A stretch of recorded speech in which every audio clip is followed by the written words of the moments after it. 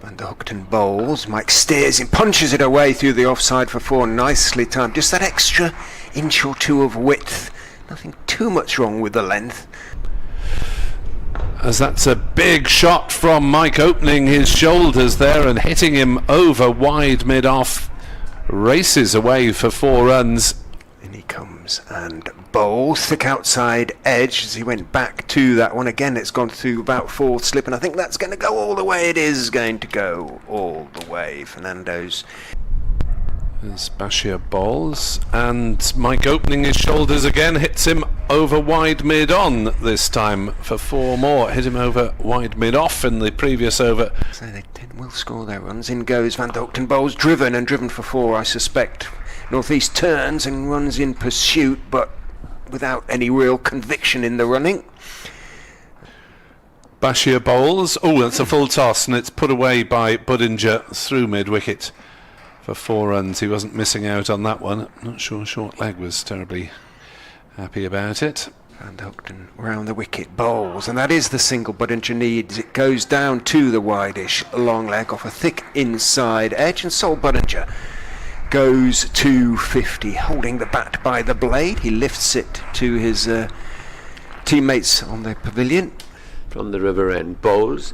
Nuts appeal for LBW. He's given him LBW. We waited the umpire some time there, and bowls. Hill plays a lovely shot through the covers and will get 4 runs. There's a little bit of over pitch there from Fernando. Half volley. In he goes. Bowls. Hill slog sweeps, and slog sweeps effectively gets it past mid-wicket out to the mid-wicket boundary for 4. It was somewhat agricultural shot by Lewis. Hill hit it cleanly enough. Second ball of the over, and bowls, and Budinger gets a short ball. He's going to be caught. Is he? Yes, he is. It went up and caught it high in the bat. A second wicket for Fernando. Budinger, as Richard was saying, has been a little quiet for the last 20 minutes. Getting back into the Australian international setup as Bashir is in, bowls to Hill, foolish, and it's there to be driven, and it is driven. Hill. That was a little bit of a gift from Bashir. Over-pitched it well outside off stump, and Hill just leant into the drive, didn't have to overhit it. Getting on for 12,000 first-class runs. Bashir bowls, Hill goes back slightly short of a length, and he cuts and cuts well actually, and that's going to go for 4 as well. Almost exactly the same place as the drive earlier in the over. Bashir drops that one short and outside off stump, and as is just sometimes his wont, there is occasionally that loose ball in the over, just leans forward into his run. Bowls thick outside edge from Hill then. He's going to pick up 4 for it. He certainly wasn't in control of the shot. Carlson dived away to his right and remains on his knees. I don't think. In goes Hassan bowls outside off stump, cut nicely. Just enough width. It wasn't that wide. He's standing in mid-pitch with his chin in his... Gorvin is in to bowl. Hanscomb cuts for 4. Yeah, that was too wide, wasn't it?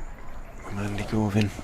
Gorvin in. Bowls, more of the same, chopped away this time towards third man, and that is 4 more.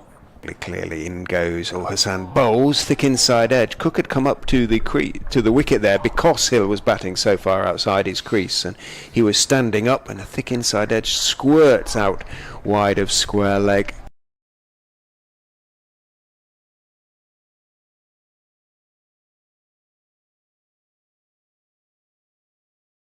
As Van der Hoogten is in to bowl, and that is dispatched with a flourish through mid-wicket. 180 degrees opposite, and 4 more.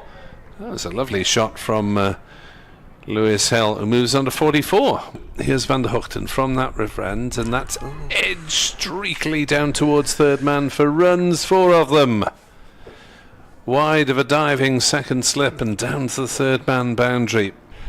Van der Hoogten bowls, and that's dispatched through the covers for 4 by Lewis Hill to reach his half century off 70 deliveries.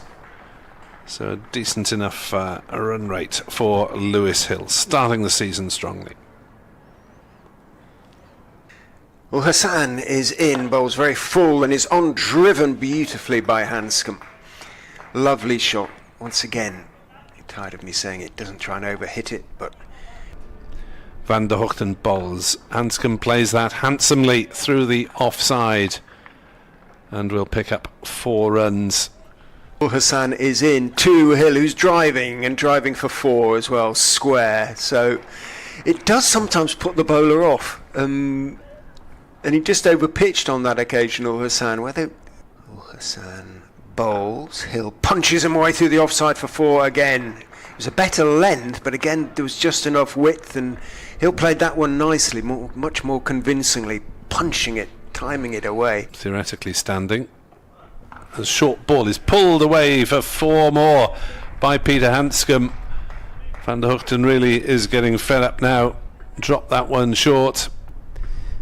In comes the next ball. It's down the leg side and clipped away for 4. Line drifting down there, clipped away, as I say, and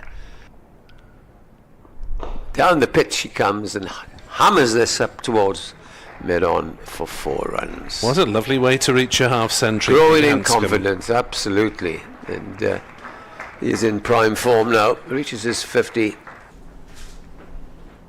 There's Bashir again, still in attacking field.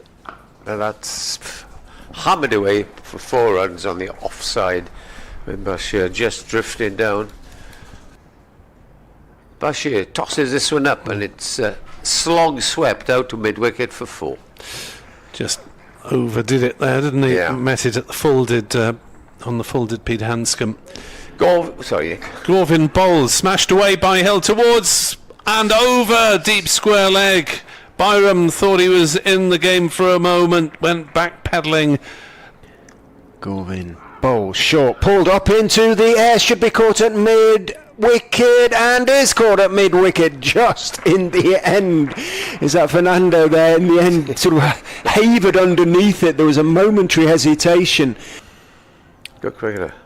Gorvin bowls slightly wide. Hill late cut and guides it down into the gap. Can he go to 100 with a 4? Gorvin is in, bowls to him. No, it's going to be just a single. He's going to have to hurry as well. Dives in. There's a appeal for run out, and he is run out. Oh, wonderful work by Northeast. Hill can't believe it. He blocked. As Gorvin comes in and bowls to Rian Ahmed.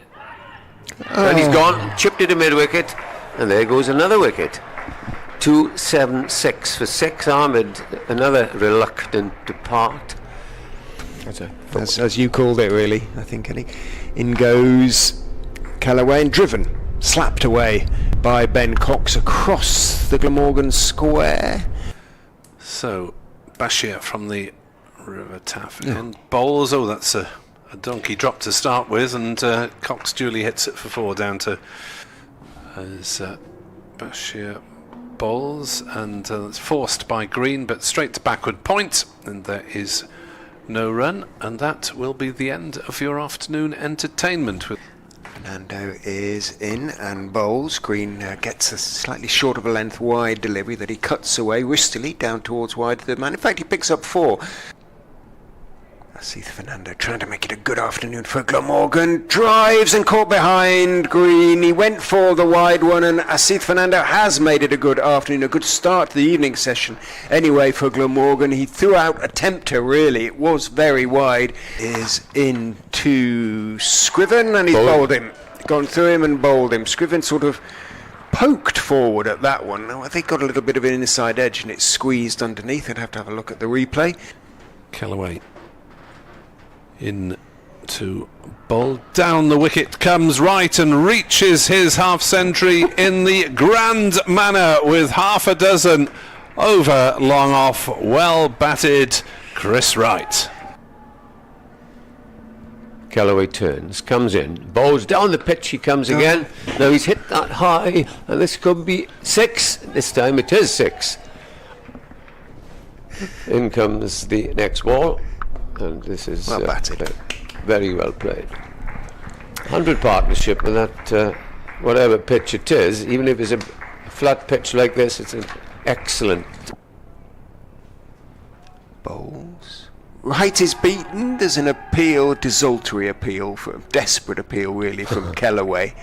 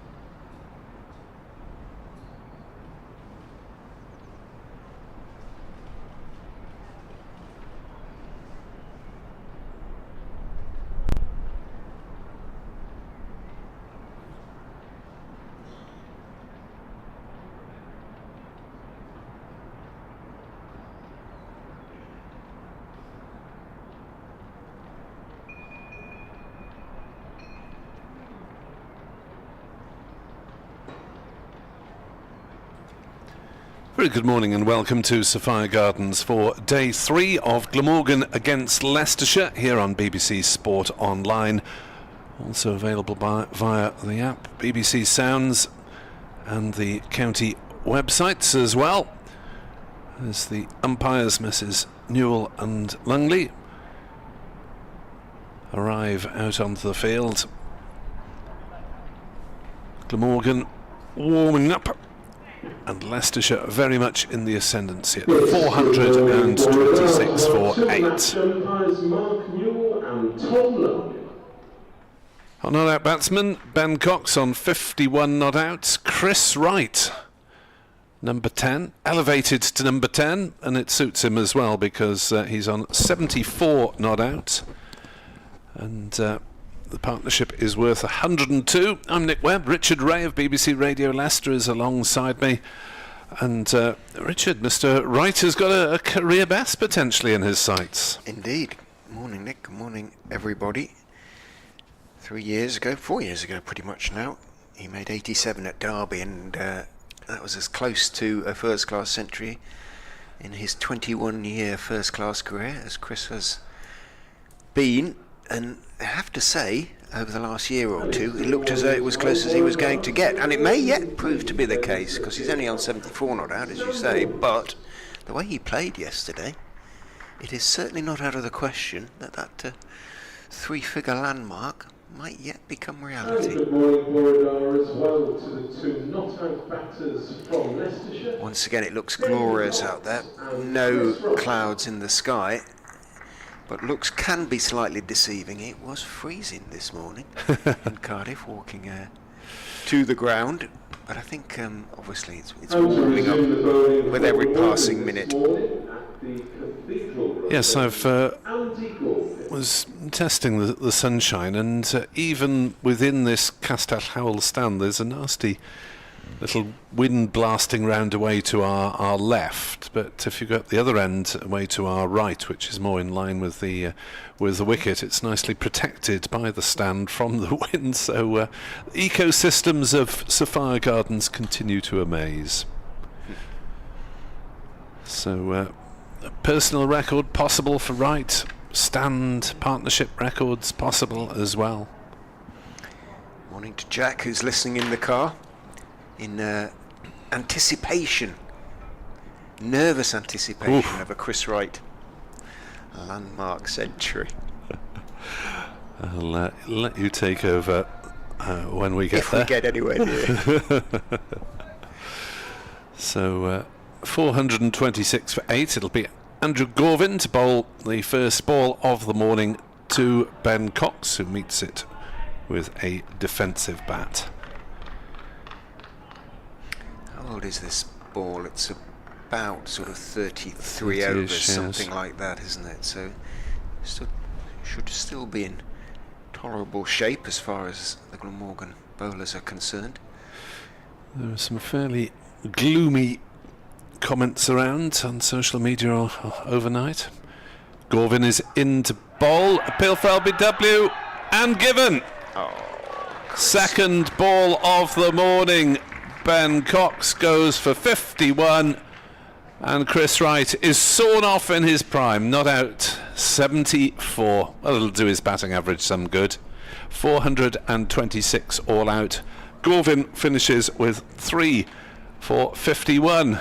So the first instalment. Hello, are we going to see Rishi Patel? Now that is interesting. So Patel is going to come out and try and get Chris Wright to his 100. Well, how very brave of him. Hopefully he's thoroughly well protected, that right thumb. Perhaps the swelling has gone down sort of over the last day. But Chris Wright is staying out there. We thought that would be that. It isn't. Yes, all the indications were that Patel wouldn't take any further path of the match, and maybe if Chris Wright was on 30 not out, they wouldn't send Patel out. Anyway, some online comments. Nick Webb 2017 on X.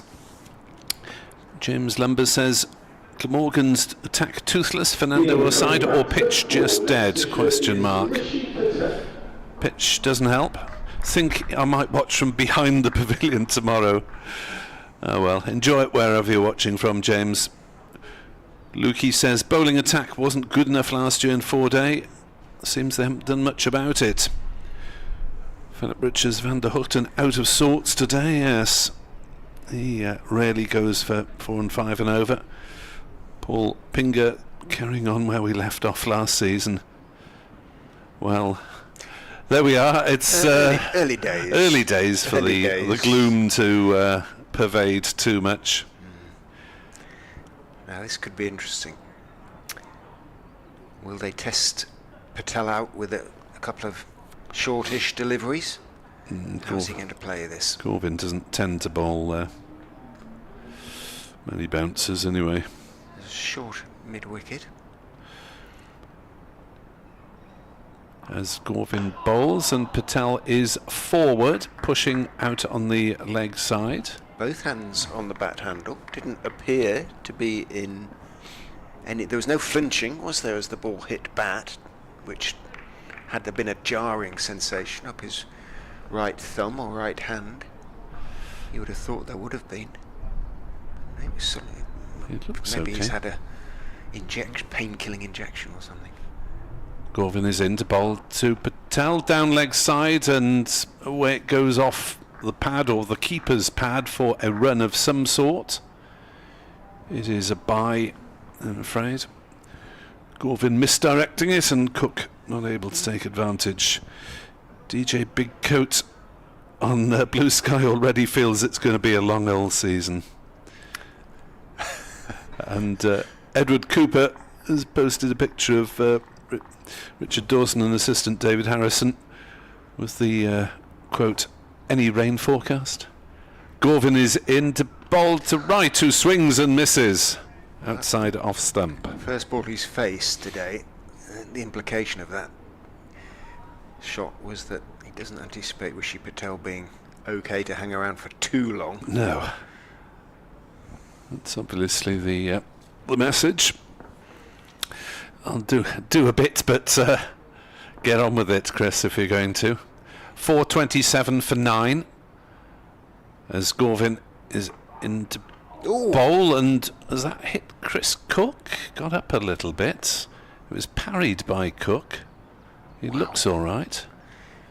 Corvin doesn't tend to get an awful lot of lift, and Chris Cook is standing up to the wicket and Looking at his examining his helmet. As we see a replay on the video stream, I think it was off Cook's shoulder, maybe flicked onto the helmet. Yeah, I think so. But even so, a bit of life about that delivery. Might be a little bit of early morning juice in the pitch.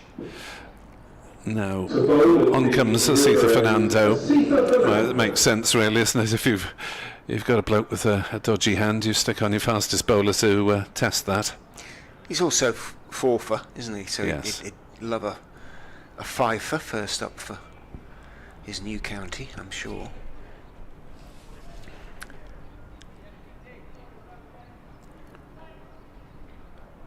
Yeah, now this is going to be interesting. Brave of Rishi Patel. He was going to come up and join us today once Leicestershire are in the field. So let us hope he's not hit on the hand and has to disappear again.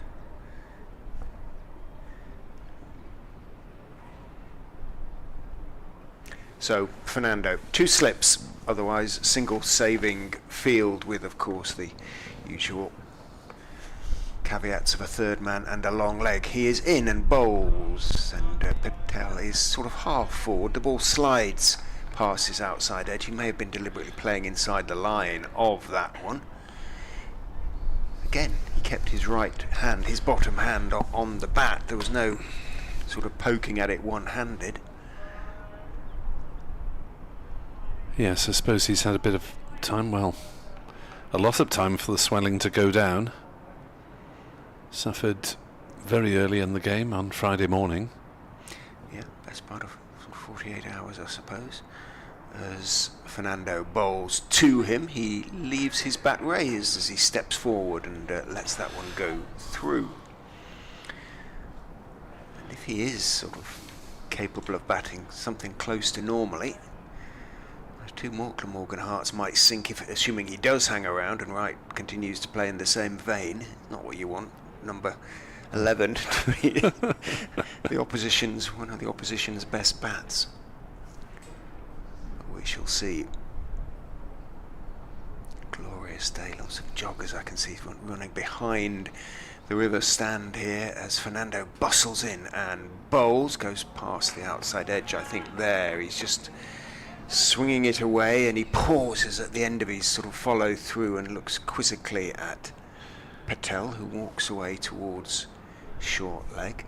He sort of flicks his sort of hand in the air a little bit.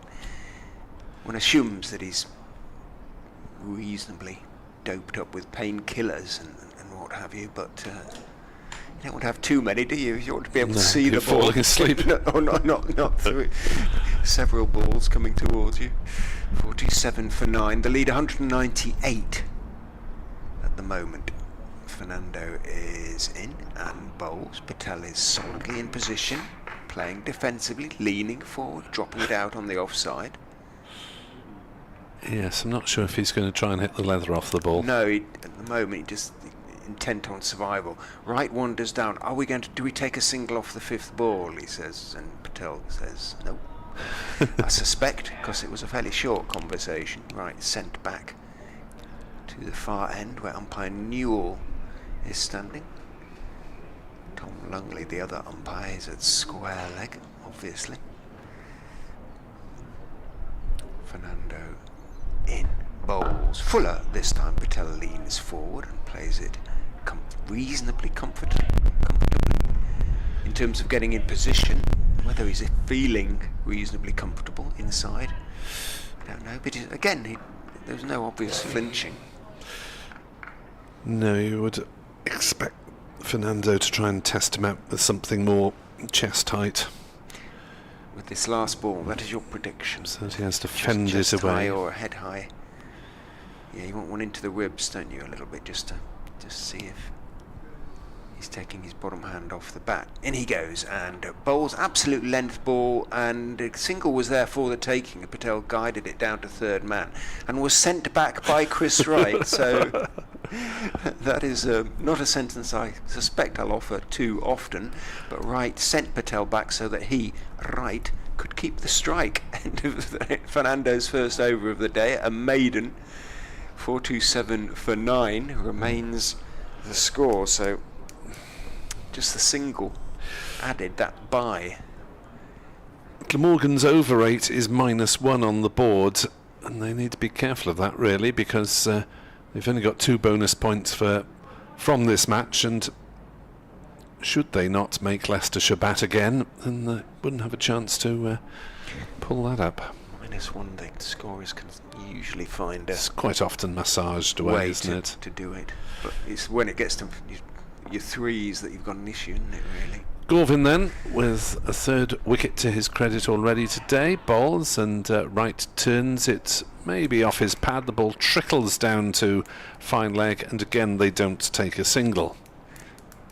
So I think we can This could be a long morning. see the tactics. The strike will be given to Chris Wright as he tries to get A, a career best, and B, a century, potentially, not having had a 9th wicket record for Leicestershire against Glamorgan.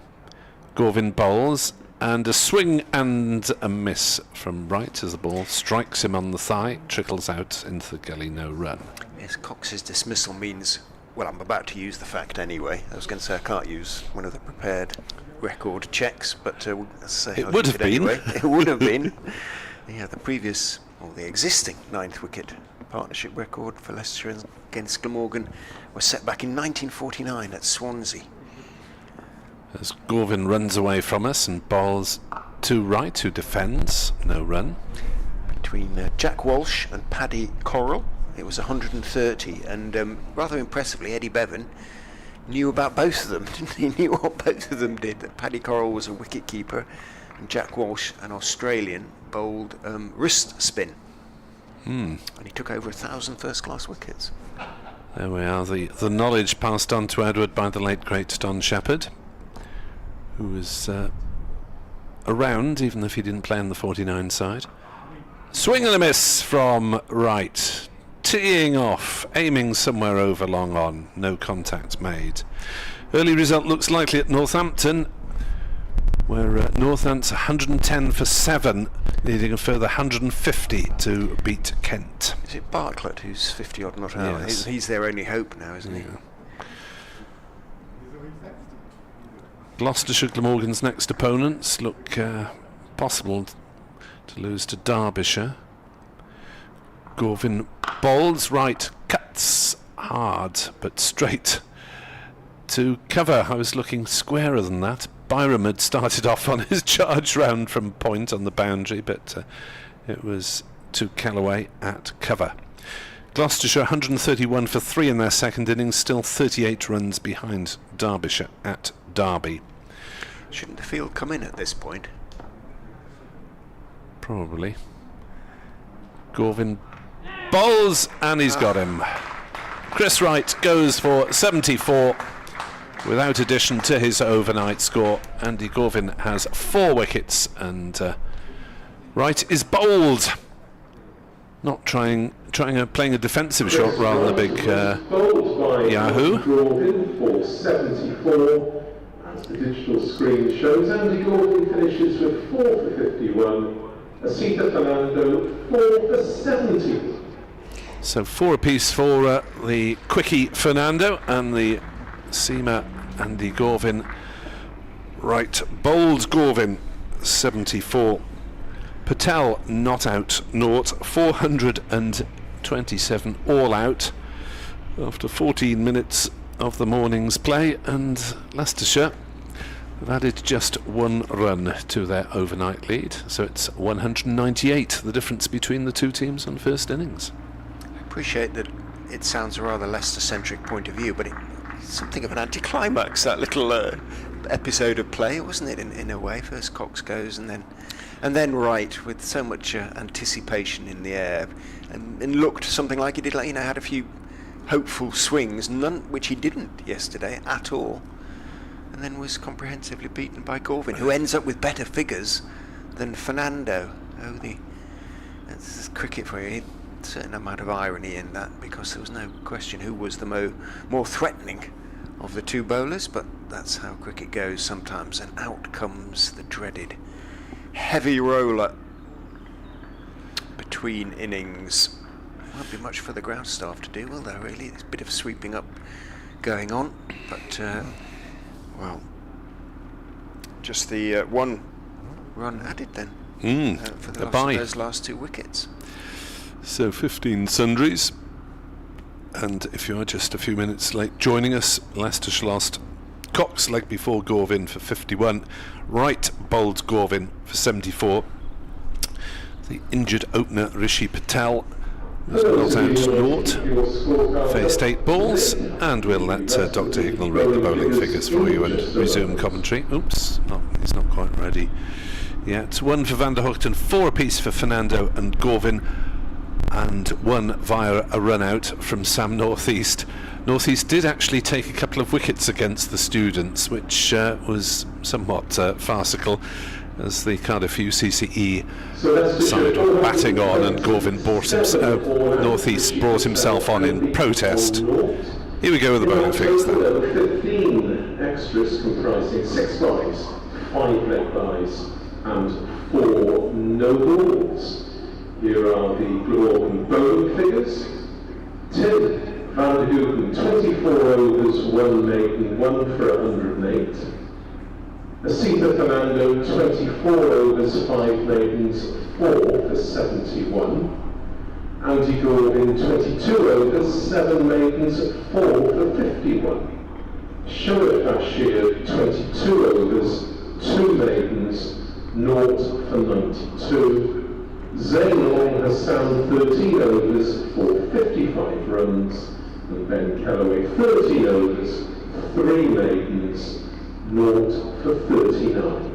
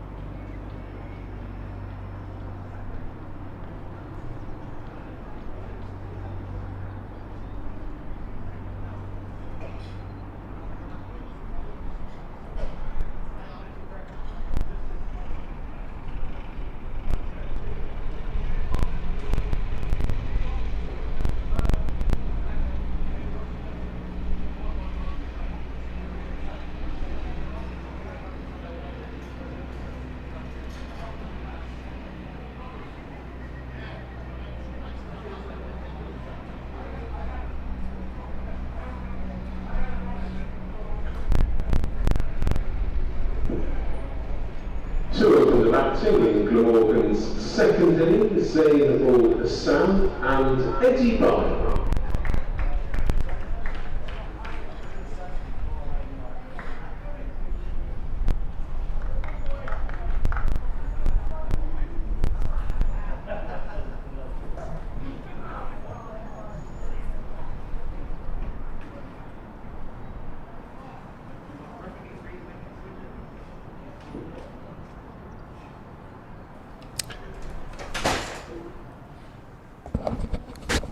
So here we are again. Glamorgan's second innings, 198 runs behind Leicestershire. And quite the task. A, to make Leicestershire bat again. B, to bat the day. C, to bat most of tomorrow as well. Byram and Ul Hassan, the openers. Byram made 41 and Ul Hassan 1 in the first innings, and Ian Holland, who took 3 for 40, is the opening bowler for Leicestershire. Richard Ray is alongside me. Yeah, bowled very nicely as well. Leicestershire obviously will be hoping for more of the same from the former Hampshire all-rounder. 3 slips. Louis Kimber, Peter Hanscomb and Rehan Ahmed alongside Ben Cox as Holland wanders in and bowled. Little in-swinger. Ul Hassan reaches forward. It does swing back in a touch and maybe 6 inches, 8 inches outside off stump. A little bit of food for thought. Ben Green doing a little bit of warming up at mid-wicket, but I think it'd be Green. You would think it would be Wright, who is at mid-on, having missed out on an opportunity to go to 3 figures for the first time. Holland is in and bowls. That one just seemed away from the same spot, but again, that fraction too wide, so Zain Ul Hassan can let it go for the second time, and did. Well, he's survived longer than he did against Holland in the first innings. He was dismissed by Holland's first ball to him. First ball of the second over, if I remember correctly. Was indeed. His first ball of the season. Well, Holland's first ball of the season. In he goes, bowls again. There's a suggestion of a little bit of seam movement away, but again it's too wide, if anything indeed, slightly wider than the first 2 deliveries. And Ul Hassan happy to have a look. Wanders off towards short leg. Scrivens at mid-off. Budinger, sun-hatted in the covers. Lewis Hill in the wide green acres down in front of the scoreboard at wide third man. Holland is in and bowls. Ul Hassan plays it nicely, leaning forward to Lewis Hill. Uses the pace, such as there is from Holland. No great pace from him, but usually accurate and often movement. But Ul Hassan will be relieved to be off the mark. Glamorgan now trail by 197.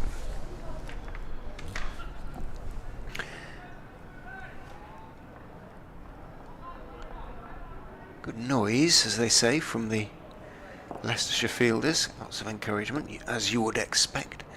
Holland in and bowls to the left-handed. Again, left-handed Byram.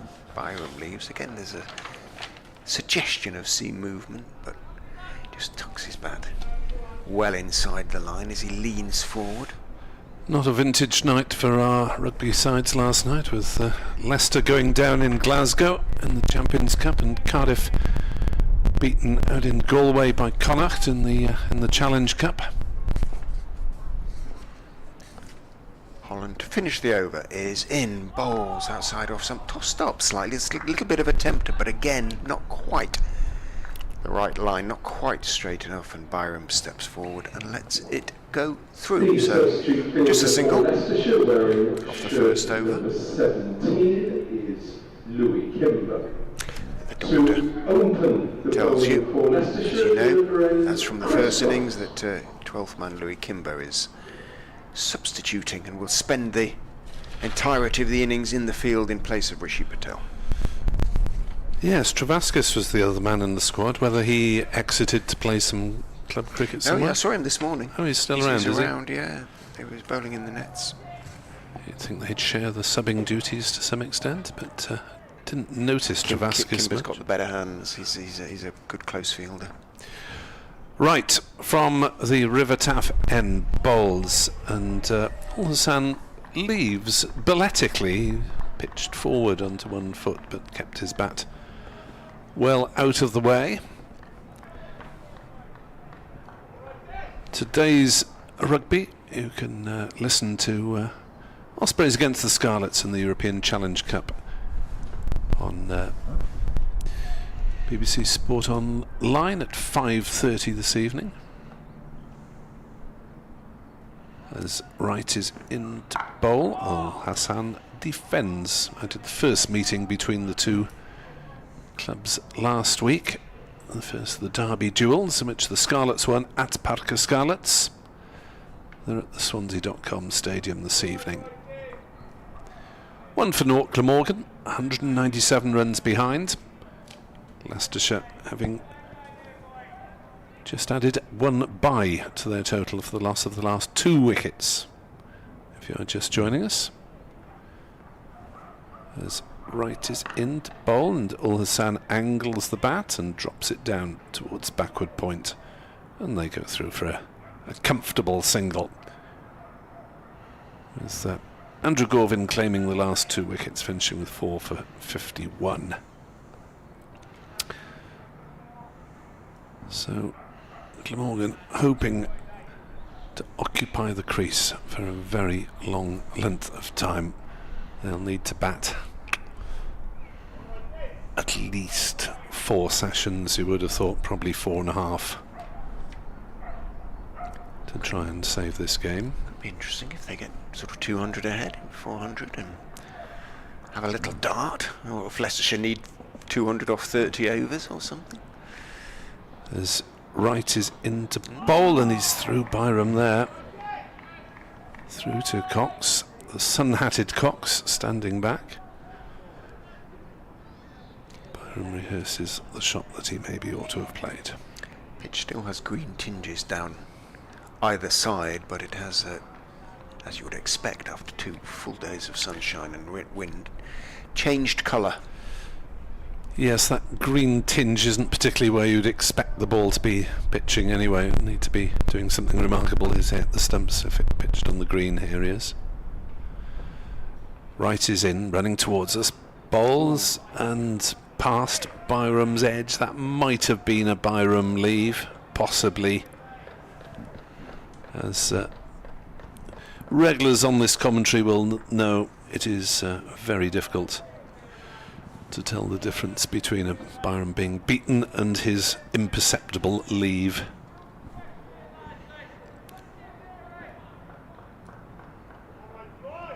As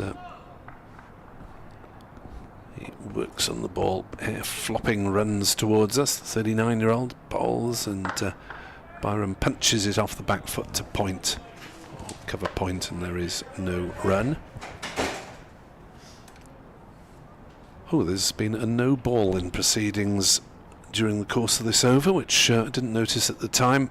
It's the perils of the umpire signalling square on from us. If he extends his arm, it's hidden from us by his body. As they pivot and turn to the scorers. And Wright is into bowl, and again through to the keeper. 4 without loss, so would have been a maiden over had it not been for the oh no, there was a single as well as the no ball. 4 without loss here on BBC Sport Online. There's a handful of Glamorgan players basking in the sunshine.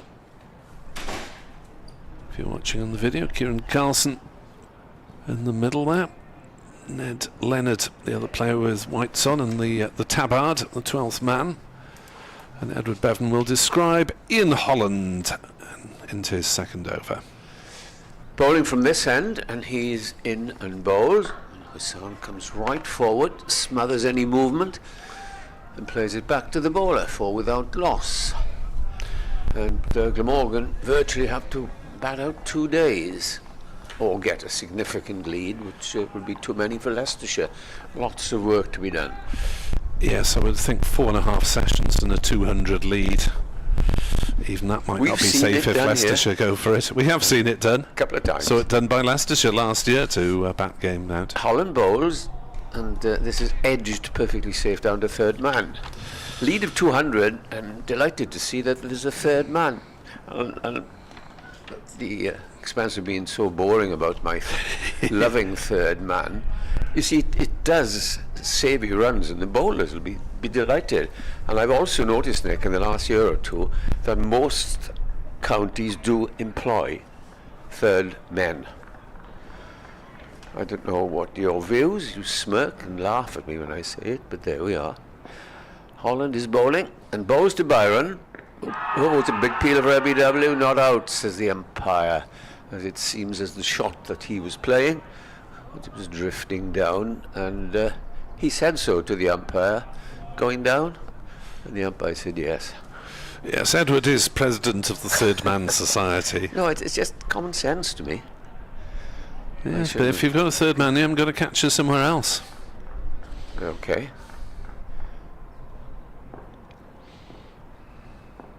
In comes the next delivery. It's played away wide of cover, and they scamper through for a single, which takes the score up to 6 without loss.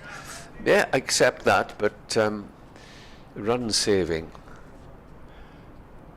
Well, I've often said Glenn McGrath, when he was on top of his game, would always have a third man, and sometimes he wouldn't have a fine leg, because it is a position, isn't it, a fine leg for wide bad bowling. Bad ball, yeah, it's insurance really, isn't it? Anyway, I said I'm never going to say any more about it. Holland is in, bowls, and forward comes Hassan, plays it out a mid-off, and there's no run. Cautious start.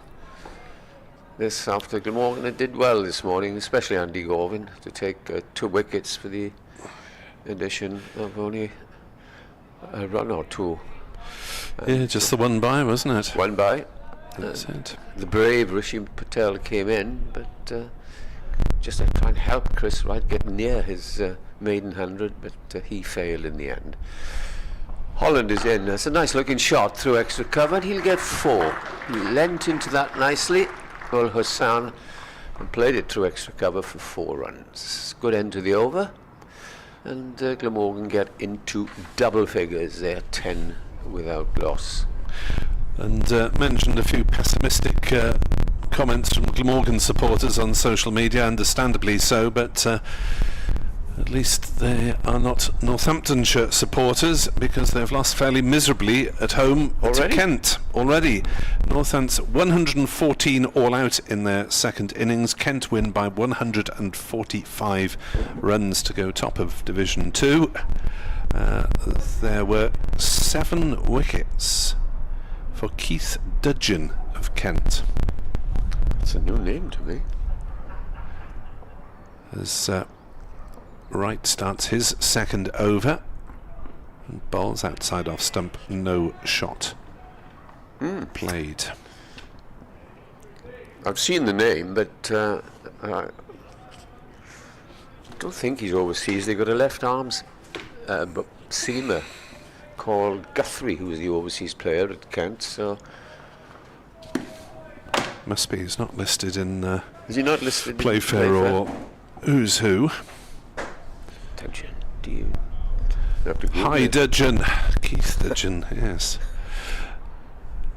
Wright is in to bowl, and Byron pushing slightly tentatively at that, but thankfully for him, making no contact. Keith Dudgeon, South African cricketer.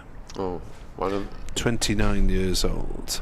And a father who was probably born in Johannesburg or something like that. He was born in Johannesburg. Hasn't played international cricket. Has That sees Byram forward, playing to cover point, and there is no run. Played 76 first-class matches, taken 224 wickets before this one. An average of 26. Not overseas. Hauteng. Can't be overseas because Guthrie. Well, they're allowed to, aren't they? No, Guthrie's not playing. Not Guthrie. What was the name of the champ?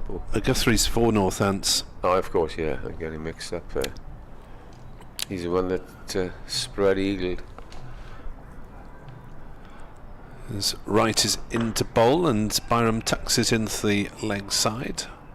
And they decide not to risk a single at this early stage in proceedings, 10 without loss. A lovely picture, live picture of Zach Crawley getting bowled in the first innings, where leg and off stump were on the floor. Yeah, you'd think it would be physically impossible, I wouldn't was you? trying to work that out at the time. How Well, do it must you- have ricocheted. How do you knock Middlestump over? was absolutely perfect. Yep, it happens occasionally. As Byram is driving into the offside pleasantly, but straight to cover point, and there is no run. So the South African Keith Dudgeon must be a fairly short-term prospect. They've got the Australian Wes Agar on their books this season, He hasn't as arrived well yet. as another Australian by the name of Tom Rogers. They just, I imagine they like it. Gone are the days when they'd be here for the season. All these competitions going. Right is in to bowl, and that's passed off stump. Byram playing inside it, 10 without loss. Right, 0 for 3. Holland 0 for 7. Ulhassan has 7 runs. Byram has 1 and 2 sundries. Well, the IPL offers more money than anything else in the cricketing world, so it's a no-brainer really for international cricketers to feature there if they can in the first. If they were allowed to. Yeah, but no one dares stop them, do they? Yeah. Because it pays more than international cricket in Oh, yes. most cases. Holland to continue. He's bowling over the wicket, and he's bowling to Hassan, and the young left-hander watches that pass the bat and go into the gloves of Ben Cox. Ed Byram is one of the great levers, isn't he? Because many reminds me a lot of Mark Benson, the former Kent opener, and played once for England until he was hit on the head, and an umpire, of course, for many years. You'd swear that he was playing a missing, but he wasn't. He was just good judgment. Here's Holland again. Bowls to Hassan. Oh, it's a beauty. Peeled for LDW and he's gone. That was the perfect Yorker, and Glamorgan lose their first wicket. It's 10 for 1. Well, Hassan, LBW to Ian Holland for 7. Not the easiest ball to face, that. Just watch it, and yeah. Banged him on the toe, didn't Yeah, it? back in front of middle and leg. Yeah. So, first wicket for Holland, who's having a good match. Yes, that is his 4th wicket of the match, 3 for 40. Got rid of Ulhassan in the first innings. He also got rid of Carlson and Ingram, which you felt was a vital juncture of the match on the first afternoon, just when that pair were building nicely. So Sam Northeast, the Glamorgan captain, will presumably trot down the steps fairly shortly. He made just 17 in the first innings, did Northeast, and just the early bonus that Leicestershire wanted as Ulhassan makes his way dejectedly up the steps. And as you often remark, Nick, the opening pair here has gone on for some years now. Not thriving. Yes, Byram's had his moments, but he's been sidelined by injury for a fair chunk of all the 3 full seasons that he's been here, I think. Yeah, And, you go back even quite a long time, of course, with James Hugh Warris and Stephen James, and then you had Mark Cosgrove and Will Bragg. They were a very good opening pair, 2 left-handers. And then there's been a dearth of... they've tried different... We even remember Andrew Salter batted 9 in one game. The next game he was opening against the Pakistani... what was his name? Played for Middlesex. Shaheen Shafridi. Yeah, one felt for poor old Salter then. You know, they just can't get the right combination. Eddie Byram, I think, you would say, okay, yes, he will, but whether there's anybody in the second team, there's a young lad been signed this year. I'm thinking, though, I think you mentioned it, Tribe would be the one. Yes, he finished last season with a couple of 50s, yeah. Here's Holland, first ball to Sam Northeast, bowls to him, and was he bowled him? I think he's bowled him. He has. First ball. Yeah, because Northeast stayed there. Umpire didn't. I thought perhaps it was an LBW shot, but no. Well, Glamorgan already in deep trouble, and Northeast trudges head down back to the pavilion. Was that another Yorker, I wonder? No, it's just good inside delivery, edge, inside edge, onto the off stump, and well, Holland is having the time of his life. He's on a hat trick. Yeah, just crept onto the stumps there and crestfallen. Here's Northeast.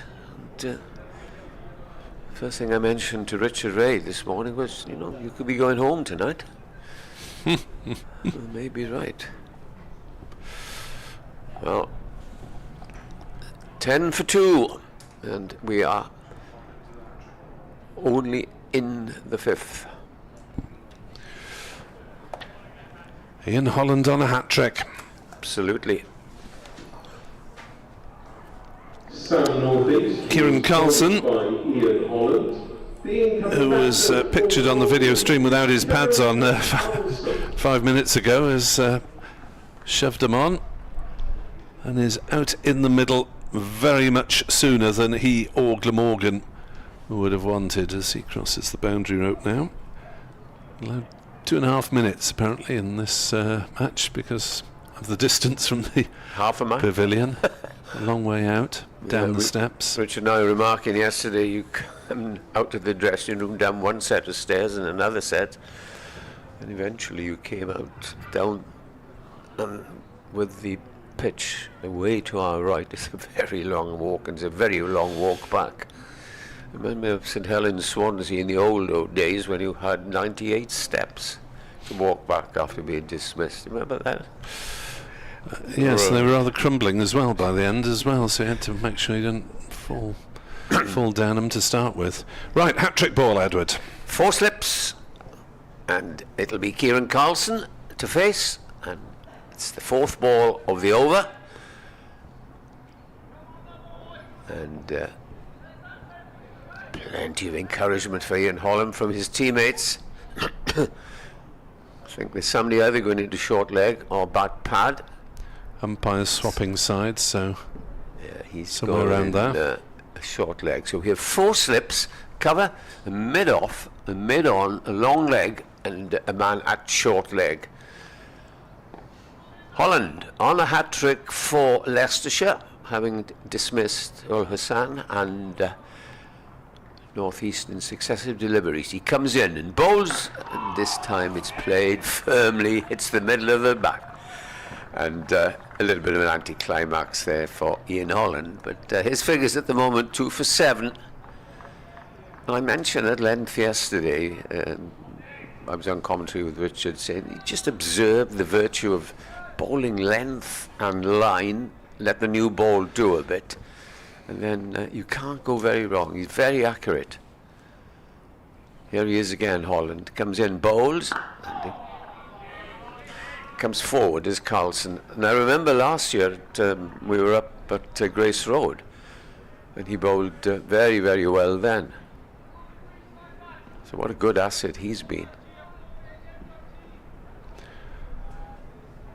Yes, very tidy player. Opened the batting as well. Yeah. Didn't make an impact with the bat, but certainly has with the ball. Last ball of the over.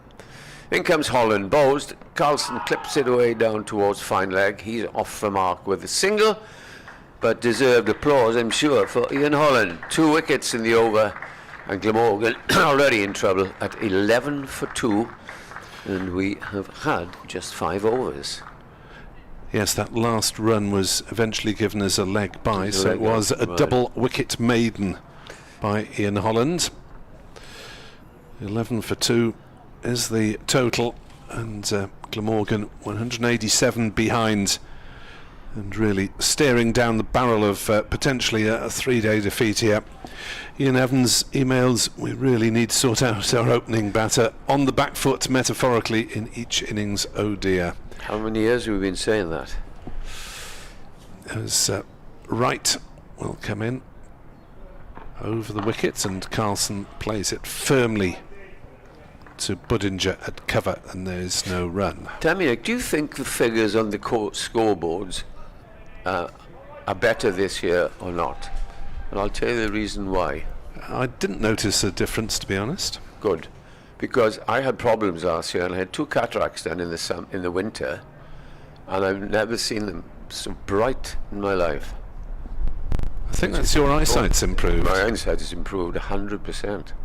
Wright bowls, and Carlson is beaten by that one with a bit of pace and bounce from the tall Wright through to Cox. No run. Yes, because I did struggle last year with the scoreboard.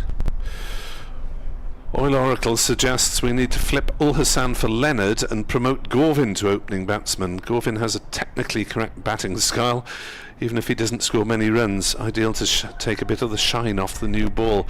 I think he did it once up at Durham and didn't get any. Yeah. As Carlson leaves the next ball outside the off stump. Emir Evans says, missed yesterday's coverage, listening from Lampeter today. It feels the season has started now with talk of the third man. There we are. Sorry, Emir, but there we are. Nick Webb 2017 on X or on Blue Sky. Rich R23 on Blue Sky. You can email us as well. As Wright is in to bowl, and Carlson whips it wristily down to backward point for a single. 12 for 2. He is off the mark. And if you're just joining us, clatter of wickets really this morning. Leicestershire lost their last 2 wickets. Patel did bat, but was left not out naught as Gorvin got rid of both Cox and Wright. And then Holland has got rid of both Ul Hassan for 7 and North East without scoring. So we've had 4 wickets fall this morning for 13 runs. Wright is in to bowl. Byram plays inside it. And what will hurt Glamorgan, Nick, will be the points. It will be 23-2. If Leicestershire complete the win that they're looking likely to, yes, 23-2. Which is a huge boost, isn't it, for this stage of the season? James Lumber checking, is it still the case that cricketers from Pakistan are not permitted to play in the IPL? Not sure if it's not permitted, but they don't get picked one way or the other. No, it's Wright bowls and Byram defends to mid-on. We had that ridiculous in the recent England, the World Cup. Yes. Where they had to go back somewhere, then come back, then go back, and in the meantime, India just stayed in the Middle East. In Dubai, I think it was. It's not a bad place to stay. So the tournament. Yeah, it was. I don't think there are any Pakistan players picked up for the 100 as well, which some suspicious minds suggested may be connected with the Indian ownership of some franchises. I'd like to comment on that. Would I like to? No. No, I said I wouldn't like to. Holland bowls, starts in the over, and brings Kieran Carlson right forward, who plays it up to mid-on.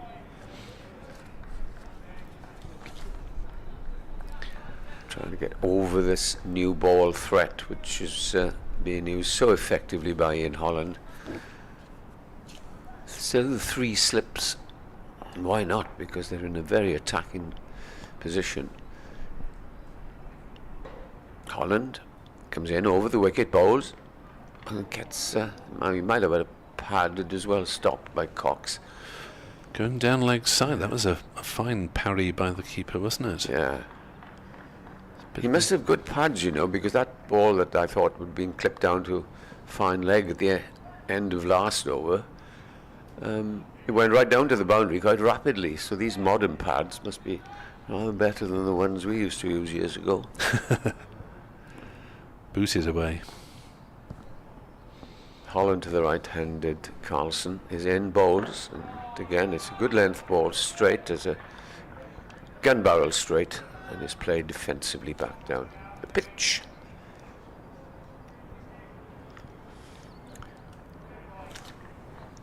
I was thinking this morning about this game as you do driving up, and I thought, well, the man who might win it might well be Rian Ahmed. Have a long bowl and pick up wickets, get a bit of turn as a leg spinner always does, but indeed it's Holland again. He comes in and he's looking to play it. I think it's a thick outside edge, looking to play it on the offside, goes down to fine leg for a single, and Carlson moves tentatively on to 2, 13 for 2. Remember, Glamorgan trailed by 198 on first innings. Drilly Matt on Blue Sky, good morning to you. Suggests we need a really big effort from Carlson today. Tea Leaves saying he's getting a double ton. Well, that is optimistic. Let's hope he hasn't put the jinx on him. It would be a first double ton if he did. Around the wicket to the left-hander, Byram comes Holland, bowls to him, and plays it firmly up to mid-off. Just a single to Byron, and just one ball short of 7 overs, so he's been very patient. Carlson's on 2. If you've just come in, or wherever you've been, you might have been for a walk or gone to church, whatever. Byram was is still there. Ul Hassan was LBW Holland for 7. Very next ball, Sam Northeast was bowled by the same bowler for naught. To complete the over, Holland bowls and Byron comes firmly forward and pushes it to mid-off. Very tentative start this, 13 for 2, and we have already had 7 overs of the new ball. I think Ul Hassan can take very minor consolation by the fact that he was dismissed by an excellent delivery from Holland. Speared in Yorker, hitting him on the toe in front of middle and leg. Sam Northeast will really be kicking himself, I think, having inside edged onto his stumps. First ball, 13 for 2, and Glamorgan with everything to do to take this game even into a 4th day at the moment. As right bowls, Carlson drives, right gets a hand to it well, and Byram goes scrambling back into his crease as the ball dribbles past the stumps. Beautiful day yet again, not quite the wind so strong as it was yesterday, and looking at the flags, a couple of the flags were a limp. Nothing like yesterday's fierce cold wind, unless you're on the far side, but it's very, very pleasant. As Wright is in to bowl to Carlson, who's squared up by that one, but plays it out to point, and there is no run. Even in this stand here, there's a difference between the left-hand side towards the pavilion, where there's a nasty little breeze, and the right-hand side, which is protected by the grandstand from the breeze. So you have to pick your spot at Sophia Gardens. Certainly have. If you're planning to come down today and watch some cricket, you might get to make it sooner rather than later, the way things are going.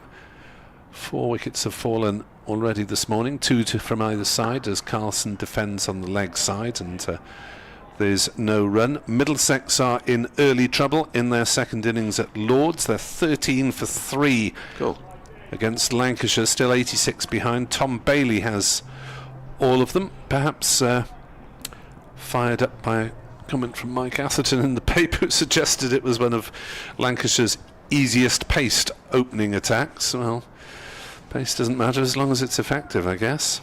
They were good at home-growing side, aren't they? Lancashire, bring them all up. Wright is in to bowl to Carlson. No, he's skied that one on leg side, and he's got away with it. Really chipped it up, looking to turn it away, got a top edge. I thought he was curtains for a moment. He's got a single out of it. Oof. Flick of the wrist, trying to whip it away. He caught one yesterday, similar. He caught Bellinger out, but it went a bit higher than that. But I really thought the man at square leg was going to get that. And fortunate for Carlson, that would have been calamitous. 14 or 13 for 3. 14 for 2 isn't great, as Wright is in to bowl, and Byram plays that into the offside, thinks about a single, but it's smartly fielded by Ben Mike, who was the man backpedaling for that previous. Strange, there were a couple of catches skied yesterday. Budinger, as you said, caught by Carlson off Fernando, and then Hanscomb caught by Fernando off Gorvin was also mid-wicket top edge, wasn't it? Yeah. Whether the occasional one is just stopping a little bit. Because it wasn't pace that did them. Well, it might have been pace that did Budinger. As Wright bowls, Byram leaves through low to Cox to complete the over. 14 for 2. At Derbyshire, Gloucestershire battling back to a certain extent. They're 168 for 4, just 1 run behind, with Ben Charlesworth 90 not out for the Gloucesters. Be an interesting match for Coach Richard Dawson next week to take on his former employers, albeit he's had a spell with England in the meantime, but very much identified as a Gloucestershire man on the coaching front, lives in Bristol still. Holland starting the over, bowls to Carlson. Carlson beaten outside the off stump. Lovely delivery, made him play, and went through to the keeper. So what we're saying is, Nick, there could be 3 games over today. Yep. The one already gone is at Northants, where Kent, as you say, beat Northants. The one at Derby, possibly, with their 4 men back in the hutch, and certainly this one here. Can they hold out? Just 8 wickets in hand. Holland in, bowls to Carlson. Carlson is forward and pushes it up to mid-off. Matt comes back with an inquiry about McIlroy and Douthwaite. McIlroy suffered concussion in the first pre-season warm-up against Worcestershire, and therefore didn't really have a chance to impress. Douthwaite has got a pec injury at the moment, so hopefully they'll be available before too long. Douthwaite was seen charging around on the outfield. Holland bowls, again that's middle stump, and again it's played firmly back to mid-off. Looking perhaps, if they are fit, those 2, well, what changes would you make? I suppose they're on a bound to bowl, to play Bashir, because he's come here ostensibly to be given some bowling. Not that he flourished yesterday at all. No. It's a bit of a... Well, they don't want, it's strange position, a good delivery, which, well, I'll give Carlson perhaps the benefit of the doubt. He went forward and just stayed there, let the ball pass. And you see, if you leave somebody like Ol Hassan out to get a 4th seamer in, and you're missing a batsman, and it's a bit harsh dropping someone after 1 game. They usually have 2 or 3, don't they? The balance of the side and all that. It's a tricky one. Holland is in. Bowls again. Carlson plays a nice looking shot, but straight to mid-on. 2 for 8. Holland in his 5th over. Noon has passed, so I'd better give way to Richard to exult in Leicestershire's early progress. Certainly.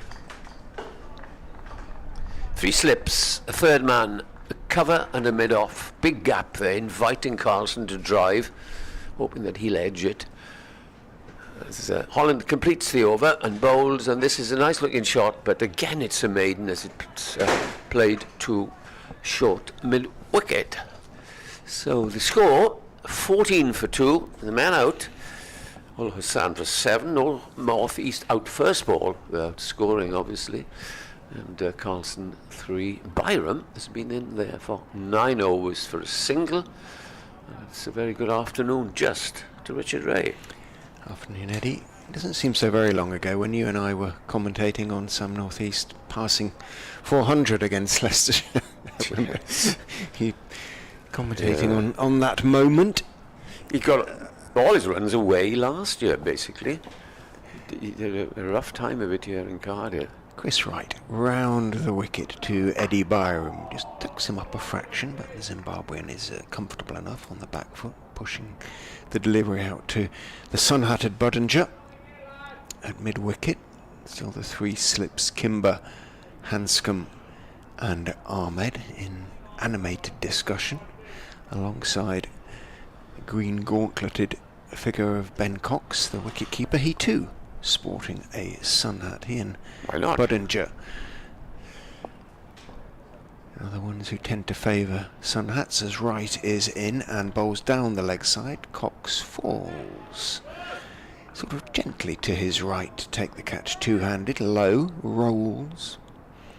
Wright has been wicketless in this game, He has. but he's a batsman now, is he? He's excelled with a bat in his hand, but I think he'd love to pick up a couple of wickets. Certainly one more before lunch, and Leicestershire would be pretty happy with their morning's work. And they have plenty of time in which to do that. Right in bowls outside off stump. Grunt of effort. Another no ball. He's bowled a couple already. Bowled a few in his first in the first innings, Glamorgan's first innings as well, and he's overstepped on that occasion. He's been accurate when he's delivered the ball, but he's conceded 4 of the 7 runs, and then through no balls. 4.2 overs, 1 maiden, none for 7. 4 of those runs have been no balls. Turns in this glorious sunshine. Runs in and bowls on towards the hip of Byram, who turns it calmly down to long leg, where Lewis Hill, he too has a sun hat on. Throws it back to Cox, and one is taken. Who the Foxes got at Grace Road? We have the Next pleasure week. of Derbyshire's company. They could also be victorious today. See yet another century for Wayne Madsen, who I seem to have spent much of the last 11 years watching score against Leicestershire. Yeah, so have I. Astonishing He's county into his stalwart. 40s now, Wayne. And captain again now. Yeah. Back over the wicket goes Wright and bowls an outswinger to Kieran Carlson, who is not to be tempted. Steps forward, lifts his bat over the line of the ball. Short-sleeved shirt for Carlson, long-sleeved for Byram. Right hand and left hand, respectively. Wanders forward, just taps at the Browning wicket. Green, still, as I say, tinged on either side of it, but down the middle now, looking increasingly brown, as Wright is in and bowls slightly short of a length. Up on his toes is Carlson, playing it out behind square on the offside. Hill runs up the boundary from third man, gets there, gets his throw away quickly, and keeps Carlson to a single. 18 for 2. Another 180 will make Leicestershire bat again. A long way before that becomes a factor. Over 8 still +2 from the first innings, so no concerns for Leicestershire in that respect at the moment. Right, to finish his 5th over, back round the wicket to the left-handed Byram.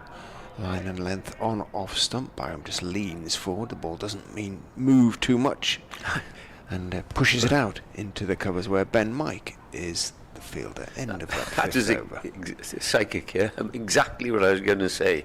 That the movement has been considerably less than it was from the Leicestershire bowlers in the first innings, which tells us that this pitch, as you described there, is looking browner and browner. And really now, the greenness is at the side. If you pitch a ball there, then it should be taken off. Very wide. Ian Holland then, in this excellent spell of his, 5 overs, 2 maidens, 2 for 8. Comes into the right-handed Carlson, who plays it out into the covers, and there is no run. Just one man patrolling the covers, and then sides often do this. There's a big space before mid-off or between mid-off, and inviting the batsman there to drive in that area, but with the ball still new, the 3 slips might gobble up an edge. In comes Holland again and bowls, and again Carlson prods it, nothing else, up to mid-on.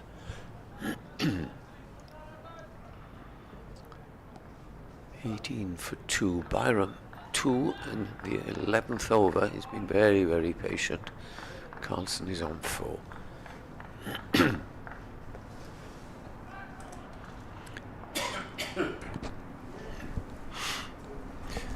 Holland over the wicket, close to the stumps. That's played nicely down to fine leg, and they will go through for a leisurely single. 19 for 2. Still trailing by 179.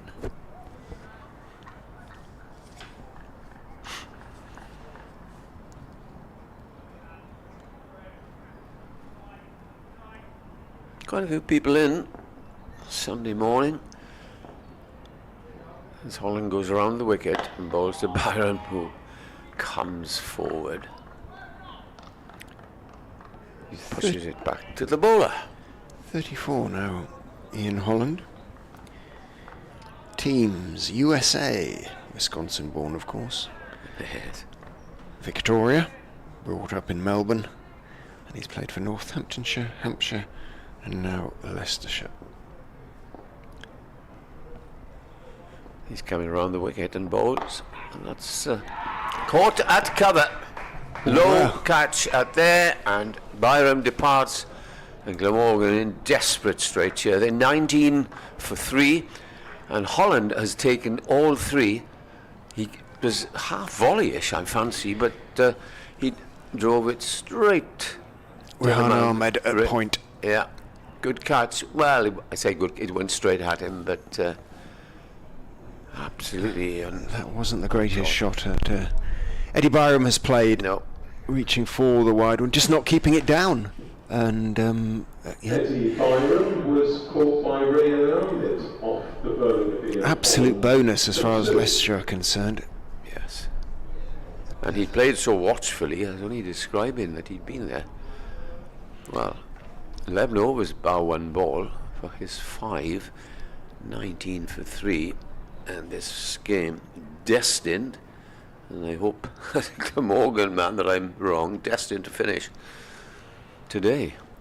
It's certainly in danger of doing so, if Glamorgan's top order continue to play shots like that, not keeping it down. Didn't stop on him or anything, as you say. It was out there, kind of almost to be driven, but perhaps at this stage want to just to leave. How many balls did he face? Quite sure, but Ian Holland has the golden touch at the moment as far as Leicestershire are concerned, with ball in hand. And slowly Glamorgan going, well, not slowly, very quickly Glamorgan going down through their main batting order. You've got Colin Ingram coming in, and then there'll be Chris Cook, and then you've got Kellaway, who hasn't really got a score. It's these 3, isn't it now? Sort of Carlson, Ingram and Cook, if Glamorgan are going to get ahead and set Leicestershire a target in their second innings. These 3 have got to score, you would think. Yes. Holland, I mean, you've extolled his virtues in terms of accuracy, and perhaps that was a sort of factor there. That wasn't a particularly accurate delivery, but the rest have been, and 19 off 10.5 overs at that stage. They tied Byram down, and perhaps he thought, well, here's a chance I can finally get one away, and just overreached. Well, he's got 1 ball to bowl to finish the over, bowling at the left-handed Ingram for his first ball. Bowls him, and Ingram leaves outside the off stump. What excellent figures. 6 overs, 2 maidens, and 3 for 9. And Glamorgan playing as if they're a depleted side, both in the mind and and on the field. There's It's a hard bowling to say. change at the river end. Coming on to bowl for Leicestershire is Tom Scriven. Probably heard that. And it's Tom Scriven to come on at the river half end.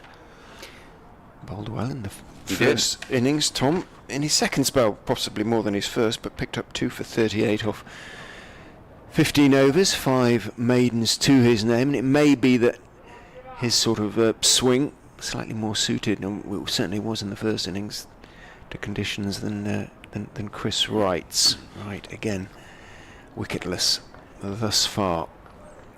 So Carlson on 5 of 26 deliveries. You will not be surprised, Eddie, to know that Ian Holland's favourite warm-up song is Born in the USA by Bruce Springsteen. Bruce Springsteen? Yeah. I wonder if Springsteen's listening this morning. There you go. In goes Scriven and bowls down the leg side, clipped perhaps off the pad, or was it off the bat? It was indeed off the bat. Neat little clip by Kieran Carlson, sort of helped it on its way. Very fine. No chance for Cox to get across. And of course it goes across the finest of fine leg boundaries for 4. So neat little shot from Carlson. You must be very reassured at this performance, Richard, because apart from the last year, they've been down the bottom end of the table, but they look now as if they've got a very, very well organised, balanced side.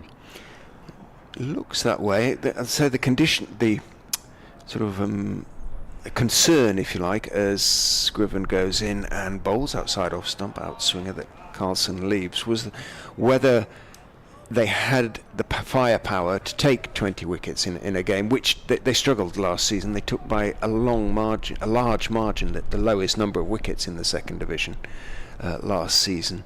Derbyshire's second lowest, I think it was 146 wickets. And also perhaps if Rian Armin's away with England. He was. That said, when he did play, he played a fair few games, he wasn't sort of particularly effective in terms of wicket taking. Scriven is in and bowls outside off stump, and it is left again by Carlson. He picked up 13 wickets, but they were expensive at over 60.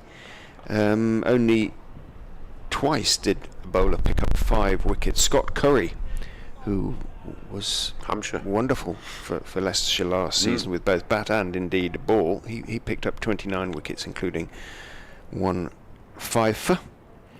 And the other man to pick up a fifer was Ben Mike, actually. In goes Scriven and bowls, driven by Carlson. Thickish outside edge. He wasn't entirely in control. It was along the ground all the way, in fairness.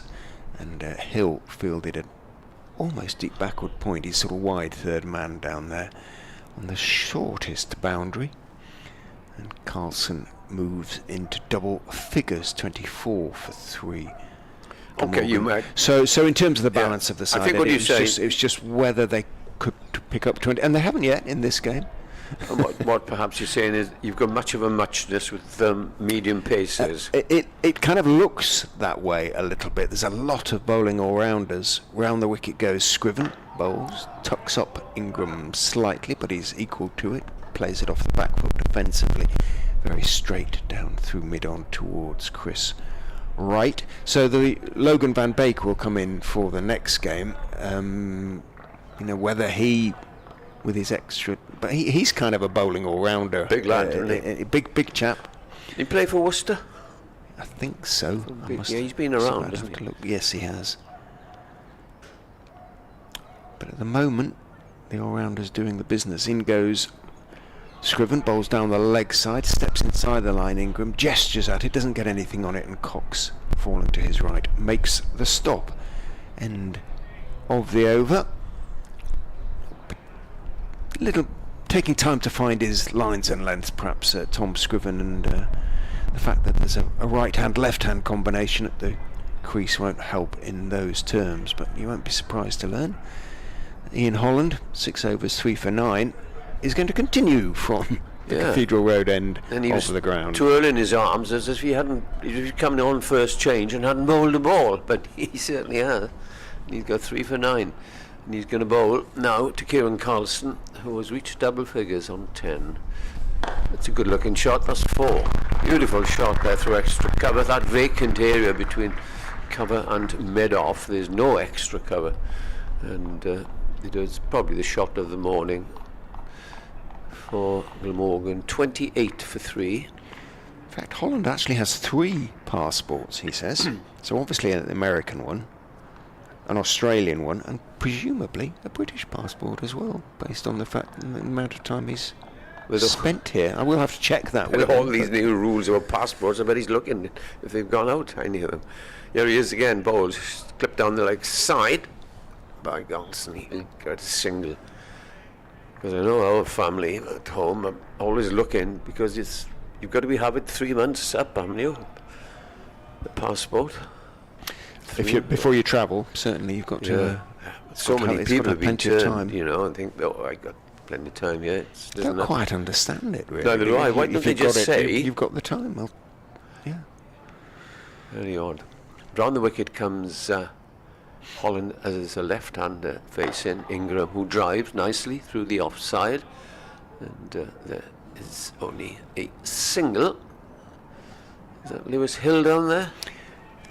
It's Budinger. Yeah. One of the men who have got sun hats on. He's down there at wide third man. I think he's just seen somebody he knows. He's having a chat with lady and gentleman walking into the ground. Probably Leicestershire supporters. Down go the 3 slips as in comes Holland, bowls to Carlson. Carlson is beaten outside the off stump, looks back and sees it go down to the wicket keeper. Old-fashioned county swing, isn't it, in a way? Yeah. So you see it all the time, swing at a reasonable pace. Yeah, nagging. Batsmen find it hard to deal with. One of the great bowling skills with red ball. In comes that next delivery. Yeah, you talk about that. Derek Shackleton of olden days used to run about 11 yards, took nearly 3,000 wickets for Hampshire. He played for England, and he was a wonderful, wonderful bowler. And bowled exactly as you said, comes in economically and hits the deck, does it both ways. And if you're accurate, then you will get rewarded. And here is the accurate Holland bowl. Good delivery. Played up to mid-on. There's no run. That's the end of the over. 7 overs, 2 maidens, 3 for 15. 30 for 3, Carlson. 15, Ingram. Has a single. What does surprise me slightly is that Holland, especially given he's taken 6 wickets in this game so far, came into this season with only 110 first-class wickets to his name. Plenty in white ball cricket as well. Well, I suspect he wasn't given the new ball at Hampshire. No. Where he had a plethora of opening bowlers, and similarly North Hands. I think that's a fair comment. This is his 78th first-class appearance, but 110 wickets in 77 previously. Not quite as many as you might have expected. Tom Scriven, a slightly longer run, sun glinting on his fair hair, comes running in round the wicket and bowls to Colin Ingram, who is behind the delivery on off stump, plays it back up the wicket to Scriven, who, having fielded the ball, tosses it to right. The expert on maintaining the condition of the ball, it would appear, who's warming up at wide-ish mid-off. It may be that Holland's 7 overs isn't enough, and now I think that Hanscomb would like to keep him on, but sometimes they're told by physios, aren't they? In goes Scriven, and it's cut hard. Good stop on the bounce by Rehan Ahmed, who's sitting now with legs akimbo, examining his right. On one of his hands, he's got his back to me, a little bit ruefully, but he's picked himself up, and all is well. He hits the ball hard, and that wasn't very good. He saved 3 runs, that's for sure. The ball went a little bit further. Ben Green sort of came in behind him from wide third man to field, but would have rocketed over the ropes at backward point had Ahmed not intervened. Ingram on to 2. Scriven switches back over the wicket, and he comes on his toes and bowls, and I thought that was going to sneak through for a moment. It was a nip backer, and Carlson on the back foot, legs close together, just came down on it in time. What they've done, you see, instead of Glamorgan getting off to something of a flyer, they've restricted them to, just over 2.3 runs and over. And the shot makers like these two, they've been kept down by this very accurate spell by these opening bowlers. Scriven is in, bounces past the outside edge, lovely delivery. And I think it's fair to say, Eddie, that the Leicestershire bowlers, as in the first innings, extracting a little bit more from the pitch than the Glamorgan seam attack. Certainly have. We all thought that this pitch was such a good batting pitch, but you've got bowlers here who are getting, as you rightly say, some assistance. Alfonso Thomas, Leicestershire's head coach, wanders round, bottle in hand, has a word with Ben Green as Scriven is in and bowls very straight. Carlson batting well out of his crease. It shuffled right out, a la Lewis Hill yesterday. Am I right in saying that Alfonso still has the record for most one-day wickets in the world? I'm afraid and embarrassed to say that I'm not sure. I would have to check Saw that. something, or somebody might have overtaken him. The most one-day wickets sort of ever. Yeah. Might be 2020 wickets. You know, I'm not absolutely sure, but Hughes held some record. Scriven bowls. Carlson again shuffling forward, then stays on with his weight on the back foot, turns the ball down to Green at long leg and takes 1. End of Scriven's over. 32 for 3 is the score. 166. That won't be in Glamorgan's mind, but that is the number they need to make Leicestershire bat again. Avoid an innings defeat, perhaps. Might ask Mr. Google now when I have a break in about 5 minutes' time and have a look at Mr. Alfonso Thomas's record. There's a bowling change at the Cathedral Road end, because coming on to bowl for Leicestershire is Ben Green. Sort of like for like. Ben Green coming on to replace Ian Holland. Medium pace, bit of swing, sometimes a little bit quicker than you think. And there's a slip taken out. It's been 3 slips all morning. We did have 4 for the hat-trick ball, but come on, Greener is the it's original cry. Here is Greener. Comes in, bowls his first ball, and that's driven nicely, but straight to extra cover. And there's no run. They are pitching it up, as you would expect, really, from these sort of bowlers. bowlers. But you want because they're getting that little bit of swing, despite there not being a cloud in the sky. The wind is sort of going across the ground. So what wind there is, it's nothing like as strong as it was on the first 2 days. But there is still a discernible wind from the sort of sea. So yeah, exactly. From this end, it will help the outswinger. Seems back. Careful, young man.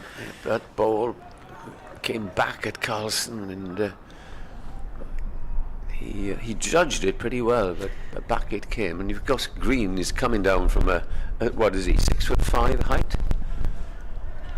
He's rather. It's a big boy, isn't tall. he? The Devonian, but again, movement off the pitch. Looks like a good number 8, or a lock forward. Broad shoulders. Here he is, comes in and bowls a little bit short, and Carlson thinks of flicking it down the leg side, but decides no. I'm not going to get strangled. He's 6'2". He looks. He says. Don't you think he looks a bit? He's wide, as I say. Yeah, you're right. He does sort of look like a rugby forward, and I said to Nick yesterday that his run-up reminds me a little bit of Botham's, with the sort of thigh dominated, if you know what I mean. Sort of, a big chap. He does a little. That one was outside off stump, and Cox took it and tumbled over backwards. Not that it was a ferocious delivery, but probably a little off balance. 32 for 3 remains. And would you like to know something about him, Eddie? He's played international age group water polo. Has he? Ben Green. Healthy and fit young man then. Here's Green into the right-handed Carlson. Bowls to him. Down the leg side. And again, he's struggling to find his length here because on the leg side to wicket-keeper Cox. As we look across the ground, the River Taff and people pushing prams, cycling, jogging, walking. Typical Sunday morning pursuit. Yeah, they'll be going to the coffee shop in the is it Savini's in the park there. That's been yeah. there a long time. There's the next ball. Oh. That's another beauty. Twice he's done it in the over, and he starts with a very good maiden. Green, 1 over 1 maiden, and the score 32 for 3, and the scoring 8, marginally over 2. Jack Gabriel from Leicestershire is on the ball this morning, Eddie, regarding Alfonso's one-day record. The record you may be thinking of is that he has the joint most wickets in a T20 series. Brackets 33 in one series. That's a lot of wickets in a series. But David Payne of Gloucestershire, the left arm seamer, who often commentates, actually, doesn't he? He comes and commentates. Well, he doesn't play sometimes. county cricket now, does he? No, but he called that tally when Gloucestershire won the Blast. I knew there was some last sort summer. of record. In comes Scriven and bowls, just dabbed around the corner by Ingram, and a single is taken. Well, it's been lovely commentating. I mean, pushed out of the Are way you by the senior being commentator. elbowed out. I've been ejected. Enjoy the chat. See you Here he is. after lunch. After lunch, Eddie. You can go and tell us what delights the Glamorgan kitchen is providing for us this fine Sunday in Cardiff. Scriven. I can report the lunch has arrived, so well. get in there, Edward. Hope there's got a heater underneath it. In goes Scriven and bowls a big drive, and Carlson turned as though he'd edged it. He missed it completely, and he walks away holding the bat by the blade. He got away with one, but he's played some nice shots, Kieran Carlson, but he's getting beaten once and over at the moment. But that was beaten because he essayed a shot that was a little bit too ambitious. Got away with it. He remains on 16, 33 for 3. Glamorgan can ill afford to lose another one before lunch, which is still half an hour away. Scriven bustles in and bowls. Good leave by Carlson. I don't know who's I think that was Hanscomb's howl, as though the ball was practically brushed off stump. It's usually Rishi Patel, who's obviously not on the field at the moment, who's the big ooh and ahra in the slips, but say Rishi not on the field. Yes, the Amdram Society, as I call it. Always pretending that it's been the nearest of near misses. But some excuse for their exuberance at the moment. Leicestershire, as in goes Scriven, bowls down the leg side. Carlson steps inside it, tries to flick it on its way, as he did to Scriven's first delivery of this spell. Didn't get anything on it, taken by Cox. Player Pompey suggests our Steve James and Alan Butcher able to open the batting for Glamorgan in the next game. He met Sir Jeff Boycott on Thursday in Leicester. What was Geoffrey doing? Was he doing a talk of some... Is he still out there on the circuit? Blimey. In goes Scriven. Bowls, goes past the outside edge of Kieran Carlson's bat, drifting past. They're getting good away movement. Both Green... Well, obviously Holland did early. He swung it. But Green and Scriven likewise. The ball is only coming up to 16 overs old. Oil Oracle on X says this Leicester team is jam-packed full of bowling all-rounders, a sensible strategy if you don't really have any strike bowlers. We have Douthwaite and Kellaway as all-rounders, maybe we should focus on a few more. Yeah, that is the sort of big debate in Leicestershire at the moment. Is that going to be enough? At the moment it's looking that way. In goes Scriven, bowls outside off stump. Too wide this time, and Carlson does let it go through. End of the over. 33 for 3 off 16. Carlson 16. Ingram 3, the deficit 165. Well, Holland has bowled like a dream in this match, really, hasn't he? Yeah, I was saying to Eddie how surprised I was seeing that he'd only actually picked up throughout the entirety of his first-class career. Coming into this game, he was on 110 first-class wickets. That was from 77 first-class games. But as Eddie rightly pointed out, probably didn't get that as much bowling as he would have liked for Hampshire, and certainly didn't open the bowling.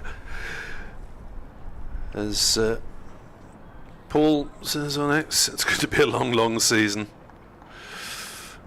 Or long miserable season, according to Rod Young. As in comes Green, bowls, and Ingram turns on the leg side, no run. When did we last have 2 recognised opening batsmen in the squad? Well, we've been mulling over this, haven't we? Rudolph, Rees, Bragg, specialist top order batters.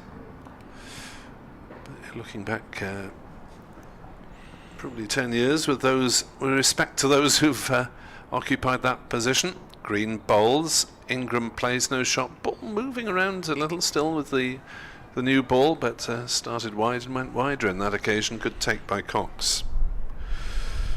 Another long season ahead, says Martin Jenkins. Am I detecting a theme Our here? ex-contributors are of one mind, really. There we are. Hope flourishes at the start of a new season, and in this case has died away fairly quickly as Ingram blocks another one. Well, when hang on, we're only day Ingram 3. and Carlson have blocked their way through the rest of the day, then well, Carlson's not going to block. Ingram might occasionally.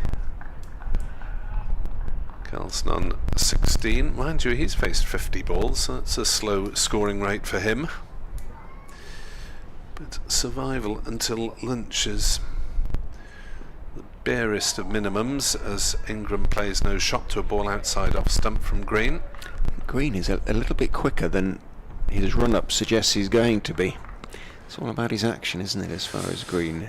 He doesn't wander up to the wicket, but it doesn't look too vigorous an approach. There's plenty across the shoulders there, isn't there? It fairly zips through sometimes, and say, Cox took one falling backwards, chest high. As Green in round the wicket, bowls to Ingram, hits him on the pad. There's a howl, but High. dies away quickly. High. For me. There's excitement from behind the stumps, I think, rather than a genuine appeal. Let's have a look, see. Here we go. Alan Butcher has responded to high. the tweet suggesting that he ought to be opening the batting with Steve James. Right. Alan Butcher says, don't know about Jamer, but I'm washing my hair next week.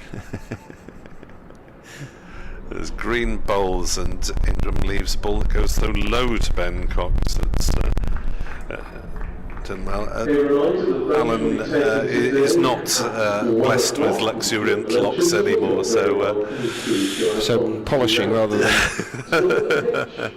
it could be.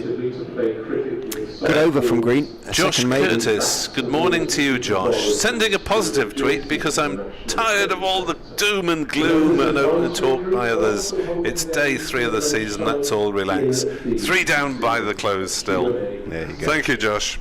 Glad someone's still perky, and thank you to Alan Butcher for contributing. Scriven in from the river end, bowls a beauty to Carlson that slips past the outside edge and misses everything by not very much. Carlson wanders away towards short leg and tries to recompose himself. A few messages from Leicestershire. Yes, let's have some buoyant Foxes fans. Well, initially the messages are concerning, so it's a little bit of housekeeping, if you like, that they're pointing out that throughout the championship season, like many clubs, as in goes Scriven and bowls, Carlson takes his bottom hand off the bat as he just pushes that one away off his legs, but manages to get it behind square on the leg side. Mike, who was at mid-wicket, has a bit of ground to make up to the ball, and Carlson, I suspect, slightly to his relief, picks up a single and can have a little bit of a look for a while. That entry to Grace Road on the Upton Steel County Ground will be free from tee throughout the championship. Is that the same here? Is it T? Once you get to T, is it a free entry here? No doubt somebody from Glamorgan will let us know, but that is going to be the case in Leicester as the wicket goes Scriven and bowls, and Ingram steps forward and leaves the delivery. On today's outside off performance, you get paid to come in after tea. Oof, oof. You're feeding the fire there, Mr. Webb. You're feeding the fire. Early days. The women's team, the Leicestershire women's team, the county team now, of course, Yep. begin their campaign in a fortnight's time. Not sure who against. I haven't been vouchsafed that information. I'll have to get hold of a Leicestershire women's fixture list. Scriven in bowls on off stump, and Ingram initially looked as though he was going to go forward, stayed with his weight on pretty much the back foot, blocked it out into the offside. A minute's silence will be held before the first game against Derbyshire starts next week, in remembrance of all those sort of connected to the club who've passed during the winter, including Robin Matthews and Glynis Odhams. Scriven turns. Quite short steps as he runs in and bowls, and an expansive looking drive from Colin Ingram whistles out towards the offside boundary. There is a man on the offside boundary in the solid form of Benjamin Whitworth Monroe Mike. That's just trying to. Shouldn't be. It's such a splendid sort of trio of names that I remembered it. It is that way round as well. It's not BMW. It's BWM. Benjamin. If it was only it would be MW. Then I could always all remember sorts it. of nicknames. Exactly. Back over the wicket goes Scriven and bowls outside off stump and continues the run as with his eyes up to the heavens as it was left by Carlson, came back in and sort of bounced not so very far wide of off stump and Wow!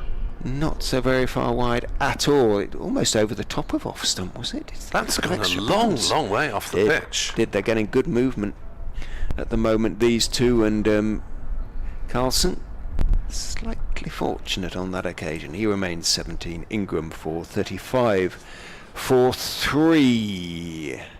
20 minutes until lunch on day 3. Yes, Glamorgan will be hoping that these next few overs slip by very quickly and the movement with the new ball stops, as that is allowed to go through by Ingram, and this time it's Green with head in hands because Cox has taken that one going down leg side. How close was that as well? Judging by the reaction, extremely, but as you say, sometimes the amateur dramatics come into play, but will we see a replay on that one? Possibly not.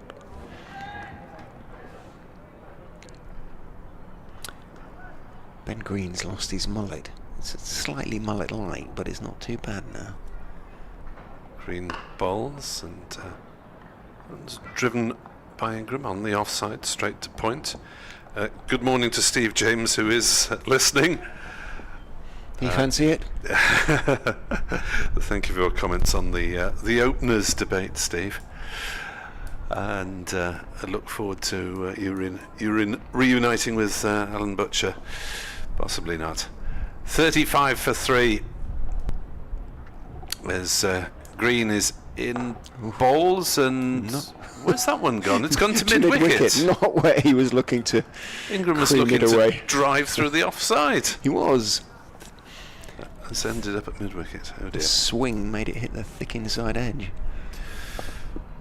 So Ingram rehearsing his shot. He's faced 19 balls for his 4. Eddie Byram tried to dig in, but then got tempted by a wide one. Green bowling edged and caught. Brilliant Ingram catch. has gone, caught at slip. 35 for 4, and Green strikes. I think the keeper took it diving to his left in front of first slip. I think Cox took it one-handed to his left. He did, well spotted. That was certainly heading towards the slips, but Ben Cox has intervened, the key wicket of Colin Ingram, and he has taken that one in front of first slip. Louis Kimber, Ben Cox going way to his left with a really good one-handed grab. Not a great shot from Ingram Colin again. Ingram was caught by Ben Well, in Cox. fairness, it was a good ball though, wasn't it? Just held its own off the seam, but super catch. Cox, Leicestershire are on it. They're all on it, as they say. 35 for 4.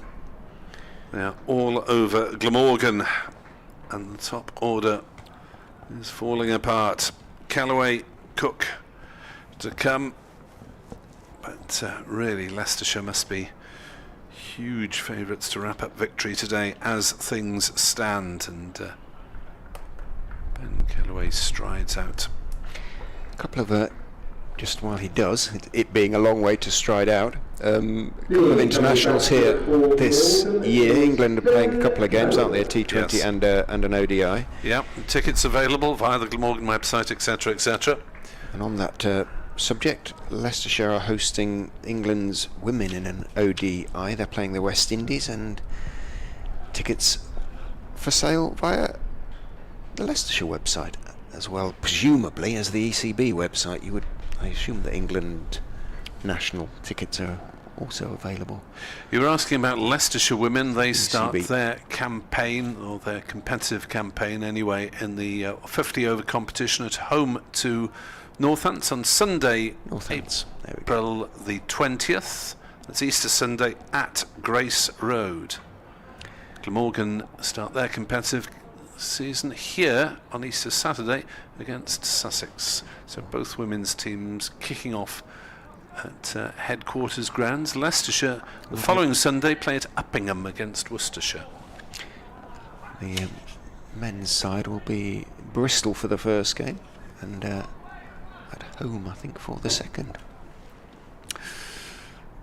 So Green having got the key wicket of Colin Ingram, and that is the first time in 13 games that Ingram has failed to make at least a 50. Callaway ahead of Cook, would that be normal? As Green is in to bowl, and Callaway pushes on the onside. Well, it was in the first innings. Yeah. Toss up, really. Yeah, fair enough. Callaway had a couple of uncomfortable games opening the batting in the great Glamorgan tombola of opening batters. They went through 12 players opened the batting in all competitions in 2023. As Green bowls outside off stump, Callaway plays no shot. 35 for 4. Leicestershire triumphant with the dismissal of Colin Ingram. It was a good ball, and an even better catch by Cox. I mean, had he not taken, it's a good job he did catch it, actually, because it looked to be going straight to Kimber's two hands in front of his tummy. At first slip. Cox getting in on the action. Can Scriven do likewise? Green, 3 overs, 3 maidens, none for 1. Scriven in. Carlson shuffles forward, defends, feet very close together, pops it out into the offside, fielded by Wright. Hanscomb must be delighted with his captain. He's still clapping. That's him, you can hear. That was it went on for about 25 seconds there, from which we can assume he is delighted. And he's thus far with his team's performance in the county championship. Scriven is in and bowls very straight again. Not much foot movement from Kieran Carlson, but solid enough as he keeps everything close together. Alfonso Thomas again walks round. He had captaincy duties last season, Hanscomb in. He did in the T20. T20. Yeah. And obviously Lewis Hill captained the side in red ball cricket. And spoke to you about feeling the lack of pressure relatively without the captaincy. He absolutely did. Scriven bowls. Carlson steps forward this time, miles outside his crease. By the time that ball came down, he was sort of standing 1.5 feet outside his crease, and its umpire Newell, the two umpires having changed ends, of course, now, indicating he's getting in position. Looked like he was going to go in at short leg there. He was putting his two hands out, expecting a catch.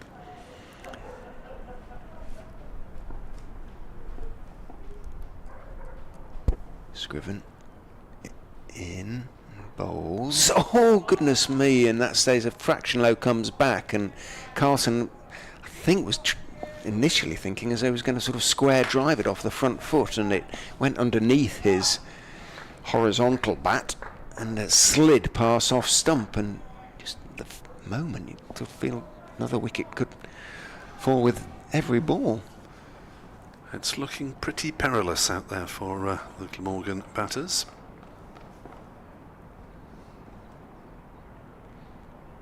Scriven, knees pumping, runs in and bowls. Carlson solid behind that one again, not too much foot movement, twiddles the bat in his hand, having blocked the ball out to right. The Hanscomb long clap continues.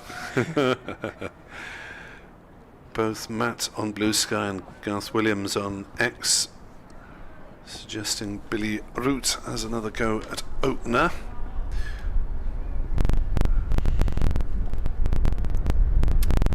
Scriven to finish his over is in and bowls outside off stump. An exaggerated leave by Carlson, who leant back and pulled the bat outside the line of the ball and looked back, watching the ball into the gloves of Cox. End of the 20th over of Glamorgan's second innings, 35 for 4. Carlson 17. Kellaway yet to score 163, the deficit. And that Glamorgan openers debate, yeah, Roots had a go at the start of last season, not his natural position, I guess. Green yet to concede a run in 3 overs, bowls outside off stump. Kellaway leaves it go through. And Glamorgan just desperate for a bit of one pair to dig in and survive and see the shine off the new ball. It's still glistening in the sunshine. See the gold lettering flash as it was tossed to Green there. Green is on his way in again. Ball to Kellaway. He'll get off the mark here. Bat and pad together. Leg glancing down to backward square, and they'll go through for an easy single. 36 for 4. Glamorgan still a mammoth 162 runs in arrears. First run scored off Ben Green, off the 20th delivery that he bowled, and the trimming of his mullet has obviously done him good. As Green bowls, and off the inside edge Carlson plays it on the leg side, and he too gets a single. These two, the two Welsh-born players in this particular 11. Issa tried with 2 half-centuries at the end of last season, and a half-century against Glamorgan in the warm-up. Might have been in the reckoning, but I'm not sure what his exam commitments are. That may well be a factor in his absence from the squad.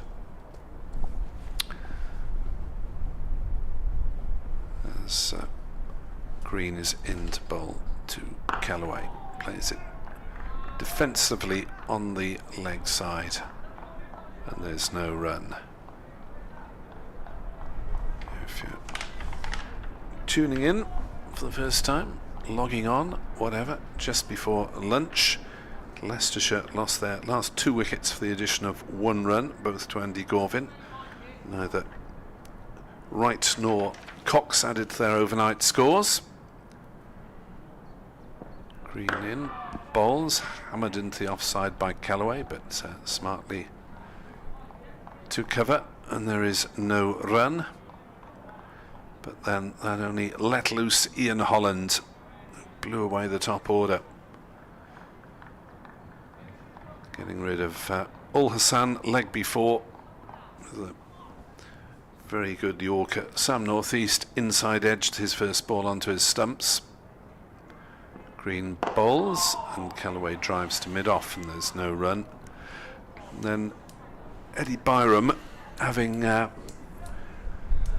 tried to dig in, he was on 2 in the 11th over and he'd been very patient, leaving quite a lot, and eventually tempted into driving at a wider one from Holland and slashed it straight to Rian Ahmed.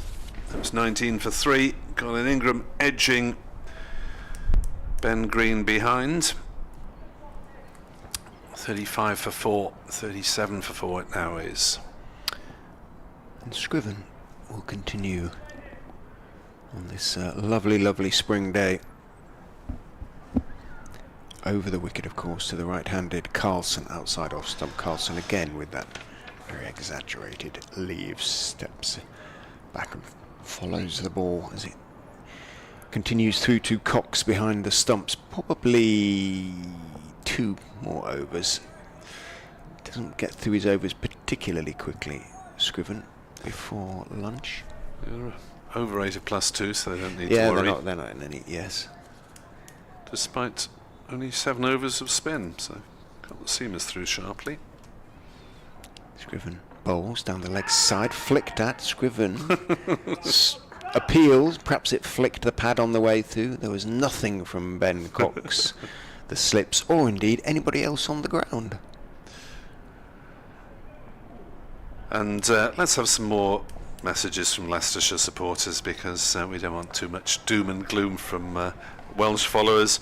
Richard Ray 23 at gmail.com and Rich R23 on Blue Sky. I suspect it's a case of nobody wanting to jinx things at the moment. In goes Scriven and bowls. Forward goes Carlson. Played that ball well because it was a decent one. Leant forward on off stump with a slightly angled bat. Guided the ball between Peter Hanscomb at second slip and Rehan Ahmed at a sort of backward point, almost wideish gully down towards Lewis Hill, who's at third man. And 1 is taken. Carlson on to 19. He has faced 63 deliveries for those 19, and it's not often that Kieran Carlson has a strike rate of sort of 30%. In goes Scriven and bowls to Callaway, who leaves in a slightly less exaggerated way than Carlson has been.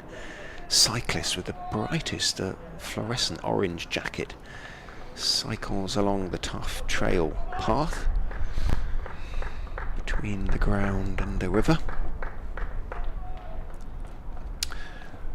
Oil Oracle on X suggests that Tom Scriven is the spitting image of Alex Ryder, the teenage spy. Yeah, I see that. Something of him there. In he goes and bowls outside off stump. Can't get that one onto the edge of Callaway's bat. He lets it go through. No great movement for Scriven on that occasion.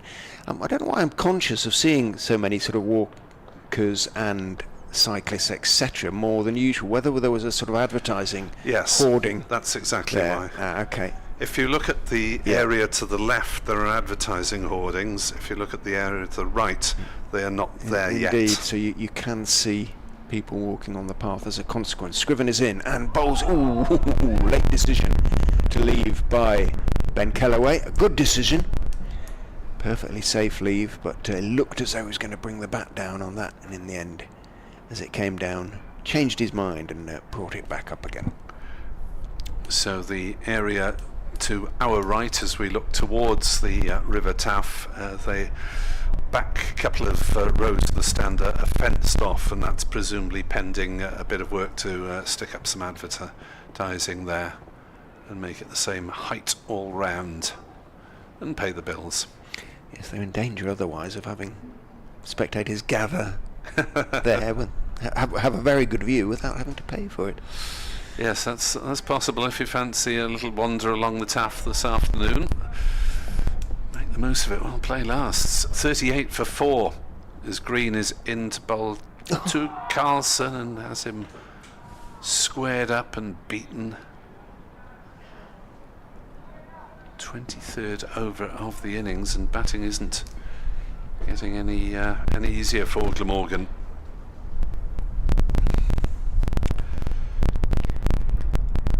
Leicestershire for promotion. Come on, Foxes fans. Let's see some blind optimism. Green balls. Carlson turned square inside out and gets a thick edge past the two slips and down to third man for a single. 39 for 4. Carlson is not looking entirely confident as things stand. Leicestershire have just had so much more out of the new ball than Glamorgan managed. As Callaway forward, nurdling it away on the leg sides, and we'll take a single down to Budinger, scampering backwards at backward square. 12.58 on the digital scoreboard. Glamorgan 40 for 4. Carlson and Callaway will want to get to the sanctuary of the dressing room without facing another over, if at all possible. 3 deliveries left from right. Mike is bouncing around at cover as though he fancies a ball. And Carlson again looking squared up as he plays it back to the bowler. Mike is definitely warming up as though he's been told he'll get an over before lunch. I don't think he will. 6, 12.59. Carlson needs to be fiddling around a bit. Yes. Have a chat with your partner. 2 balls left of the over. Green bowls and is through Carlson again. He's leading a charmed life at the moment. Kieran Carlson and Leicestershire are all over Glamorgan. This has been a horrendous hour and a bit for the Welsh side, having started the morning in the manner they wanted, getting rid of the last 2 Leicestershire wickets in double quick time. Green bowls, and Carlson this time with a little bit of a jump does get squarely behind it. It's 12.59. They're running round the Leicestershire. They want to bowl another over at Glamorgan. Umpires Newell and Longley concede that 1300 is now on the board before the umpires get in position, and Leicestershire will have to be content with 4 wickets, but an excellent return from the 23 overs they have sent down so far, Mr. Ray. I suspect, and you say content, if they'd been offered 4, joyful, they might well have accepted. Morgan still need another 158 to avoid an innings defeat. But as you said, Nick, the bowlers have bowled in a way that, arguable exception of Wright, I suppose, but they've got the most out of both the new ball, but also, you know, there is a little bit of life in the pitch. It has never been, I suspect, quite as flat as some would lead us to think, and certainly they've got absolutely the most out of it, and it'll be a quietly pleased Leicestershire side who will enjoy their lunch. It will go down well, I suspect, today. Indeed, they will hope for a victory before the close today. 68 overs remain for Glamorgan to try and bat out and get ahead, but not too much in the way of resources left. Glamorgan 40 for 4 at lunch, still 158 behind. Update for BBC Radio Wales to follow. Otherwise, we will be back at 1:40 with commentary.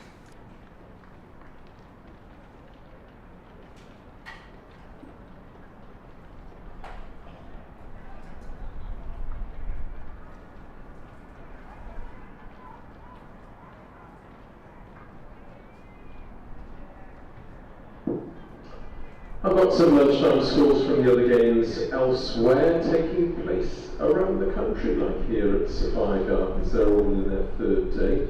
I'll start though with a result at Northampton, where Kent have beaten Northamptonshire by 145 runs. At the Utilita Bowl, Yorkshire in their second innings, 255 for 8, trailing Hampshire by 127 runs. At Taunton, Somerset have declared... Yes, a dreadful morning for Glamorgan. They're 40 for 4 in their second innings. That's still 158 runs in arrears after bowling out Leicestershire for 429, with Andy Gorvin taking the last 2 wickets quickly. But that just let loose Ian Holland, the Leicestershire all-rounder, who got rid of Ul Hassan North East and Byram in double quick time.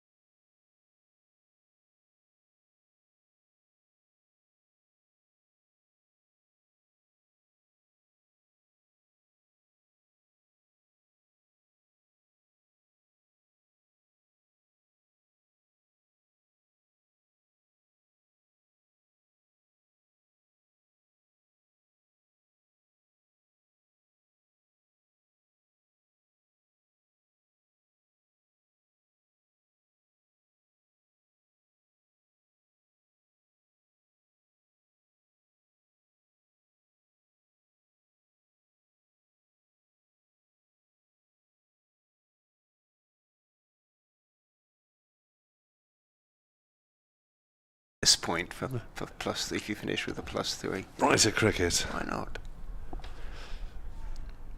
41 for 4. That's bright green on the scoreboard to match the green numbers of Leicestershire.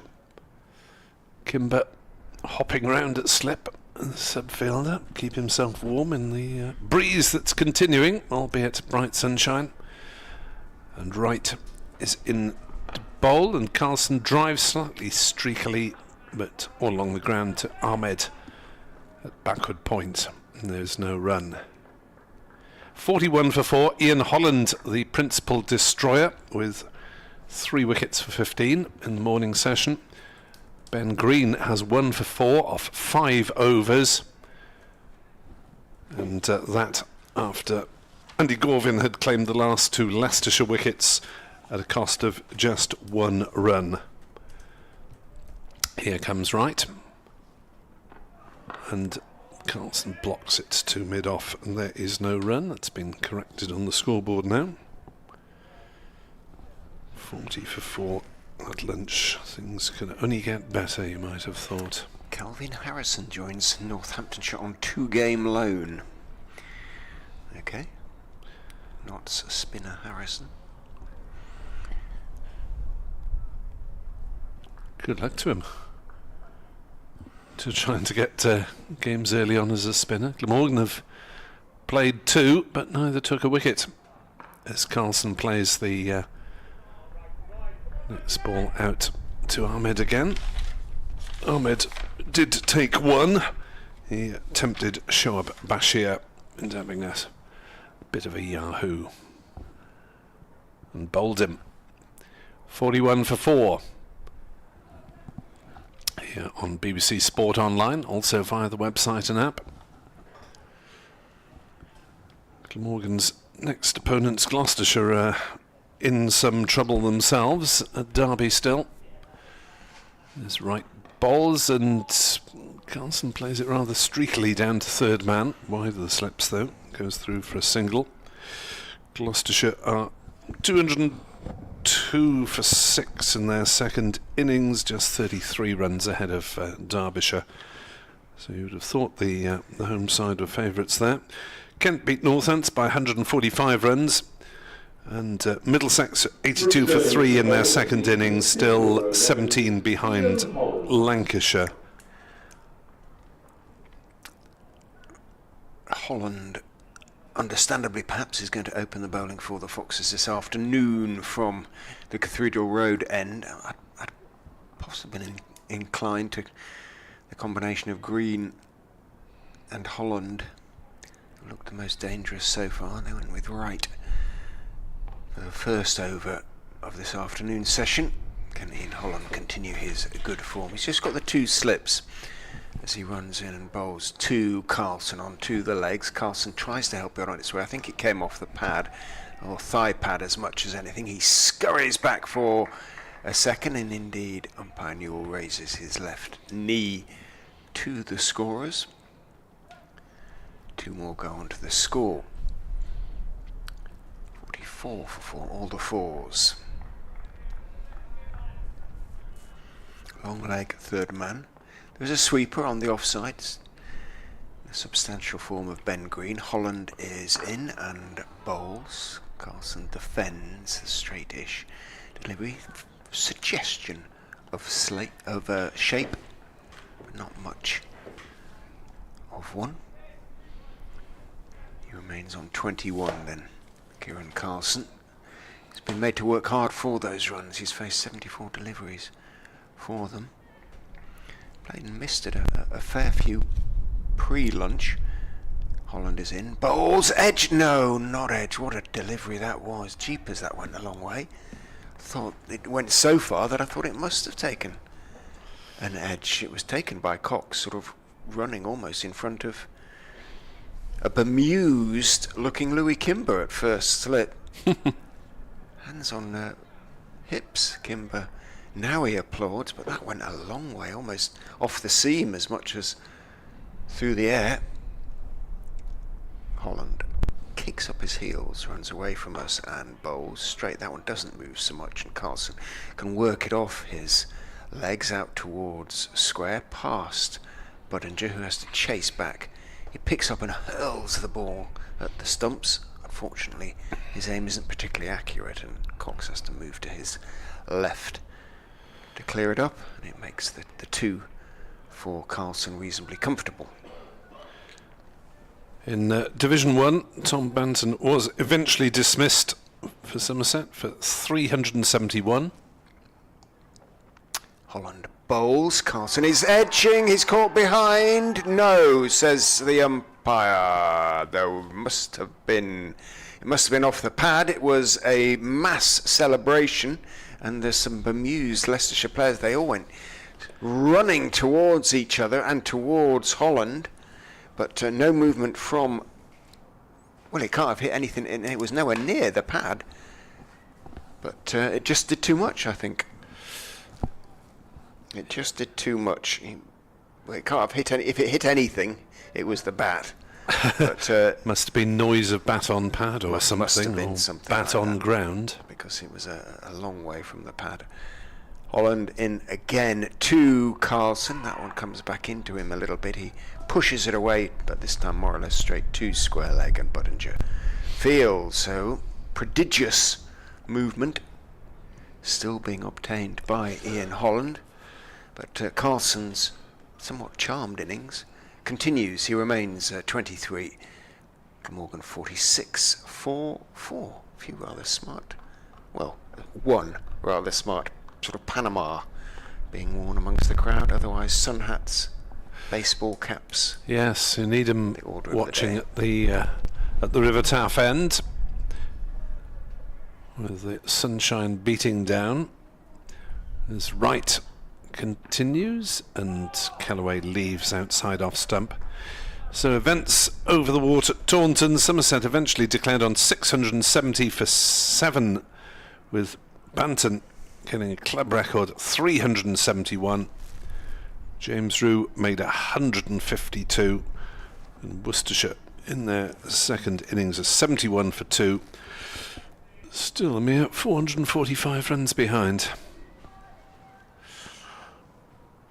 Makes Glamorgan's troubles look minuscule, but they're not. Callaway faces up. The appeal for LBW given. He's gone 5 down. Chris Wright joins in the party, 46 for 5. Hit him low down, didn't it, on the back foot. It certainly wasn't going over the top.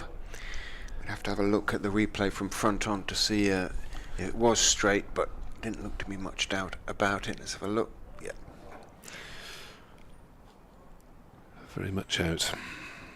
Don't think young Mr. Callaway can have too much to argue about there. And Wright has his first-class wicket of the season. He joins the bowling party, having already joined the batting party. To Chris Wright for 3. Ben Callaway, one of several who have not managed to make an impression in this match. 1 and 3, and 0 for 39 for Callaway. And, well, he's not the only one who hasn't made an impression. You wonder whether Richard Dawson will consider changing the team after just one match. Coaches don't usually tend to. They've picked their best available at the start of the season, and generally players deserve more than one chance. But maybe, given the scale of this beating, Richard Dawson might think about changing things. Depends partly as to whether any of the players who missed this match through injury are potentially fit for Bristol on Friday.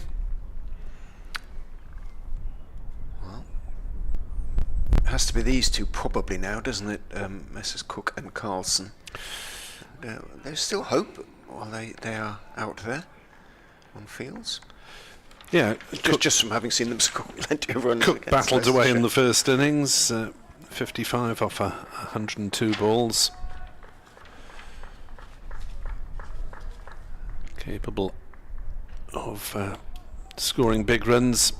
a little bit of a scratchy starter, although maybe it's just the way he looks and he's feeling quite happy, but does give the impression of having to work hard. He said it's just a question of gritting your teeth and getting through it in the first innings, as Wright bowls to Cook, who pushes that one into the offside. Rayan Ahmed moves quickly to his right at point, and there's no run. Players who are in the squad and therefore might be near to selection: Billy Root and Ned Leonard.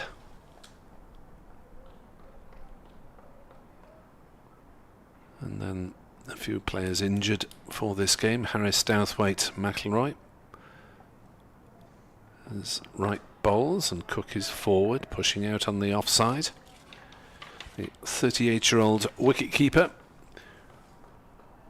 South African born, but very much part of Wales now, having been with the county since 2011. Initially a white ball specialist, but within a few years had become a red ball regular as well. Wright bowls, Cook leaves through to Cox.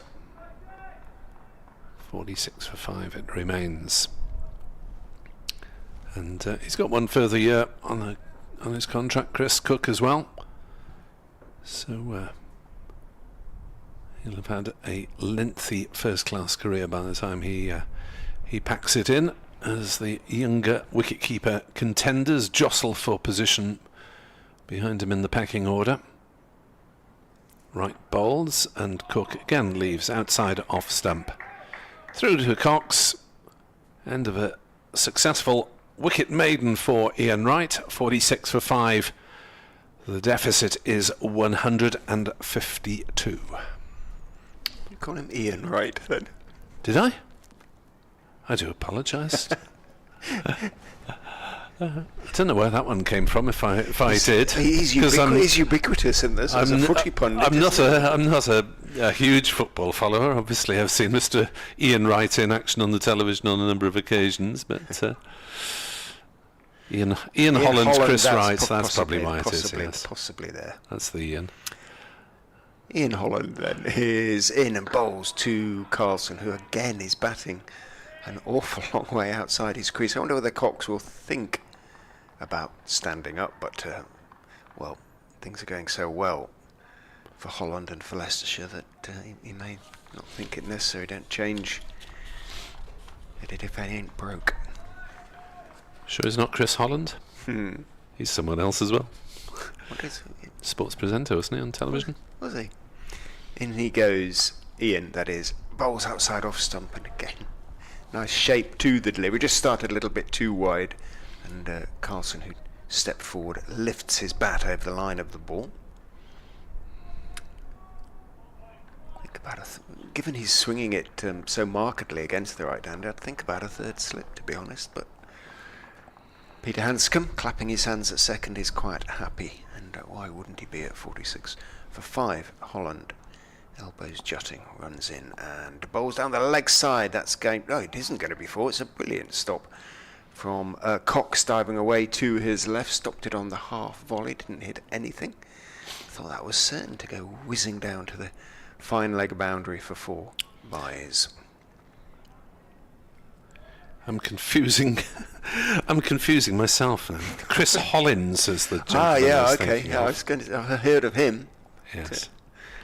Ian Holland goes in and bowls on off stump to Carlson, who blocks it out to Scriven at a sort of wide-ish mid-off. I was wondering who Chris Holland, which presenter that might have been. Is this correct that Chris Hollins played some first-class cricket? Did he? According to Wiki, for Oxford University. Okay.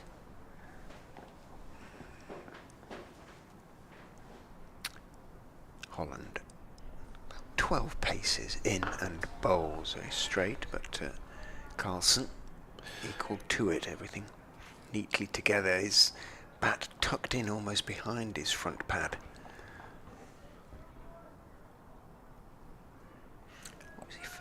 something on breakfast that made him famous as well, didn't he, Chris Hollins? I can't remember, some sort of sporting feat, and I can't remember what it was. Well, he won Strictly, if you count that as a sporting feat. That's the one. That's the one. Holland is in, bowls, pushed out into the offside. He's going to have to hurry, but Rehan Ahmed had a bit of ground to make up to the ball. Picks up cleanly, but just lobs the ball up to Scriven. Did Radio Wales not get any invitations for ballroom dancing, for Strictly Come Dancing? I think, yes. No, I don't think we'd better. A short answer to that. I don't think I'd better go down that particular road, to be honest. Oh, okay. Well, I'll explain off air later, Rich. I'm fascinated. Right. Okay. Right. We're going to have a little bit of expert insight at long last. Can you wait 7 minutes before coming on air?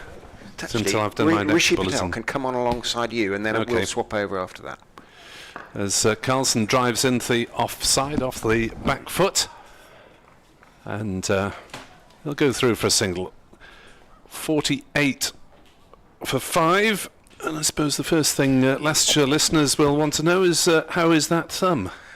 We don't quite know yet. I've got another scan on Wednesday, and then seeing a specialist on Wednesday, and then we'll probably take it from there, is the honest answer. Well, good luck with that. Oh, thank you. So surprised to see you batting this morning as Wright is in to bowl and Cook leaves it to go through to Ben Cox. Yeah, obviously just trying to get Chris as close to that 100 as we could. That was kind of the plan, and ended up sort of having my pads on last night just to see if we can get a few more bonus points as well. Just seeing if I could hang around really for a little bit. Well, it's very noble of you, but it was the other guys who got out this morning fairly quickly. Yeah, that's always the way though, isn't it? There's Wright, last man out, bowls to Cook, who defends it back to the bowler, and there is no run. So a dislocation, I take it? Yes, a dislocation, so just came off on top, obviously when the ball hit the top of the finger or the thumb. And then a few hours in A&E, and then they kind of got it back into the right place, and had a few days of obviously not doing much on it, and it felt better sort of yesterday and today. So yeah. Here's Wright running towards us, bowls to Cook, who works it off his legs to mid-wicket, and there is no run.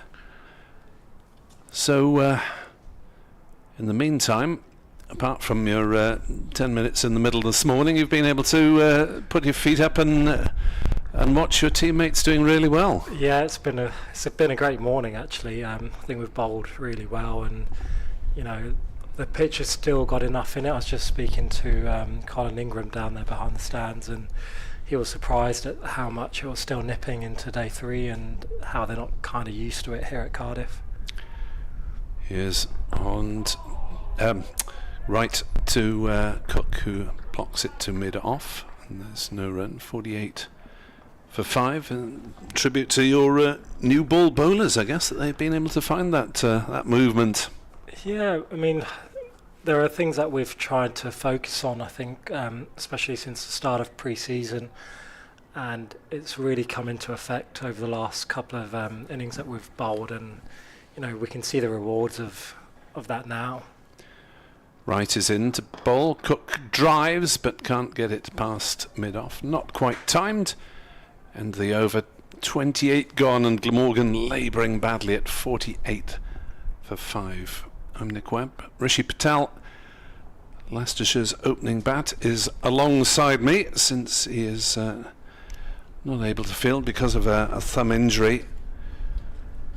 But Ian Holland has proved a right menace in both innings. Yeah, he's not the nicest to face. In the nets, I usually quite hate facing him, and he usually always bowls to me. Him and Chris Wright are obviously the two veterans of the team and know what they're doing, and you know what you're going to get from them. Holland is in now to bowl to Carlson, who dabs it into the offside. No run. Ahmed does the fielding. He's also the world's luckiest man in having 3 of the best passports known to man in being American, English and Australian. So he's got 3 of the best passports I think I've ever seen as a cricketer. He'll be quickly through the queues in virtually any country he cares to visit. Yeah, that's right. 48 for 5 as Holland bowls outside off stump. Carlson leaves. 150 still the deficit, just 5 wickets left. And, well, I guess your guys are potentially, I mean, cricket being a funny game and all that, but potentially looking forward to a day off tomorrow. Yeah, I hope so. I mean, we obviously can't speak too far ahead and put the money mockers on it because people can still score runs on it. Holland is into bowl. Carlson tries to drive, bottom edges it into his pads, and the ball trickles only a few metres out. These 2 batters at the crease now are very experienced and very good at sort of getting their team through to difficult spots, and we've seen that over the last few years, especially playing against them. So, this partnership's probably the biggest partnership that we need to break right now. As Holland is into bowl on the pads, Carlson tries to flick it on the leg side. There's half an appeal and the ball just trickles down to backward square, and there is no run. Single rather, yeah. 1 run, but take it given it leg runs by as was well. signalled there. Yeah, leg by is signalled. We've got an update for BBC Radio Wales now. Glamorgan in all sorts of trouble at 49 for 5 just after lunch. Still 149 runs in arrears. Leicestershire bowled out this morning for 427, but Glamorgan quickly lost 3 wickets to Ian Holland and 1 apiece now to Green and to Wright. Ingram and Callaway following the top order back to the dressing room. Carlson is 25 not out. Cook is on 1, and Glamorgan with a huge task to avoid defeat. They're 50 for 5, trailing by 148. As forward comes Carlson to the next delivery. 29 overs gone. You would have thought the shine would have gone off it by now. I think, well, I mean, I can only see from what we have here, but it looks like they've kept the ball in really good nick, and I think obviously not going for runs really helps that. They can look after the ball really well, and that makes the ball able to swing and nip for a little bit longer. But usually that kind of 15 to 30 over period, it does seem to start swing with that lacquer coming off the ball. And if it is in good nick, then you do get a little bit more from it. Afternoon, mate. Afternoon. How are you, Richard? And what an afternoon as well. Beautiful. This weather. It's been a lovely week, hasn't it? We haven't seen a cloud Yeah. in the county championship so far. Chris Wright is in and bowls to Chris Cook, full and straight, and Cook, excuse me, staying on the back foot is a touch late and playing across the line, and 1 or 2 hands started to go into the air, out there and almost in the press box as well, up here in the commentary box as well, alongside me. It was a touch late on that Chris Cook, but as Rishi was saying to Nick, both these players have scored big runs against Leicestershire in the past, and no chickens are being counted, as they say. Right, elbows jutting, runs in and bowls. Cook again, it comes back in. I think little inside edge as it seemed back in, and again he's a little bit flat-footed in the crease, not too much foot movement, but as Nick said, sometimes Chris Cook, for all his experience, can be a slightly scratchy starter, and Leicestershire would dearly love to get him early if they possibly can. I don't know too many batters who usually come off the trap flying in the first 20 to 30 balls. It does take a while for your eyes to get going and adjust to the pitch. That was lovely though, that nipped back beautifully from Chris. Getting into his rhythm is Chris Wright, bowling now full outside off stump, and a good leave from Cook, just shaped a touch away, then went through low to Ben Cox, and that wasn't a bad catch that Ben took just before lunch to see the end of Ingram in front of as well he held it, I thought, because it was heading straight to first slip where Louis Kimber's big hands were waiting. Yeah, there was good covering from them. You know, we've spoken about trying to catch a lot better in the grabbers, and potentially becoming a little bit more narrower, especially at Grace Road because of how close you are. Right, in bowls. They just have held that back a fraction, but it was just too wide to persuade Cook to play. So you have to be philosophical, I guess, when you're an athlete. Injury is part of professional sport, but you had such a good time in Australia, scored an awful lot of club runs, and you must have been sort of confident coming into this season. Yeah, absolutely. Just going back into pre-season, it felt like I was in a really nice spot with my batting, and really happy with sort of how things have progressed over the winter. But those things, they're out of your control a little bit, aren't they? So. Right, bowls, and Cook is forward, right leg almost pops up into the air, his right foot pops up into the air, falls over himself as he blocks that out into the offside. But that's the way it goes, and that's sports. And we'll obviously find out hopefully next week what the full extent of the thumb injury is, and we'll take it from there. And until that, we don't really know what we're dealing with. Did the X-ray sort of it confirmed no break though, as such? There wasn't a clean fracture as such, Okay. But there was a little bit when they got it back into place. Right, bowls, and Cook leaves extravagantly, lifts his bat over the line of the ball in a 180-degree parabola. Good overthrow from Chris Wright, probing away, 1 for 12 for Wright. Holland 3 for 19. So when they put it back in, there might have been a little bit that's come out. So we're going to get another X-ray on it, and that will give us a clearer picture as to what the damage is. But I went back out there and it felt all right to bat. Yeah, you weren't sort of flinching when it hit the bat or anything. There wasn't too much sort of. I obviously changed the way I held the bat, trying to have it more in my fingers as opposed to in my hands, and that limits obviously what you can play.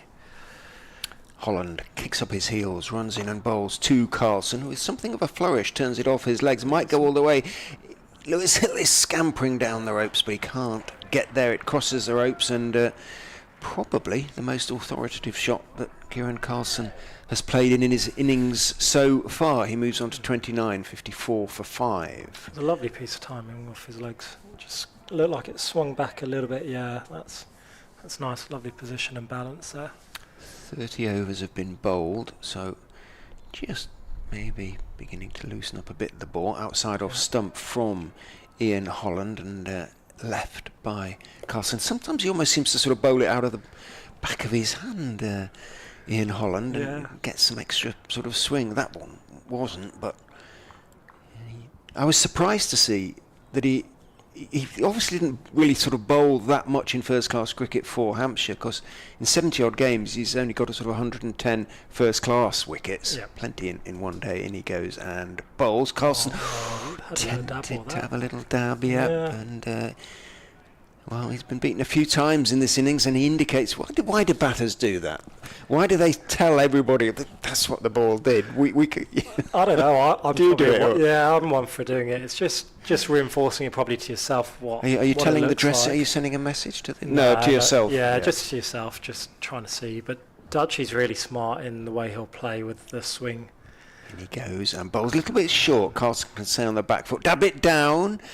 Hanscomb, ever alert, quickly onto the ball and hurls the ball at the stumps. Misses them, but Carlson had to make sure his bat was back in his crease.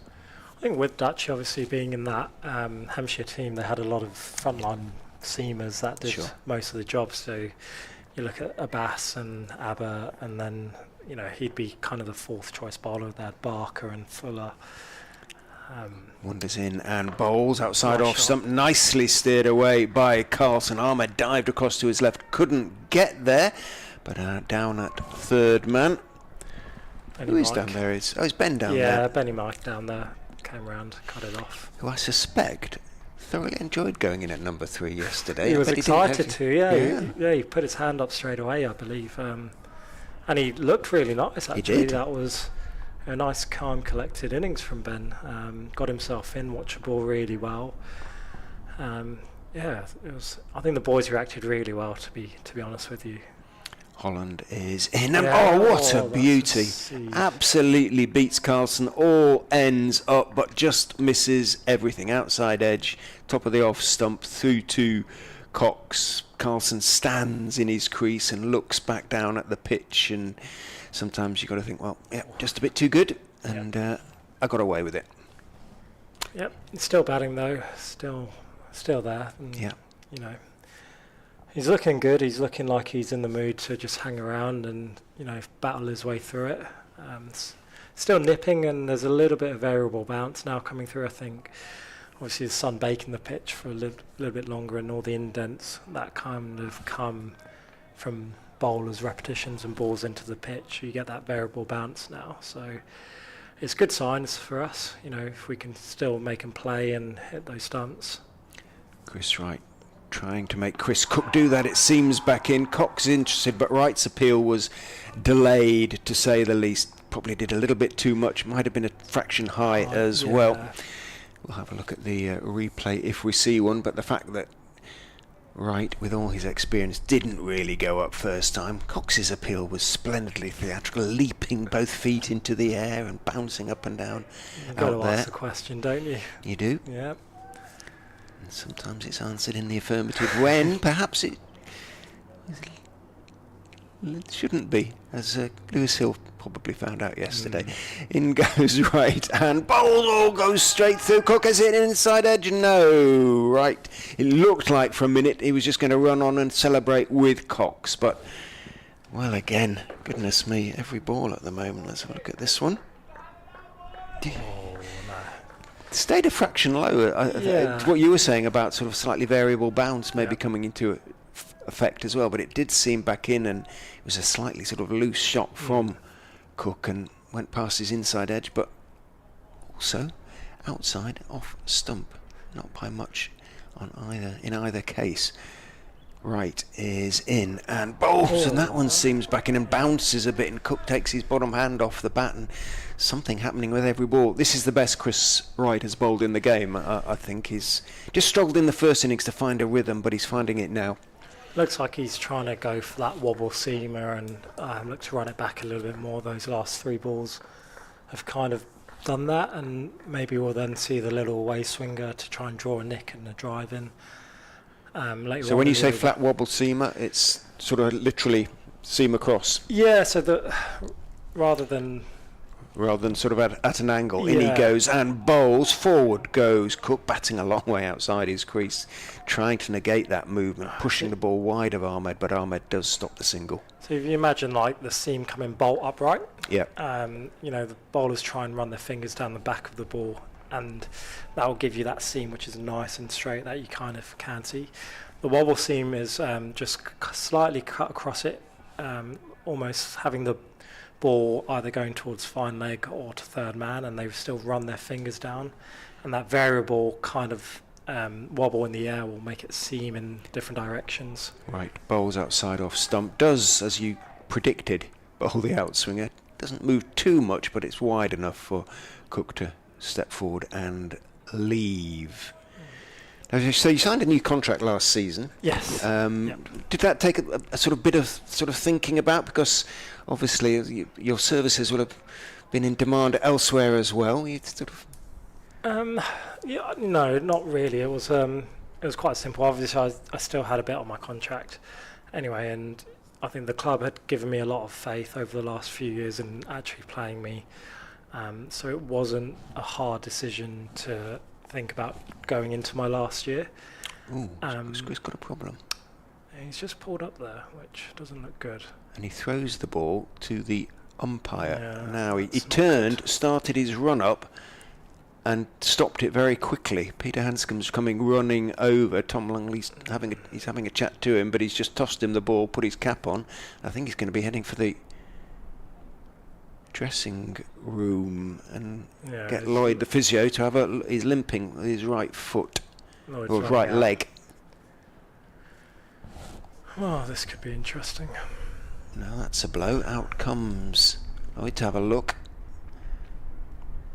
But I think Chris, who knows his body very well, and he indicates straight now, I'm going off here. I don't want a treatment on the field. Well, that's, let us hope, nothing too serious. Right, can't quite remember. They've already changed the scoreboard. Quite how many overs he'd bowled. I think he was on about 9, something like that, might say, on the scorecard there somewhere. There's a score 9.5. 9.5. Yeah. Thanks. And he did at least pick up a wicket, but he's gone off injured. So Leicestershire supporters, another cause for slight concern. Tom Scriven, who bowled very nicely before lunch, is going to come on and, well, first of all, finish this over. So it'll be just 1 ball to start with for Tom. I don't think we've seen Ben bowl this innings yet. No, we haven't. So No, we haven't. Hasn't needed to as yet. Picked up 3 wickets in the first innings. Ben Mike worked up a decent head of steam. yeah. Scriven up on his toes, runs in and bowls on the legs of Cook. Taken off leg stump, but successfully down to Ben Green, who's at wide-ish long leg, and the single is taken. So 57 for 5. Cook on to 2 as well. Perhaps if Chris has got an issue, that Logan van Beek is heading Leicestershire's way. Yes, we have him from next game, which will be very exciting. I've not seen much of him. No, I was going to say, I mean, considering how much he's played, I don't seem to have seen too much of him. Yeah. I must have done over the years, but... Had a good little stint at Worcestershire last year. That's what I do remember seeing around on sort of social media. And he now, played at Derby as well, hasn't he? yes, I believe so. But so we probably saw him then, but you remember facing him at all? No, not really. I don't think so. I don't think I have faced him, if I'm honest. Ian Holland is into Chris Cook, who is forward, reaching forward, making sure he got to the pitch of that one, guiding it backward of point, but the bouncy Ahmed moves across the field and there is no run. It's not a bad plan trying to walk at Ian for a little bit, try and get to that swing and nip. Lewis was doing it a lot yesterday, wasn't he? Yeah, He I think determined to be positive. I think with the slower bowlers or the medium pacers, who it feels like it nips a little bit more, than going at them and you get into the line and length of it a little bit easier. Holland is in, bowls an outswinger, but slightly wide, went wider, and Cook had nothing to do with it. How many balls has he faced, Chris Cook? 24 now for his 2. 96 for Carlson, who is a positive batsman, but it's sort of, I think, an illustration of how well the Leicestershire seamers have bowled at him, that he's been restricted to a sort of strike rate of around 30%. He's probably usually near a sort of 60, even in the county championship. In goes Holland and bowls. Again an outswinger. Again Cook can leave. What's Ben Green like to face in the nets? Because he sort of runs in not particularly vigorously, but it looks to nip off the pitch and gather a little bit of pace. He looks quicker than I suspect, than people realise. He has good energy on the ball, and that obviously helps nip it and seam it a lot more. So again, he's probably one that you probably look to walk at a little bit, but if he holds his line and length and gets it to nip, then it's a very different kettle of fish to try and play. Holland in. Cook tries to whip him into the leg side, thumps into the pad, was going on down the leg side, bounces out towards Sol Budinger at mid-wicket. Your opening partner, a good 50 to start the season. Yeah, give him a bit of confidence. Yeah, absolutely. He's looked really good, and I've been very impressed with him when I've come back. Holland is in, and on the back foot, Cook is completely beaten. Peers back down the wicket. Basic outswing doing for him there, but lovely late outswing as well. That's what the bowler wants, and it was a little bit too good for Chris Cook. Yeah, Sol's been a nice touch, and I think it'll give him a world of confidence. Obviously, would have liked to have gone on and got 100. He knows that, we all know that, but he's learning a new role. Holland is in, waiting in his crease is Cook, and whipping it away into the leg side. It wasn't entirely convincing, as you can tell from the Leicestershire fielders' reaction, particularly Holland, who let out a sort of cry. He got it away off the stumps, more or less, but he did get it away, and he got plenty of bat on it, and he picks up a couple. Moves on to 4:59 for 5 at the end of the 33rd over. Again, that's a tribute to how well Leicestershire sort of have bowled, kept things tight as well as moved it around, and just what the head coach would have wanted to see, I suspect. Yeah, especially with different bowlers coming in and out, to try to keep it that tight as we've done has been very impressive. We've held our lengths really well, and our lines, and hopefully that results in a few more wickets now. Scriven is in, bowls to Kieran Carlson, again advancing down the wicket. Sort of his weight is on the back foot as he blocks that one, although he was well in front of his crease. Wish he played for Bayswater, is a message from Australia, and you had a good time. Yeah, it was a lovely time. Is that in Sydney? It was in Melbourne. Melbourne? Yeah, so Melbourne. we were out in Melbourne, and there's a lot going on. Obviously went to the Australian Open and watched the Boxing Tennis. Day Test. Yeah, and there's loads of things to get up to, but the cricket was great as well. Scriven is in, bowls outside of some bit of width, cut away, but it isn't going to be four. Either Rehan Ahmed at backward point got half a hand to it and slowed it down, or he didn't quite hit it. Had to reach for it a bit, didn't he? And Budinger running along the ropes made the stop. Even things like that, the field that they've set there, it stops that boundary being hit if he was in the ring like he is for Cook. That's 4 runs, and it releases a lot more pressure, whereas at the moment, even the bad balls are still just going for 1 run, and that keeps things nice and tight for us. So Pete's done really well in sort of containing the Glamorgan batters. Scriven is in to Cook, who drives a little loosely, but he's got plenty of it. Had to reach for it. I wasn't say there's a hint of desperation about the shot, but it was a touch loose, and although Scriven will be disappointed to see it go for 4, he won't be too disappointed at seeing the shot. Yep. He got it away to Slightly the cover Irish boundary for 4. It'll be good, hopefully. Get a couple more. This partnership's the key one, and then It feels that way, doesn't it? Yeah. These two experienced players, good players, and if they can put together a partnership and sort of spell the seamers, Glamorgan still have hope. Scriven is in and bowls a little bit short, and that's a poor ball from Tom Scriven. By his standards, it sat up outside off stump, and Cook latched onto it straight away, saw it early and got up on his toes and cracked it away square through the offside for 4. Nothing lucky about that shot. No, that was put away really well. Short, wide, cut away, and that's caused a change in the field, and Sol's now gone out to roam that deep cover boundary. A bit of a sweeper out there. He was out there previously, wasn't he? Or somebody was, but they just brought him in for Cook. In goes Scriven and bowls on off stump, dropped off the back foot by Cook into the offside, into the gap in the covers that Budinger had just vacated. It meant that Mike had to move across from mid-off to field. And by the time he did so, Messrs Carlson and Cook had crossed for a single 23. The partnership now comfortably the biggest in Glamorgan's second innings thus far. Yeah, and I think now's probably the time where you want to be in as a batter. You might have just stopped swinging a little bit less. Scriven is in and bowls. Back goes Carlson and sort of punches it out into the offside, into that gap in the covers. Budinger fields, but Carlson takes 1. How was Chris when?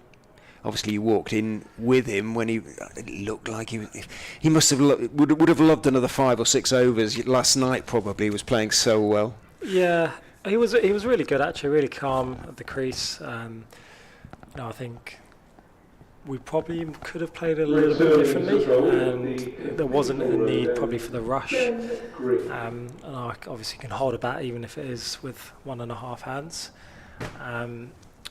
But I think he just backed himself to try and hit the boundary a few more times and try and get as close as he can to it. Which is a shame, because I wanted him to get to 100. It would have been a lovely sort of moment for him, because he hasn't got one just yet. And I know that is one of his goals. I like the way you say that, just yet. Yeah. He's 40 in July, but he's got 21 years at first class. Hasn't got one just yet, but that'll come. Maybe this season. Yeah, we can hope.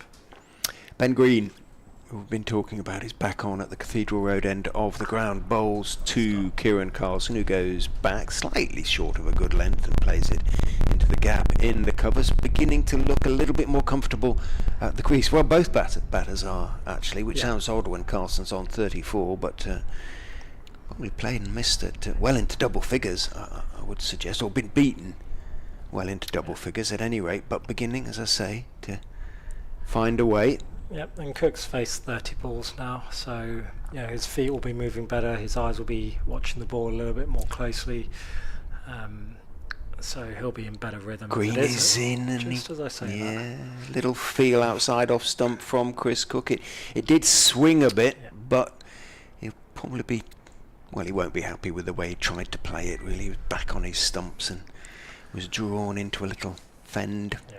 I think that's the thing. If we can get him playing on the front foot, I think we're winning a lot, because he likes to be off the crease and off the back foot, punching and cutting and pulling. Does it sort of stay in your memory with certain batsmen as you come up against them, as in goes Green, pushed, getting to the pitch of it on the front foot is Cook, gets it wide of Ahmed and picks up one? Yeah, I think obviously Fons talks about it to the bowlers and seeing what plans we come up with against them, whether we try and drag them forward, get them driving, or we kind of go straight and try and go for their stumps and their pads a little bit more. Because you did captain the side once last season. Yeah, I did it for the T20s. There's a lot of meetings involved in captaining. Too many for your taste at the moment? Or in goes Green and bowls down the leg side. Carlson steps across, flicks at it, doesn't get anything on it. Taken by Cox. No, I enjoyed it. Something you fancy doing at some stage? Yeah, at some stage I think so. I think we'll just wait and see on that one. But it's something I really did enjoy for those two games, so I wouldn't say no if it came my way. But other ambitions, I'm sure. Yeah, focus on the batting for now. Yeah, absolutely. In goes Green and bowls on off stump. Foolish delivery, doesn't swing too much. Carlson gets out more or less to the pitch of it, steers it to Rahan Ahmed at point. Next time so this is the button, so the cough button, if you like. So that's the one that I need to use. That's the one. Yeah. So you'll know next time if you just reach across and press your little commentary button. In goes Green and bowls a little bit short. Ooh. Gets up on his toes, tries to punch it away through the offside. Thick inside edge, drops down towards short leg, and Kieran Carlson, not discombobulated, he just reaches across, picks up the ball, offers it to Ben Cox. The offer is accepted, and out comes Glamorgan 12thers with some drinks and words of encouragement, I'm sure, from the dressing room, because these two added 26 now, and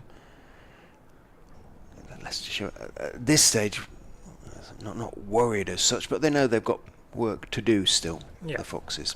And there's always going to be a partnership as well. Like it's been part of every game that batters are going to get in. It's just sticking through that and being as patient as you can. Fortunately, there's no sort of time pressure on it at the moment. We've got a lot of time left in the game to get these 5 wickets, so the pressure isn't quite there, and we've still got a big lead of 126 before we even need to think about batting again. So we just keep chipping away at this, and hopefully we'll get a half an opportunity that we take. Tom Scriven, slightly angled run, comes in and bowls a good leave by Chris Cook. Well, one of the biggest differences from my observations with sort of first-class batsmen and club batters is knowledge of where your stumps are, and professionals do know that, especially at the top of the order. If you can leave it, it's not a bad thing to do.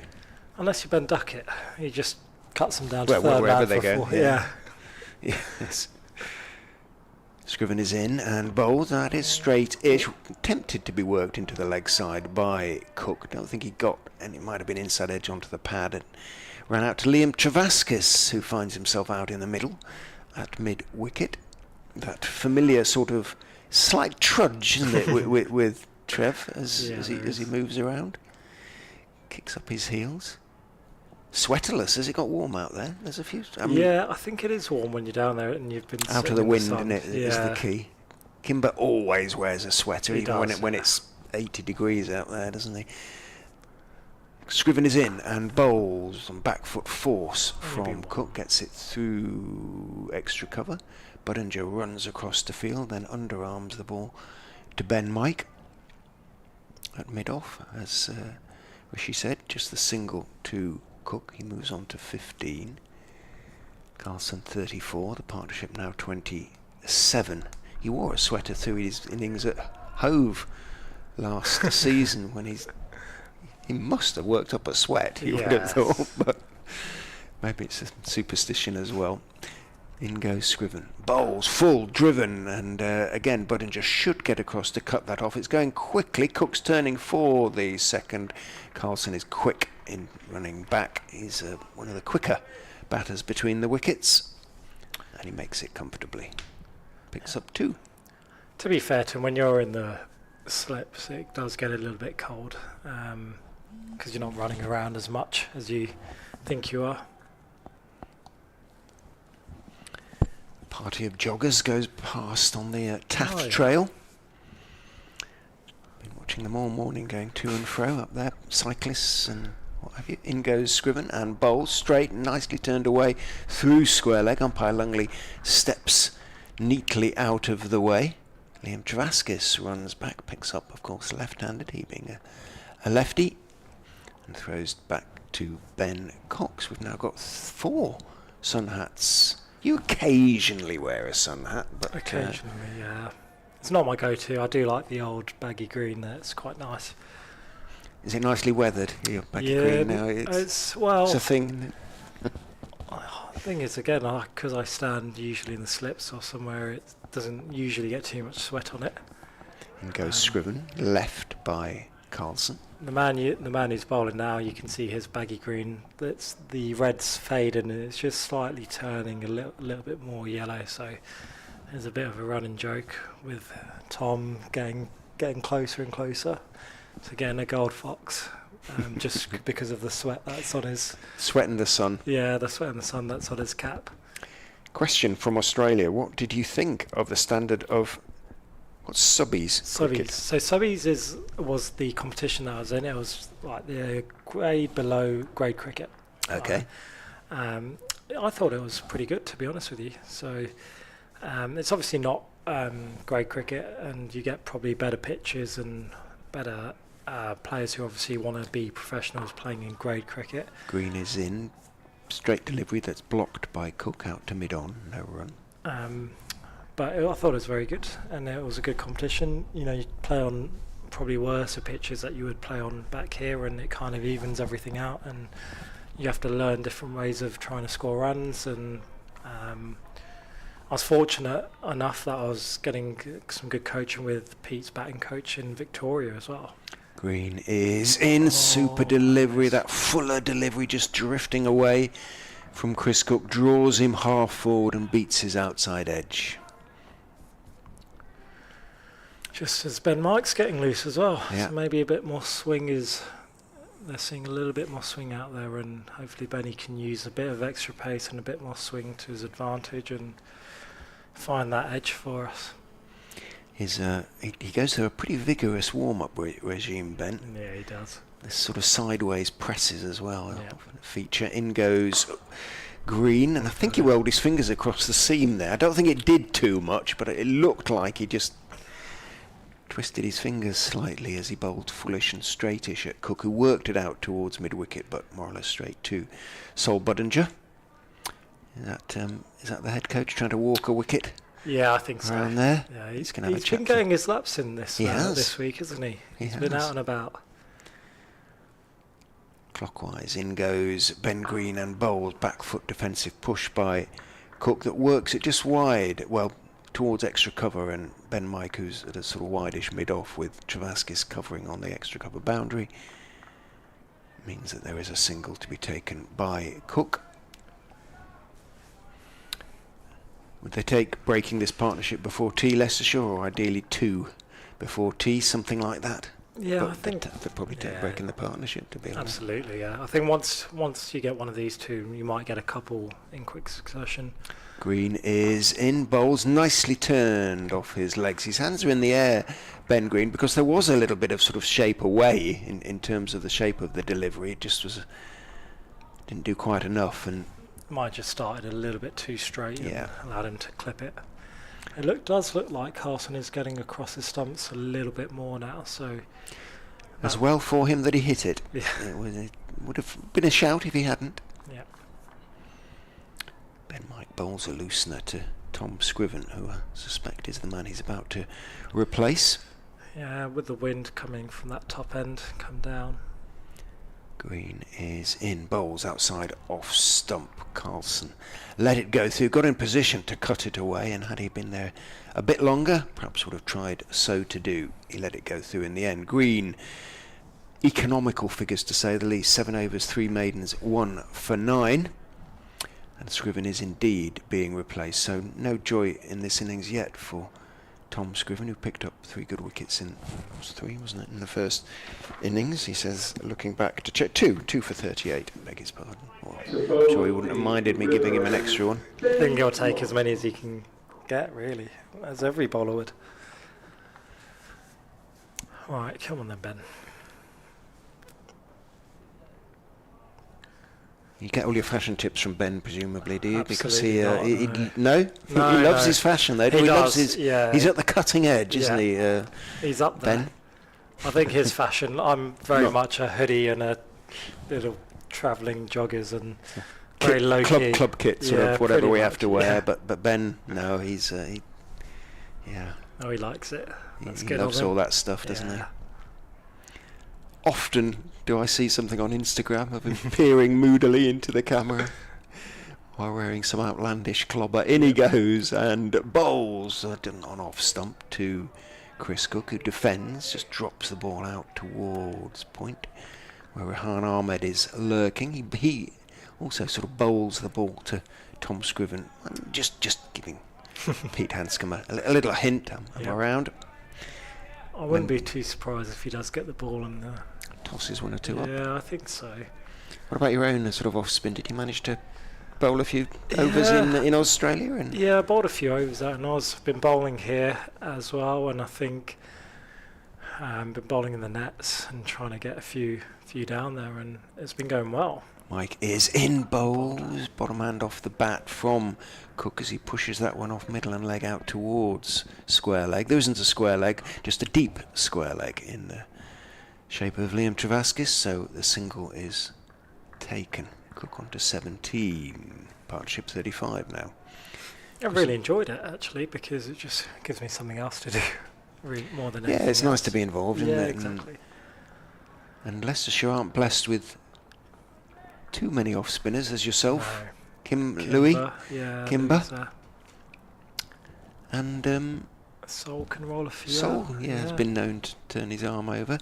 In bounces Mike and bowls outside bowled. off stump. Good leave from Carlson. Good line, Yep. as Rishi said, from Ben Mike. If that just nipped back a touch more, Kieran Carlson could have been in trouble, but he's made his way on to 40, battling away. Good stuff from. There's been an awful lot of doom and gloom, as you might probably have expected from Glamorgan supporters, over the morning, but the game isn't over, and 2 good batsmen at the crease. You never quite know. Mike is in, bowls looking for the Yorker, doesn't quite get it right, and clipped away through deep mid wicket. I think it's going to go the distance. It's gone. Ben Green Gone that pumps bit. his knees, but he's a good 10 yards behind the ball when it crosses the ropes at deep mid wicket. Good shot from Carlson, who from Leicestershire's point of view is beginning to look dangerous, promising from Glamorgan's point of view. Ben just got a little bit too straight there. I think he was looking for that swing. He didn't quite go as much as he would have liked, and just allowed Carlson to just clip it off his legs, and that was lovely. Lovely piece of timing. And sometimes the trouble with Ben's extra pace, it just comes off the bat a little bit quicker. In he charges and bowls outside off stump, outswing or attempted outswing. It does move away, Yeah. but from wide, so Carlson could leave reasonably safely. I don't know whether he'll still be that when Van Beek arrives, whether he can get it through at a decent lick, can't he? And Yeah. so I'm told. Me too, yeah. And obviously we will see. we're still missing Holly as well. Of course, yeah. You know, we've got Sam Wood, who's injured at the moment, who bowled really well at the back end of last year. He did. Alex Green. Alex Green's a young big, lad coming young, through. quick. Yeah. So Mike is in and bowls short, steered in the air, but picked his all the way actually, by Carlson, and that is a nice way from him to go to his 50. It's looked unlikely at certain times during the innings, but he's now scoring his runs quickly. And short and wide outside off stump. 11 from Ben Mike's first over, maybe just trying a fraction too hard to get it through, and Carlson picks up a 6 to go to 50. And the doctor informs you 4 fours and 1 6. yeah, that was a lovely piece of timing actually. Especially with 2 men out there, he's got to get that really right. Shortish He did. boundary on that Yeah, side. it is. And with the wind, it's travelled a fair distance, but that angle he got obviously worked out really well. So food for thought for Leicestershire, arguably for the first time in this Glamorgan second innings. 45 the partnership worth. They have effectively pretty much doubled the score, these two. Ben Green, who has, I've been saying, has lost his mullet to a certain extent. Yes, he has, yeah.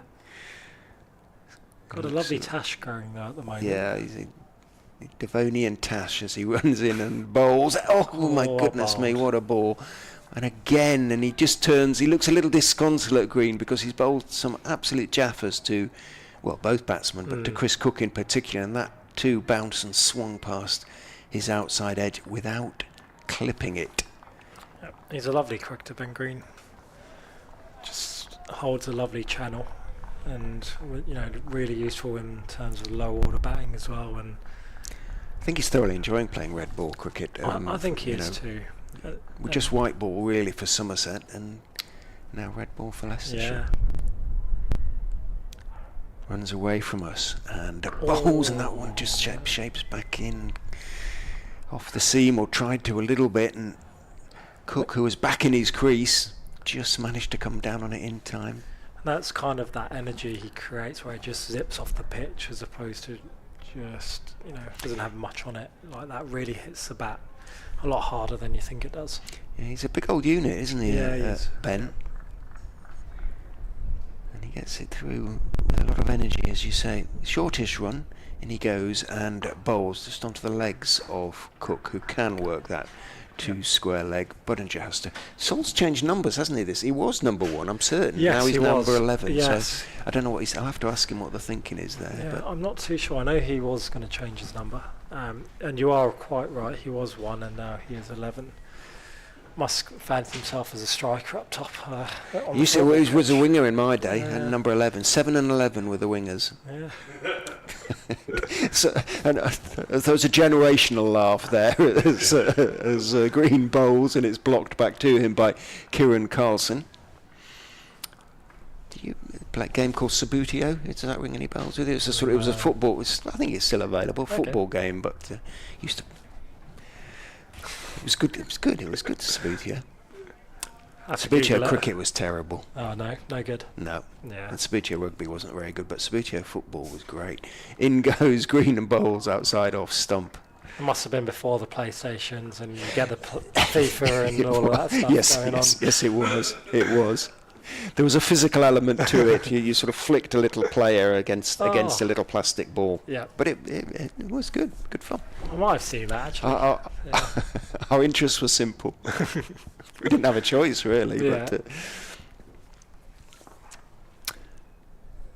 Green turns, runs away from us, and bowls straight, and the wary Carlson, waiting in his crease, is on it in time, playing it out towards Scriven at mid on Green.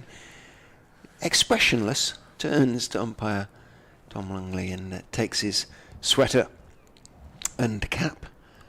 The Foxes, for the first time, I think That's not Tom Need to Lumley. break the, oh, is it This the? end. Of course, it's the swap. Yeah, Of they've course, they swapped have. around, It's umpire Newell, Yeah. the shorter of the two men. Still pretty tall though, aren't they? Yeah, they're both, both big chaps. Yeah. But, slightly more beard on umpire Newell at the moment. You haven't been tempted down the beard route yet, then? No, Or I don't the think tash route yet? Nah. not for me, I don't think. Try and keep a baby face for as long as I can. It's good to be young. It's good to be young. Talk us through this mic over, Rishi. Yes. See what you See make what of I've it. got. So he's running up. Steam's in actually, Ben does. Back of the length, and he's just pushed that out. Cook has, I believe, yeah. And then run 2. That's well played. Just back of the length, and nice little shot to get him off the over. Ideally, we want to kind of still drag him forward as much as we can with Cook and try and find that outside edge. And I'm sure that's what's going through Benny's mind at the moment. They're both very experienced batters. As the canny, almost. You know, they know how to pick up the singles, don't they, as well? And having that sort of cover region open obviously helps protect Ben to not go for boundaries, but it also means that if he doesn't get his length quite right, there is a pretty comfortable single, if not 2 runs in that area. As Ben Mike runs back in. There you go, a bit fuller. Nearly yorked him actually. Cook ended up just jabbing his bat down on it and falling over a little bit to the offside. That's well played. Had you been out there, there'd have definitely been a huge ooh. Yeah, I know that. Yeah, that's me first slip. Try and create something out of nothing. It's not a natural. Oh, it's a deliberate thing, is it? It's a sort of semi-natural, or yeah, kind of automated now. Yep. As Ben Mike delivers a bit full again. That's nice, driving back down the ground. Tom Scriven, who just falls over it a little bit down there. There must have been a slide tackle come into his foot as he's picked it up and gives the ball a good shine. He's found his length a little bit better there, the last 2 balls, a little bit more fuller. Somewhere in between the first ball and that last one would be the perfect length for him. As he walks out, he has got a long run up now, Ben does. He does, doesn't he? He charges in, though. He gives it his full effort as he comes in again. There, that's a nice ball, but it's a no ball. He's overstepped. That was just a lovely length, a little bit of shape away, and Cook has come forward and played it really well, straight to mid-off at Tom Scriven.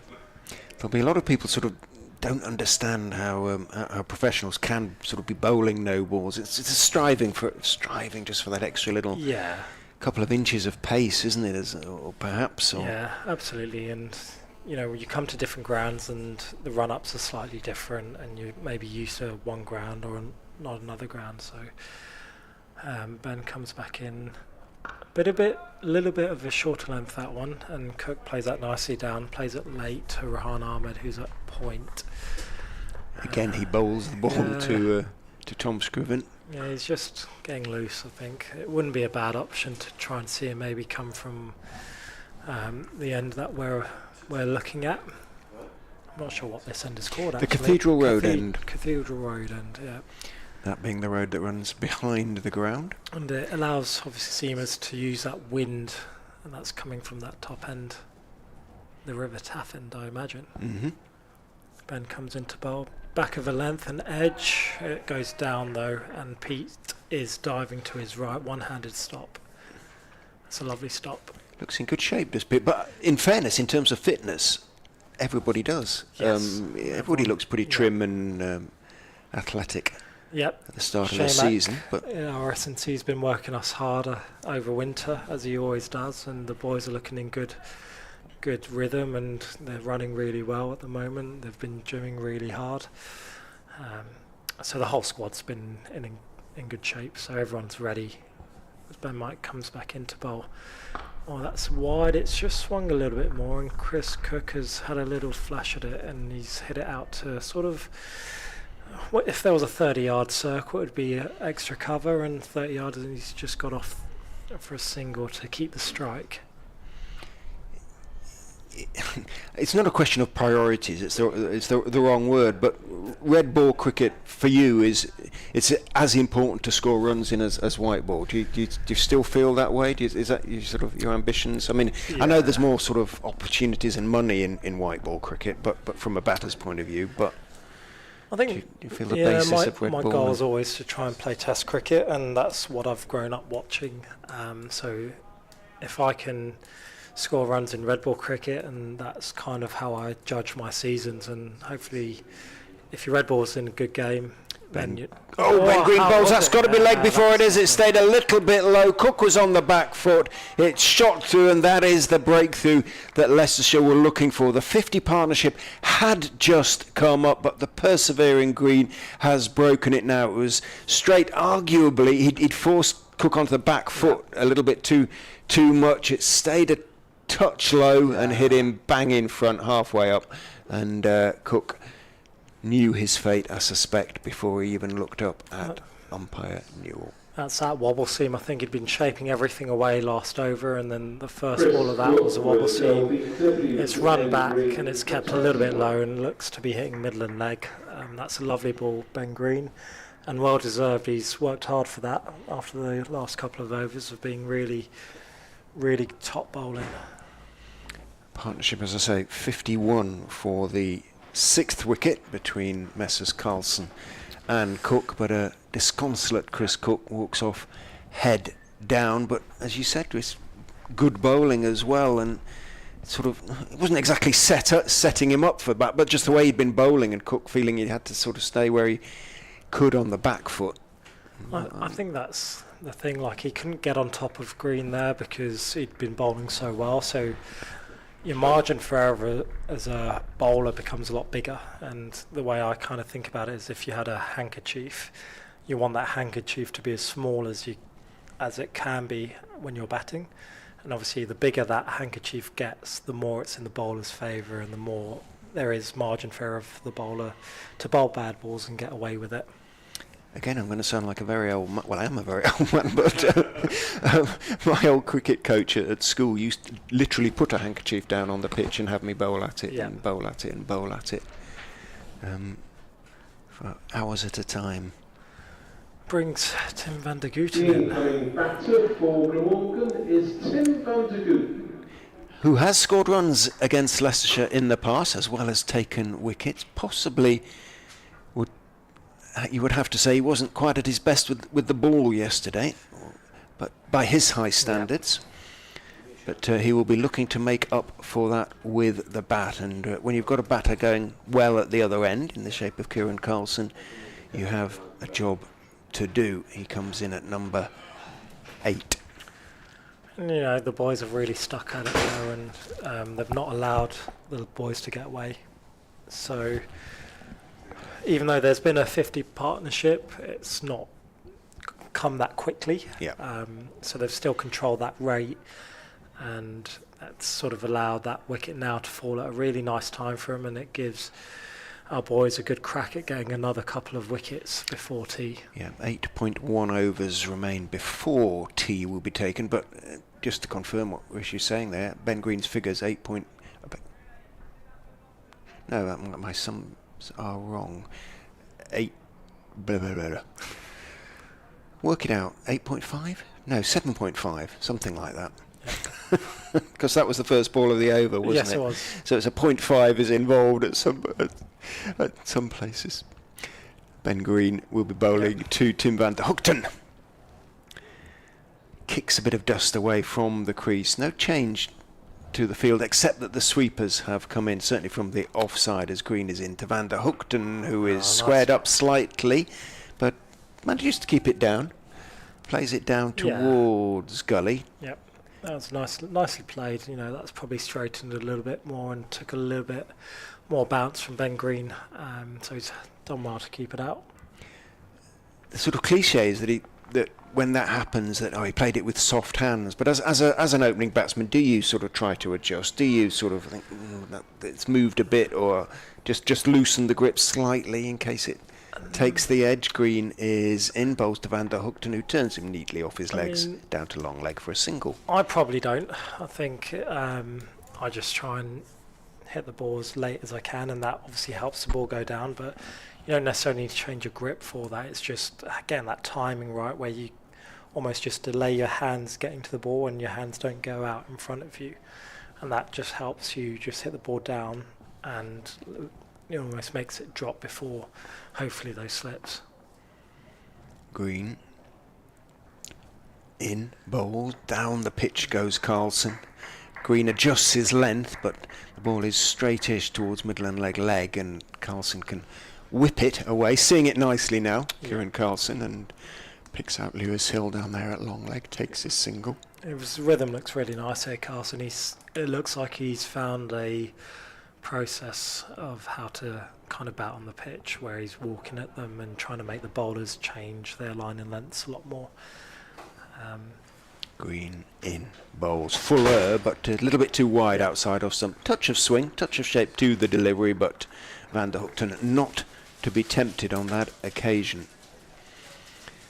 2 for 12 from 8.5 for Ben Green, who picked up, actually he bowled rather better than 1 for 29 implies in the first innings. He bowled almost as well in the first innings as he's bowling in the second. Pete just didn't get luck. Dropped Rahan Ahmed out to deep point. They're giving Van der Hoogten a single, I with think so, the implication being? Implication, trying to get him back on strike for the next over so they can bowl at him as opposed to Carlson. Green is in, bowls fullish, driven back to him on the bounce by Van der Hoogten, and it's stopped in his follow through by Green. End of the 41st over of the innings. 99 for 6 is the score. They still trail by another 99 runs. Wouldn't be surprised now if they do almost give Carson a single and then drag everyone back up for Tim. How are you doing for time? Are you okay to? Do you have to disappear? I might need to. Yep, the physio is literally in just which calling case, me now. there so. we go, perfect. You've got to Lovely go and make the timing. drinks. But Yeah, thank you for coming up, no Rich. It's been problem. really interesting, and you're most welcome at Thank any you for time having in me. the commentary box. Thank you to Rishi. Nick will come back on. Do you want to? Do you want to do a double swap in terms of? I think you deserve a rest as in comes Ben Mike to bowl. Our thanks to Rishi Patel for joining us in the commentary box. The Leicestershire opener as Carlson takes a single. Quite happy to let Van der Hoogten have the strike. Won't need to protect it.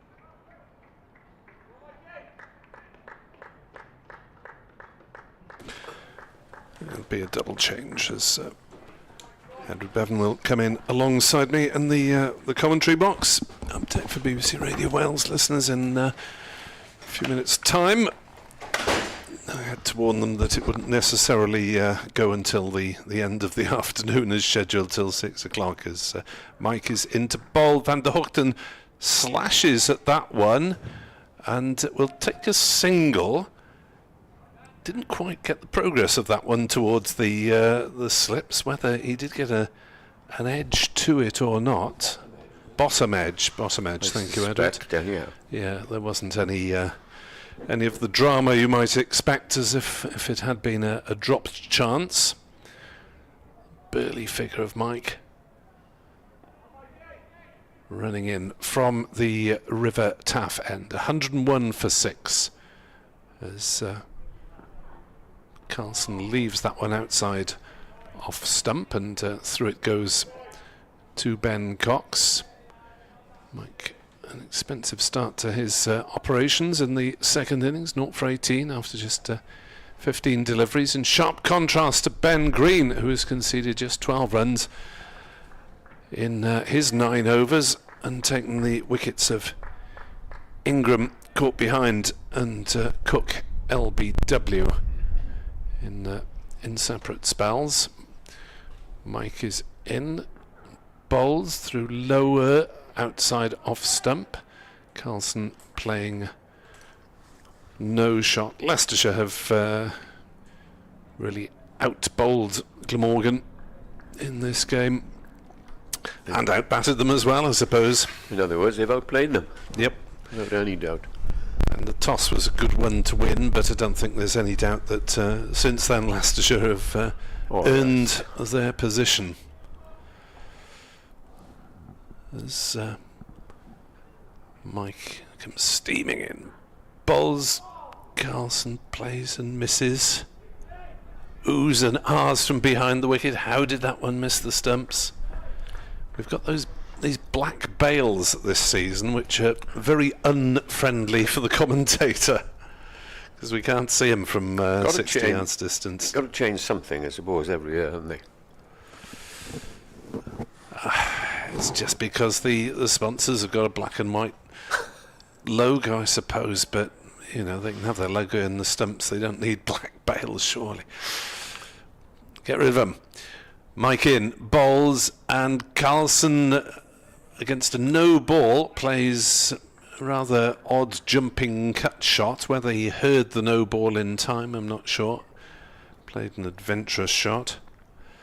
103 for 6. Glamorgan need all the help they can get.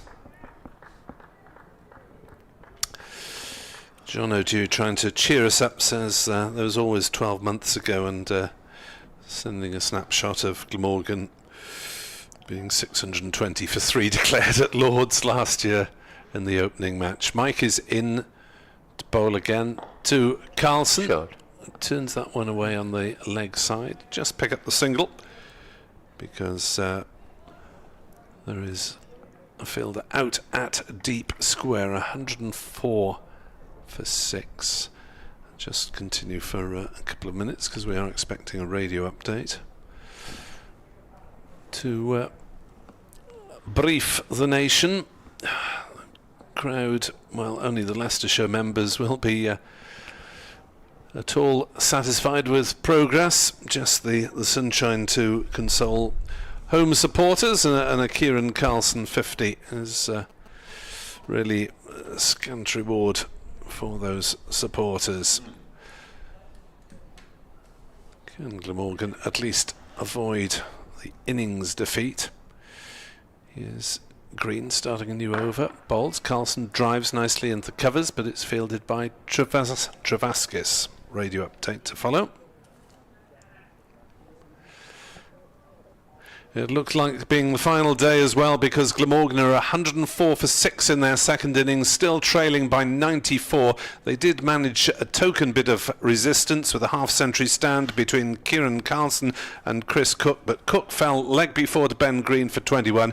Kieran Carlson is still leading what resistance there is. He's 53 not out, but Glamorgan have been outplayed in this match, and Leicestershire are likely victors at some point today. Glamorgan 104 for 6, 94 runs behind still. 30 seconds. You'd have been proud, Edward, on the old on the stopwatch. Good. Yep.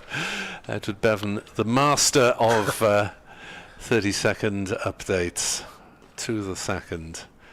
As Green is in to bowl, and Carlson is forward defending out to the sun-hatted Travaskis. Leicestershire now with both their sub-fielders on, so they'll be hoping that no one else gets crocked, with Rishi Patel on commentary duties for the last hour instead, with that thumb that he dislocated, looking for further specialist opinion on Wednesday as to how long his absence. Hopefully for him it won't be too long.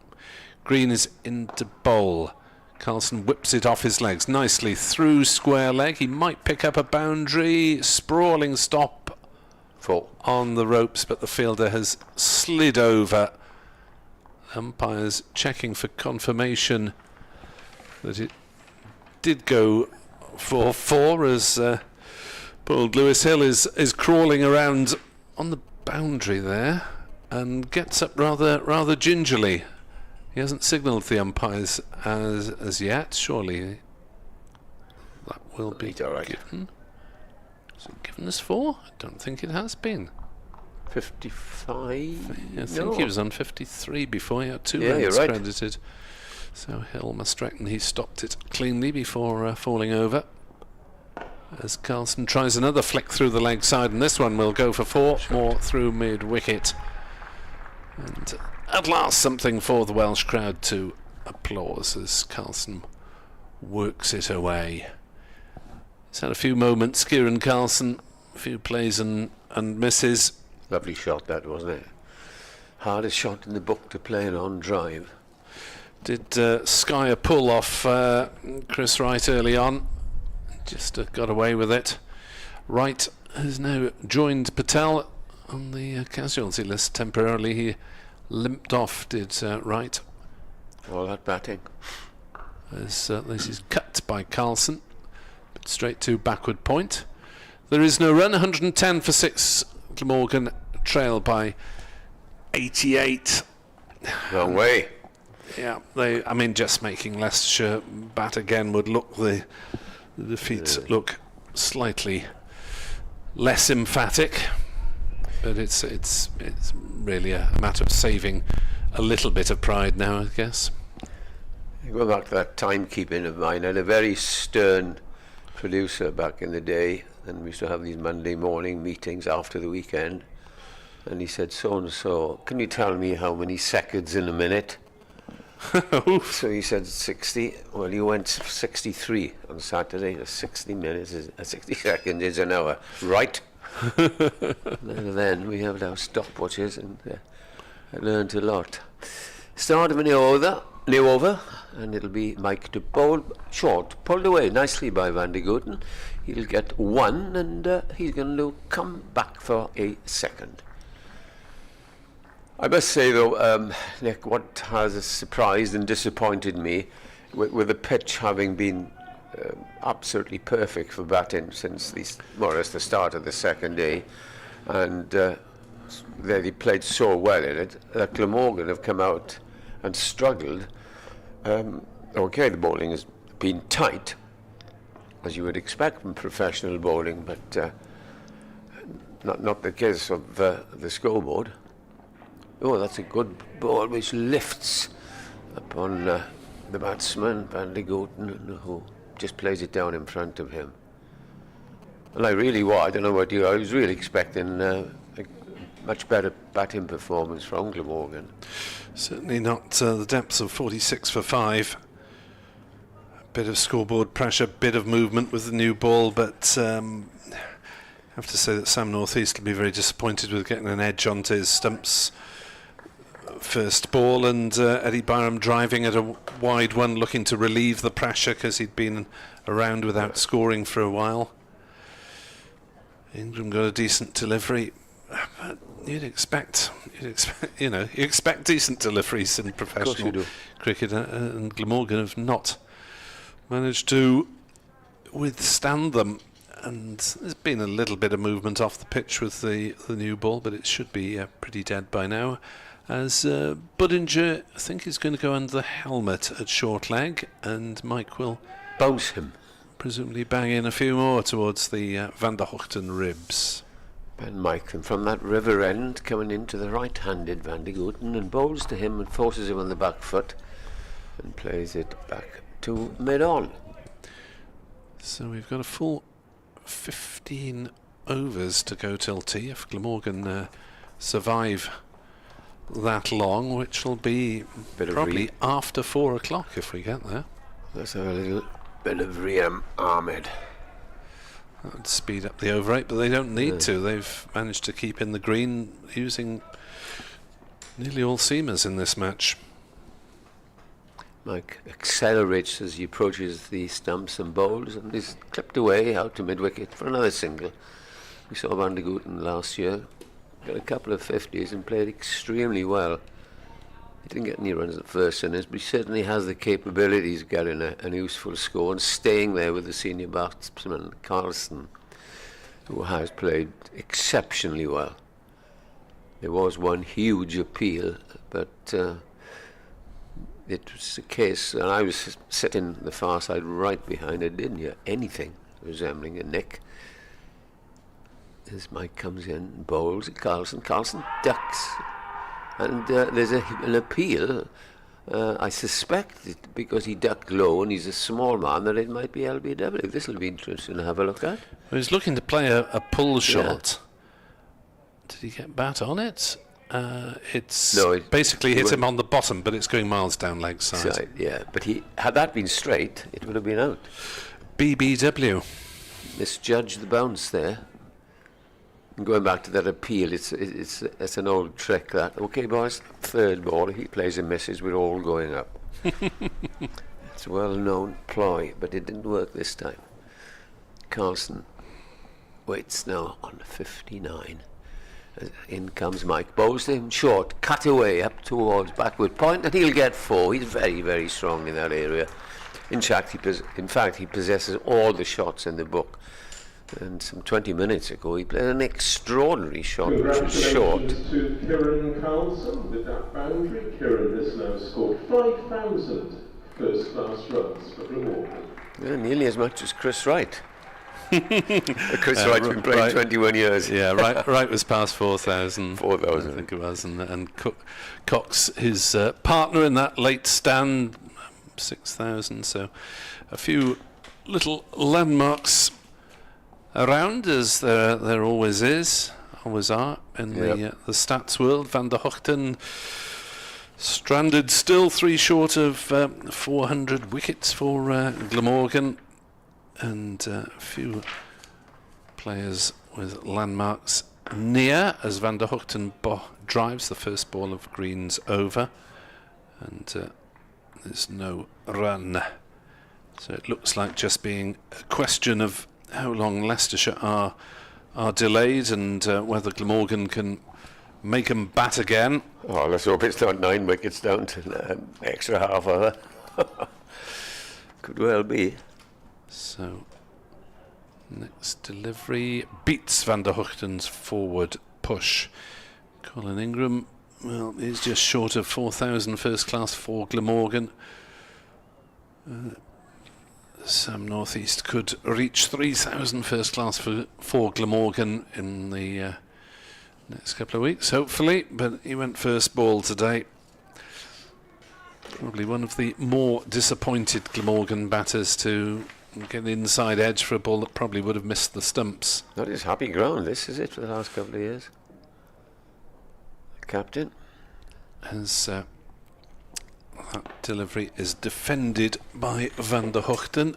Well, I think he just got runs in the final game of last season here with 64 against that's his only one the Gloucesters, but that was only his only half century here of the year.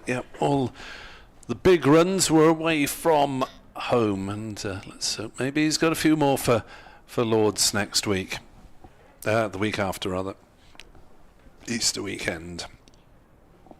Van der Hochten squared up a little, but defending perfectly competently. That delivery from Ben Green. So we assume that Wright might be out for the rest of the day, at least, after limping off, having delivered the 5th ball of his 10th over. As Green runs away from us at the Cathedral Road and bowls, and Van der Hochten getting his bat just about out of the way at the last minute.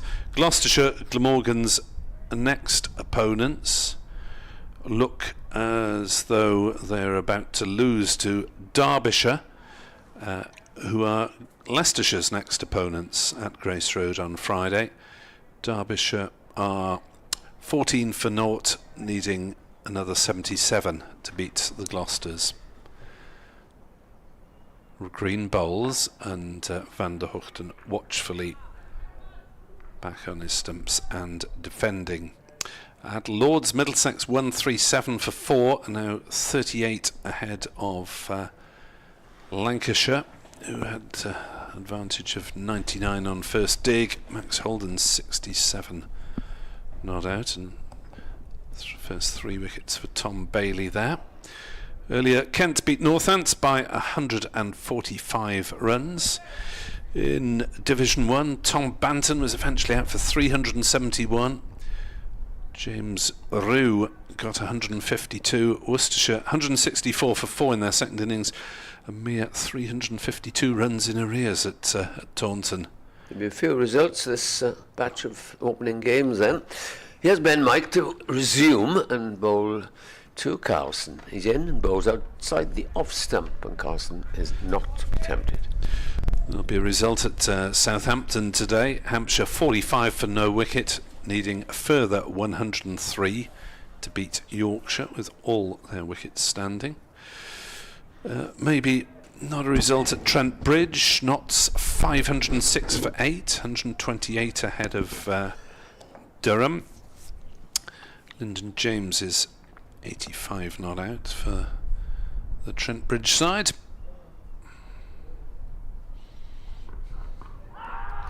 Big appeal there, and it appears from here that it was rather high, although it's worth an appeal against Carlson because he's not a big man by any means. He isn't. I thought it was rather cruel of the club to get him advertising these little helmets that they sell to kids as little souvenirs, with something about mini helmets and having Carlson holding one up. Yeah.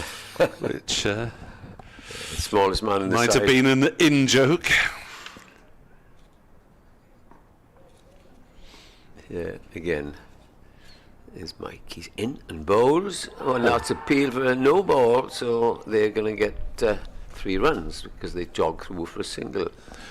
There's a big half shout, and then up went the umpire's arm and taps his leg. I wonder if that kept a little bit low and might have been close had it not been a no ball. The replay shows Out.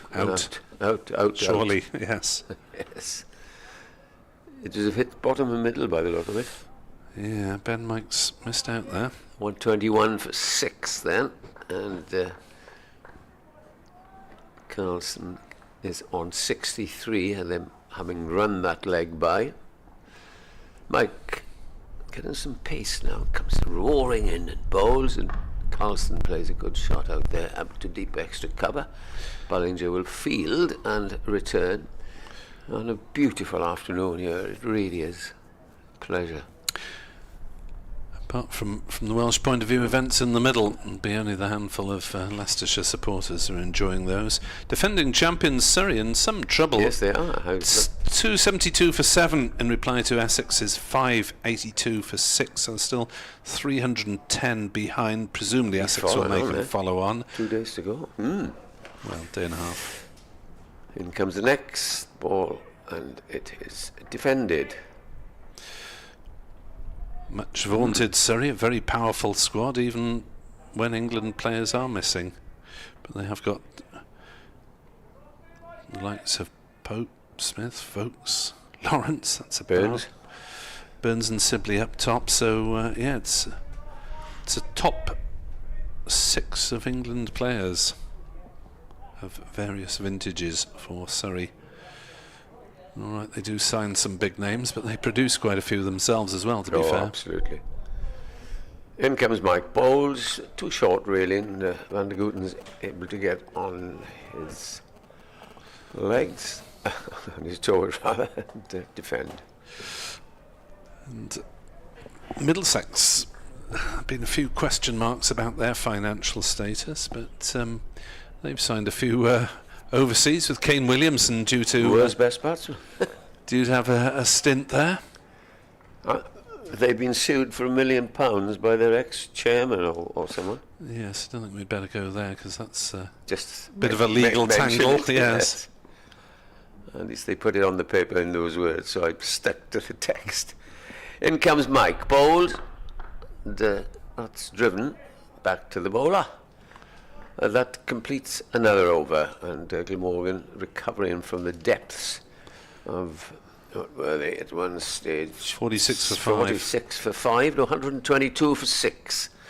But still a long, long way to go because they're a deficit now of 76.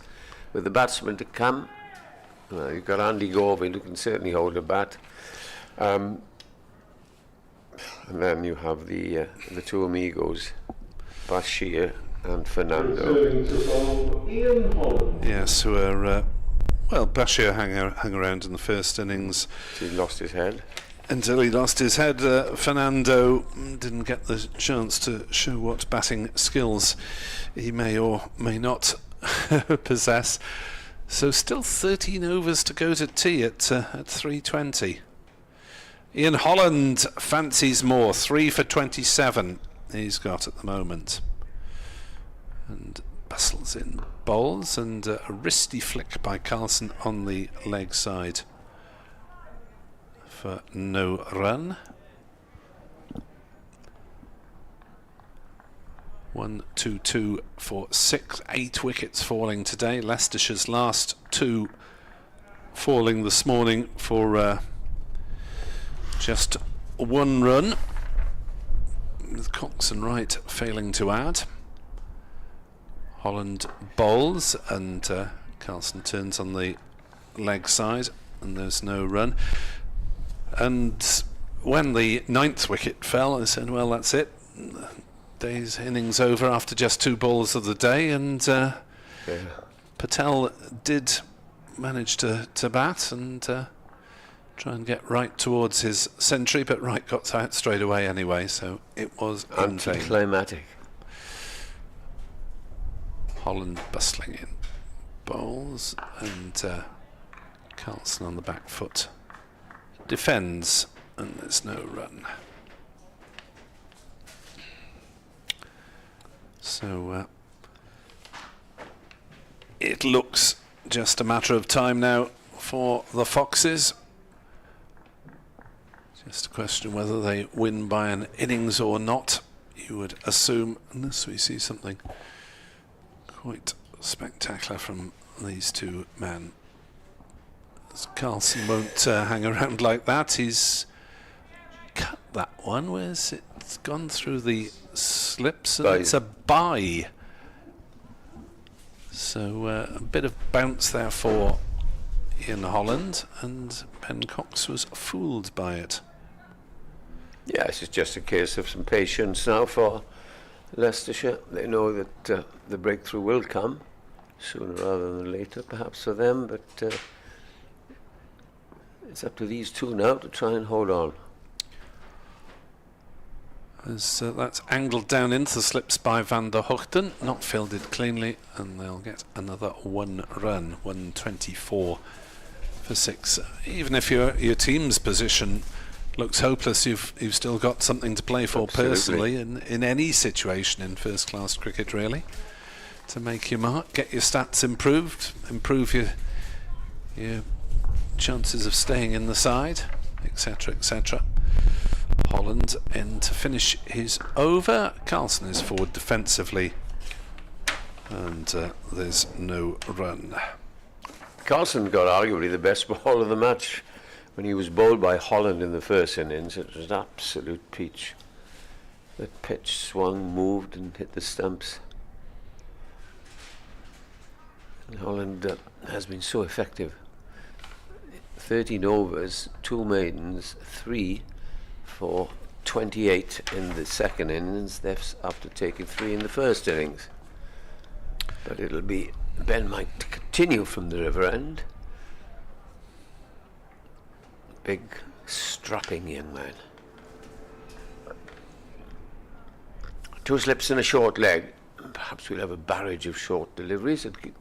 Van der Hoogten, in comes Mike and bowls to him, and he's played that down towards 3rd man and takes a single. 125 for 6. Van der Hoogten moves on to 7. Still 43 overs left today, and 5 balls. Trail by 73. Rather expensive. Ben Mike not for 32 of his 5 overs. Striving for wicket. Short leg is departed out to mid wicket. As Mike comes in this time to Kieran Carlson. Carlson goes back on a ball pitched on middle and off and plays it defensively.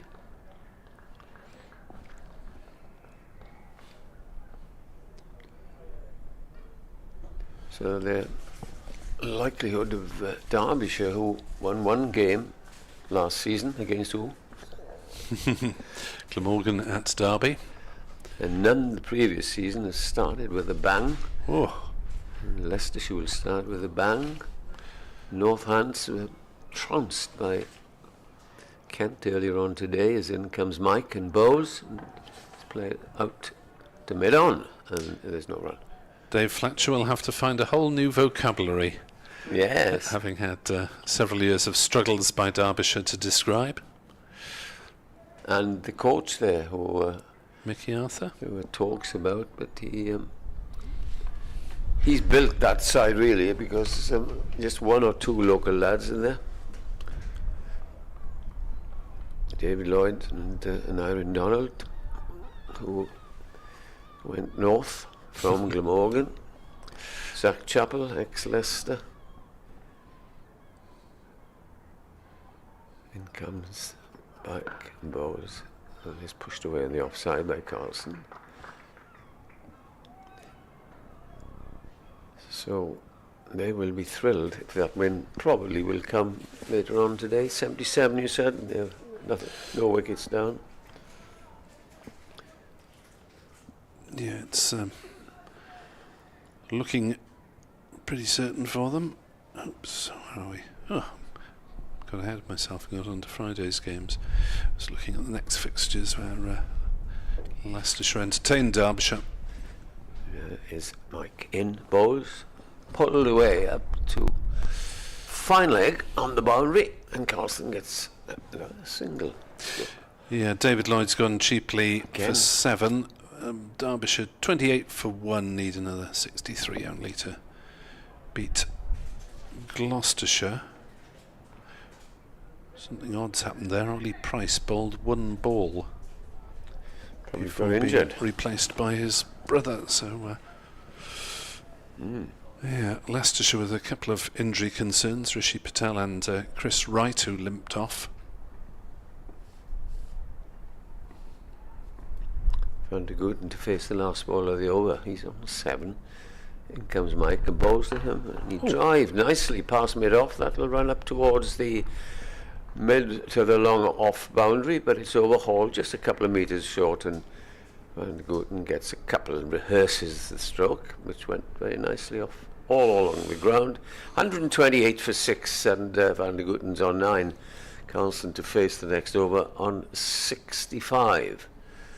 And a nice shot on the stream of the crowd at the far end, where I spent a very pleasant 40 minutes or so, bathed in sunshine. That may be a computer glitch, actually, saying Ollie Price bowled 1 ball because he's still on the field because he took a catch. So I think we'll put that down as a Well, a quarter ball, is it? likely computer error on that one. Got their prices in a muddle. As Holland starts a new over. Bowls a very wide ball. It's called wide outside off stump as Kieran Carlson has a swish at it, or maybe just pretended to play at it to prove the point to the umpire. Holland marches back, shaking his head, but he's got plenty to celebrate rather than to complain about. 3 wickets in his opening spell. As Holland in past the umpire bowls, that's a better delivery. No shot played by Carlson. 129 for 6. The deficit is 69 runs. The partnership is 32. You never know. Price might have up at Derby taken the wicket, rejoiced, jumped up in the air, high fives, and pulled a muscle, and off the field. Yeah, I think it's a mix-up of prices. Holland in, bowls full length, hammered back past him, and Carlson will pick up an excellent 4 runs as the bowler couldn't get a hand on it. The umpire had to jump to avoid getting a foot on it, and it sizzled back past the stumps for the straightest of straight drives. Nearly took out the stump at this end. 133 for 6. Carlson to 69 not out. It really is a lopsided scorecard. 5-7-0, 69 not out, 4-21. Just the 2 in double figures so far. Van der Gooten should get there. He's on 9. Glorious afternoon sunshine, but Glamorgan's resistance started from a very low base at 46 for 5 as Holland bowls and Carlson defends it out on the offside. That was in the first 26 overs, so Leicestershire still managed to get a bit of life out of the ball for quite a while. And they have outplayed Glamorgan with bat and ball, you have to be honest, during the course of this match. But will Richard Dawson change his side for only the second game of the season? Keeper standing up as Holland bowls, and Carlson is for defensively no run. Seeing Ben Cox come up perhaps suggests that the venom, as you said then at the start of the innings, or the movement and the new ball has perhaps disappeared. That is not so much movement now, and Cox thinks, well, he might as well go and stand up, and if he's batting outside his crease, I'll have him back in. Holland into Carlson, who's forward, defending. And in terms of the pitch, it had a couple of heavy rollers on it, so Morgan can't complain about a zingy pitch, really. Just good bowling, it seems. And a couple of less than ideal shots, at least. Holland in, bowls, straight drive again by Carlson. This time Holland does manage to get down and field in his follow through. 133 for 6. Time for Richard to come back, or are you okay for him? No, Richard will be back soonish. Lost the non-existent rota this afternoon, with Rishi Patel kindly giving up some of his time to chat to Richard and indeed have a go at commentary himself. It's funny how the players always use first names for their teammates. Ben coming into bowl. Here is Ben coming into bowl.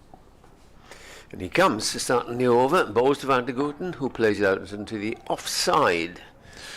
And there's no run. But of course it doesn't really help with Leicestershire, because they've got two Bens in their bowling attack. Mike, who is bowling, and Green, who isn't, and Ben behind the stumps.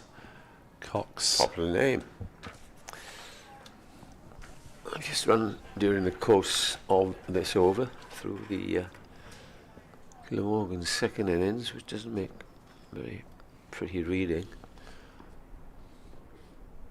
Here is Mike. Bowls. Again, he's played up to mid-off, identical shot. Well, Hassan was the first to go. LBW to a top-class ball from Holland, which went straight in at his ankle. Couldn't get out of the way, poor chap, and he went for 7.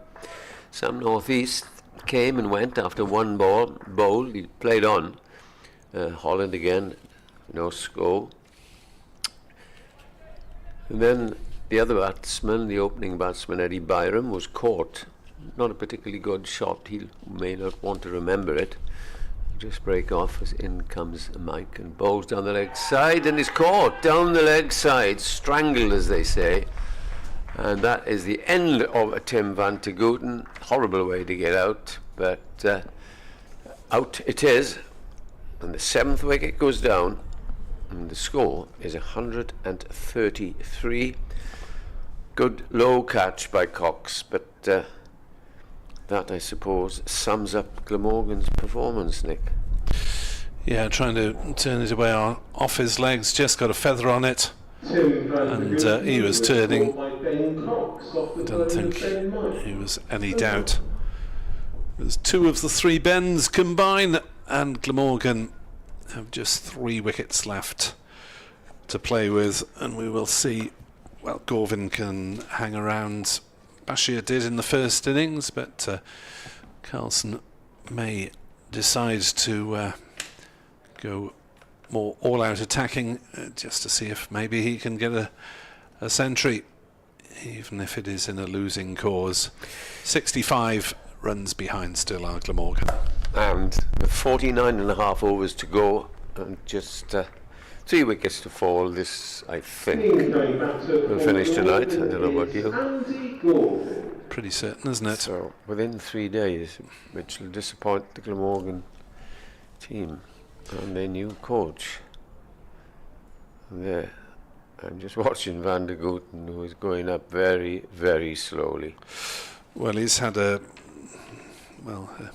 match to forget by his standards, wasn't he? Yeah. Well below par with the ball for a man who has led Glamorgan's attack for a couple of seasons.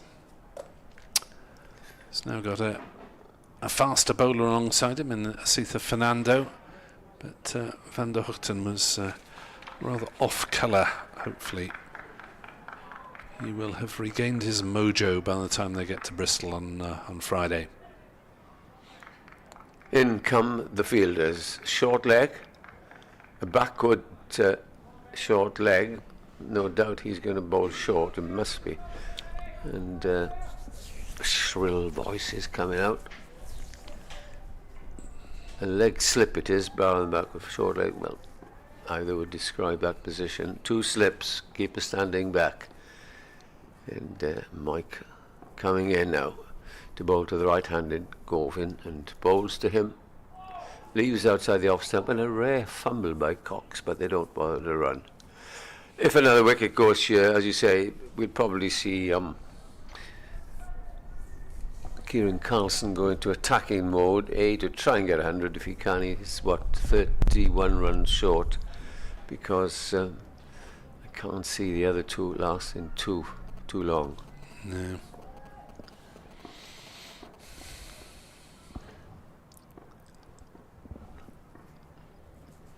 Mike to Gorvin. Gorvin plays it away. He's going to get off the mark, and he might well get 2 as it's clipped away in the onside. Yes, they jog back a second, so he's off the mark, and Glamorgan 135 for 7, and the deficit is 63. Yes, Matt on Blue Sky saying with double ton his tea leaves predicted for Carlson is looking increasingly wobbly if his partners keep disappearing. Still only 2 players in double figures. The next ball is played. Is he caught? They're asking. He's played it away on the leg side, it seemed. Did it Yeah. carry? No, the Leicestershire Well, giving up on that appeal very quickly. yeah, I think the fielder there must have said he showed no emotion whatsoever. Ben Green at Yeah, let's have a look. short fine. No, I think it was jammed down into ground. Yeah, The catch was taken fine, but Gorvin actually Yeah. hit it into the ground and it bounced up. yes. And in fairness, they did ask the umpire genuinely. They couldn't say they thought. Anyway, Worth the inquiry. I think it was, yes. Mike Jelfs, Leicestershire winning but suffering quite a few injuries. Reckons he's seen Roman Walker on the field. Noticed him. As Holland starts a new over and Carlson takes a single down to square leg, 136 for 7. Leicestershire named a 13-man squad, but of course Patel was crocked on the first day, so Kimber's been fielding throughout, and now Travaskis is fielding in the absence of Chris Wright with a leg injury. And Holland is in to bowl, and that's gone through Gorvin. 136 for 7. It remains 62. The deficit, and you think if Glamorgan are to avoid an innings defeat, then Carlson might have to score most of them. He'll enjoy the challenge, no doubt, but it is looking certain to be a losing cause now, as Holland into Gorvin, who's beaten by that one outside off stump as well. Andy Gorvin struggling a little early in his innings. He was bowled by Ben Mike for 8 in the first innings, averaged just 10 with the bat in first-class cricket last season, even though he has batted in the top order in the South Wales Premier Didn't he get 15 League. one game at the end of the season? As Gorvin is angling that one down to third man to There's a yearbook. get a single. I'll consult my trusty records. No, he didn't get a 50 last season. He got something far off, or is it? No, must have been the season before. Only 20s last year. There's Carlson back on strike on 70 not out. Cox standing up to prevent freedom of movement, and Carlson is forward. Gorvin's highest first-class score is 47 against Yorkshire here in 2023, so he hasn't quite reached the half-century landmark, but he did get 24 wickets last season in first-class cricket. The years flash past. Yes, in a blur. Yeah. Holland is waiting because he's bringing up his man from deep points. Last ball of the over to try and save the single. They're four saving the single on the offside, 2 on the leg, and Carlson will pinch a single because Cox hasn't taken it cleanly, and Gorvin is dashed through to take a bye. 138 for 7 at the end of the over. We'd better let Richard Ray back in to savour the Foxes' progress towards what's an inevitable victory. And also a late tea, because we should be taking tea now, 20-4, but I'm afraid there are still 8 overs to go for the stipulated 32.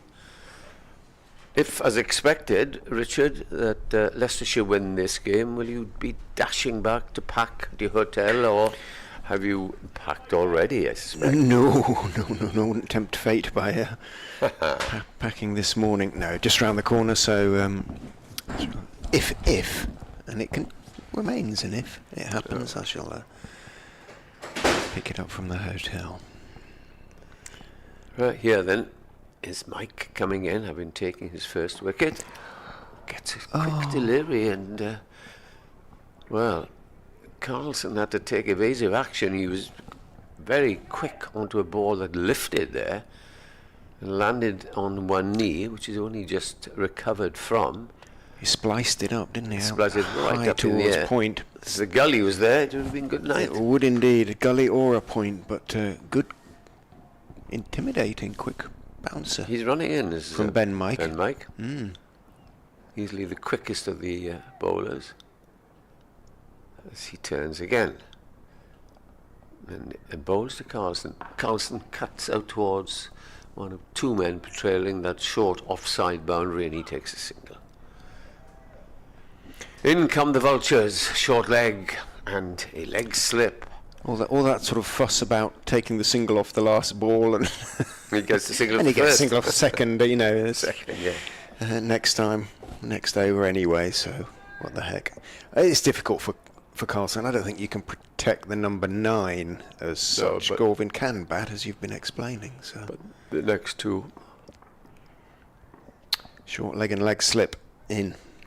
As Mike comes charging in past the umpire on his way and bowls, and that's played nicely, but straight to the man at mid-on. Yeah, got behind it. It was going through the scorecard before I was interrupted by Bandigoot's dismissal. Byron was caught arm bowl Holland for 5.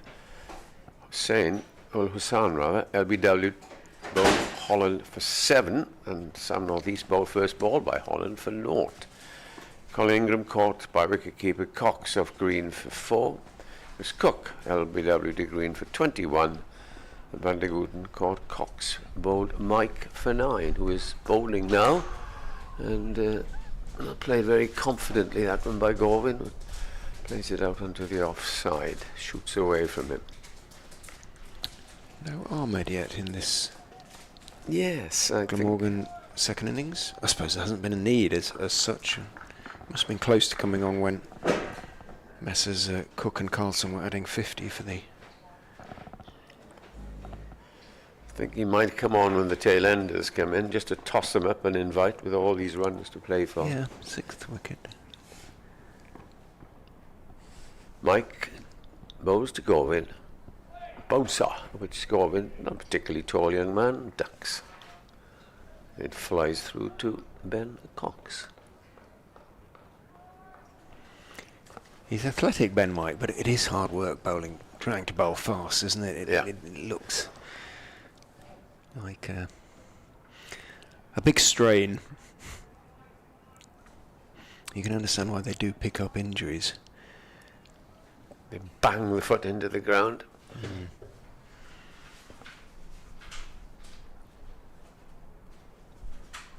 Well, this is another give that he's going to bowl because he's coming around the wicket to try and dig it in. Well, that was interesting. Hanscomb told him to Yeah. go back over. Yeah, not having it, he said. Don't try and get him out the conventional way. Here he comes over the wicket and bowls. That's played nicely again, and he will get an easy single to a mid-wicket who is rather straight and rather deep. And keeps the strike. So I think that episode has been a brief one of Carlson trying to keep the strike or get on strike. Quite happy to trust Gorvin now. 140 for 7, so 58 needed to make Leicestershire bat again. 29 for Carlson to go to 3 figures.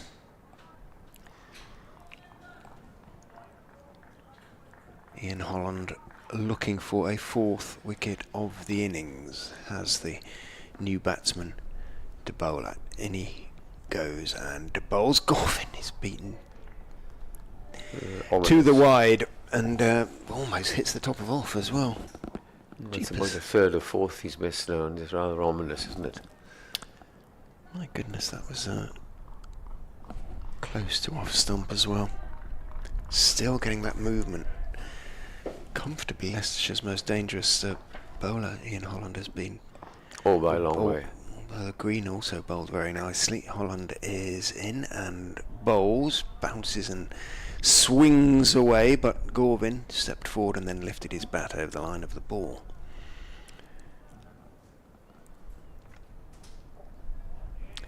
Tom Scriven doing some warming up. He likes to go for a sort of little jog. 6 overs after this, 6.4 overs until tea, so I think Ben Mike has probably done his work for now. In goes Holland and bowls! Oh my goodness me! Turned him right round. Complete. How did that miss everything again? He sort of brought him forward on the walk almost, didn't he? And he's got his problems, isn't he, against Holland? it's moving Prodigiously. Beautiful swing. It's lovely stuff. It's If you're not at the end of it, if you haven't got a piece of wood in your hand and you're trying to hit the ball.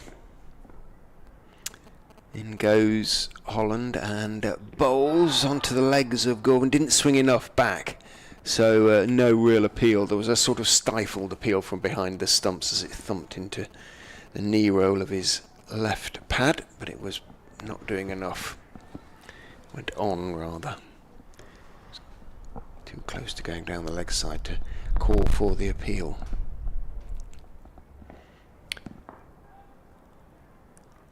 Holland starts his run up. In he goes and bowls. Gorvin forward, thick inside edge, looks around him quickly, sees it, the ball that is running down towards Lewis Hill, who's down there at long leg, and Gorvin, to his relief I would suggest, takes the single, moves on to 5.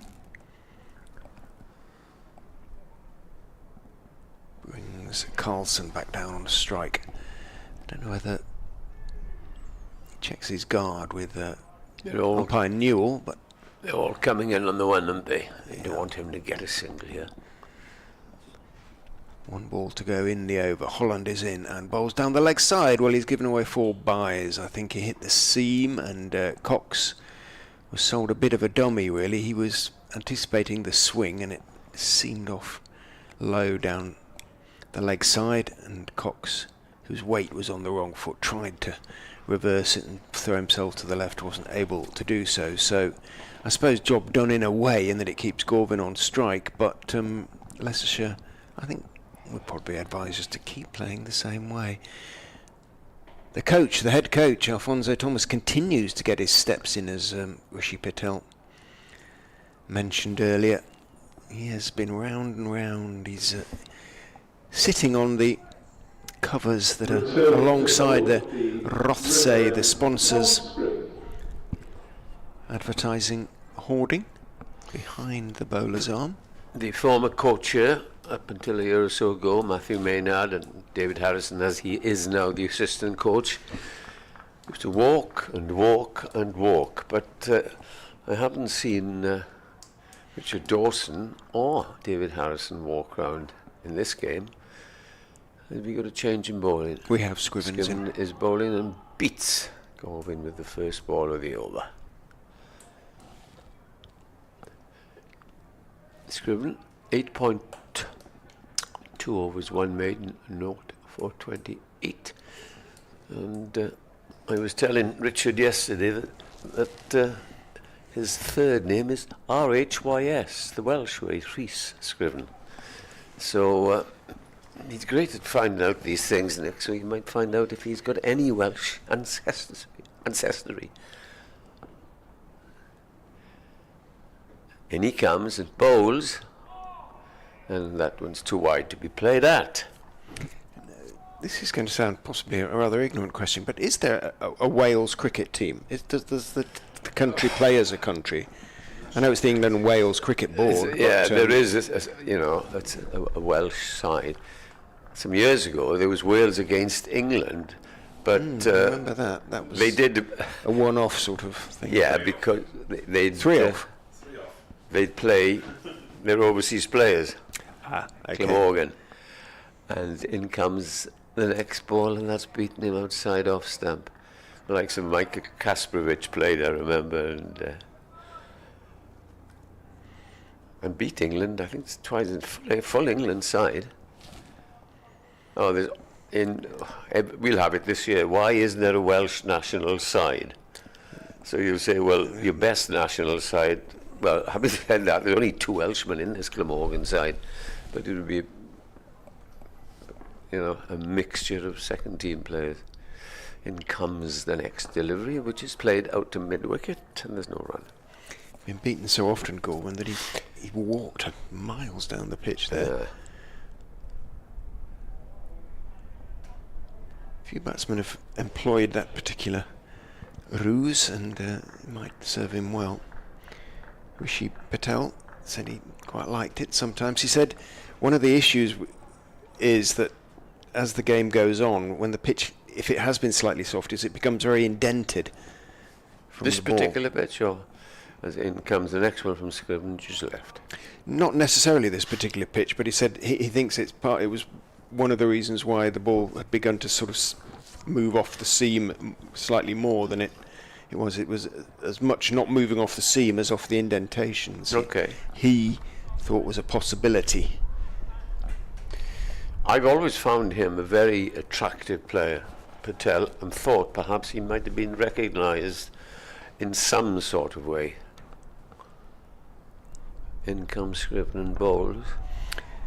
He was in that last year, in the close season, not the one that's past the previous, he was sort of called into the Lions sort of training party. And that was it, was it? As such, really. But yeah, it didn't go any further than that at this stage. He was sort of sent away with encouraging words, I think, and had his form at the start of last season continued, then he would have had a fair chance, I think, of a Lions call-up. But just at the end of last season, it just faded a little bit for him. Is he 24 now? I don't 24, could be. Let me just check for you. Rehan Ahmed is going to have a twirl. Let's see, 5 overs, so 3 overs before tea. So not the one obligatory. He's going to get a couple of opportunities at least.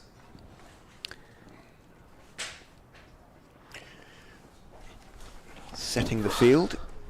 Peter Hanscomb. He's going to be the only close fielder at slip as Ahmed goes in. Back goes Carlson. Works it wristily out to deep square and takes one. 1998, July 26, where she was born. So he's coming up to 27 then. Yeah. 26 and almost a full year. Ahmed in, bowls, tosses it up nicely, but Corvin plays it comfortably. Eddie's disappearing. Company of Mr. Webb. For the what was? Track down a Welsh cake or two, which are kindly provided with our cups of tea. In goes Ahmed, bowls outside off stump, steered off the back foot by Gorman, rather stylishly, but along the ground straight to backward point. It's rare that a 4 o'clock bulletin update comes still within the afternoon playing session. Ahmed bowls, tosses it up. Gorman steps out. No, you probably heard him say as he turned it slightly wide of Ben Mike at mid-wicket, but not sufficiently wide to take on Mike's arm. Probably wise. He's an athletic fielder. I think it's fair to say that unless Ahmed gets a hat-trick, they'll still be playing. Ahmed bowls, tosses it up almost on the full. It's driven by Gorvin. He got it through the diving Kimber to his right. In fact, it's going to go all the way. Ben Green's pursuit was always somewhat half-hearted. I think he knew it would have beaten him across the ropes anyway. And Gorvin moves on to 9 after an uncertain start. Looks a bit more comfortable against Ahmed. 150 up. 150 up. Nicely dispatched, wasn't it? It's only crumbs of comfort at the Trail moment. now by just 48. Let alone the crumbs of Welsh cake. Ahmed bowls, flattish delivery. He's going to pick up more and is going to double figures now. Andy Gorvin, as he leant forward, got more or less to the pitch of it, played it with an angle bat through about third slip along the ground. Buttinger, I think that's Buttinger. Not sure which is which under the sun hat over there. Had a run back from backward point to short third man to field, and Gorvin picked up a single to move on to 10. 151. Did you spot Roman Walker in the field, by the way, as was alleged by our correspondent, Mike? I didn't. No. I haven't been looking for him. That said, I don't know whether he's sporting his splendid tash at the moment. In goes Scriven, beg your pardon, Nick Shaw's. And is blocked by Gorvin to cover. Don't expect me to think about two things at once. No, it's far too demanding for a BBC commentator, isn't it? 151 for 7 as Richard ponders whether or not Roman Walker, the Wrexham-born seamer, is mustachioed. He had a very good pre-season at Roman and picked up wickets both against the students and against Nottinghamshire, so he was a little bit unlucky not to be in the squad. Here's Scriven running towards us, looking for his first success of the innings, and Gorvin is forward defending back to the bowler. And there is no run. Not exactly the overnight match situation designed to maximise the crowd here today, but there are a few basking in the sunshine spread around Sophia Gardens, with most areas of the ground open apart from the main grandstand, which is never open for the championship, albeit this end is now pretty much in the shade, so very few people here. As Gorvin is forward defending, back to Scriven, no run. I would not be surprised if Roman had been... Oh, here's your update. Shortly, anyway. Yeah, we'll get the full bulletin. Yep. 151 for 7. The designts of the full Radio Wales bulletin are in our ears. 151 for 7. As Scriven in bowls, edged by Gorvin, but will get away with it, just a single down to third man. 152 for 7. So 2 wickets to Green, 1 apiece to Mike and Wright, who is out injured, limping off.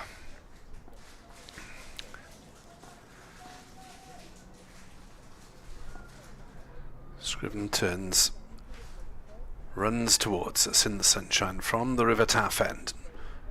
Bowls to Carlson, who leg glances nicely for 4. Fine of fine leg. Deliberate shot. Worked away by Carlson for 4. Just drifting a little onto leg stump. And Carlson executing the shots nicely. He moves on to 76. Total to 156 for 7, but Chris Cook's 21 is the second highest score. 5 single-figure scores in the top 6. Carlson plays the next delivery to Rian Ahmed at point, and there's no run.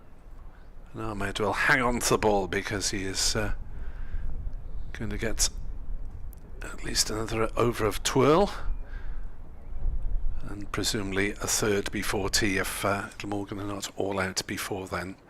7 wickets down at the moment.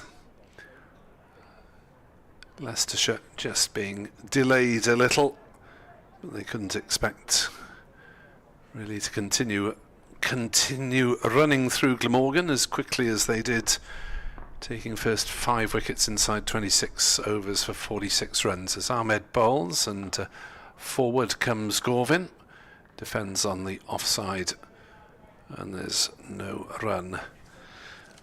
Ahmed was tidy enough in the first innings, 7 overs, 1 for 14, the wicket of Shoaib Bashir. It was dismissed cheaply as Gorvin is forward, and he was dismissed by Gorvin as well, so looking maybe for a little bit of personal revenge. Ahmed bowls. Gorvin drives nicely into the offside, but there's a sweeper now out on the cover boundary. Travaskis fields. Radio update to follow.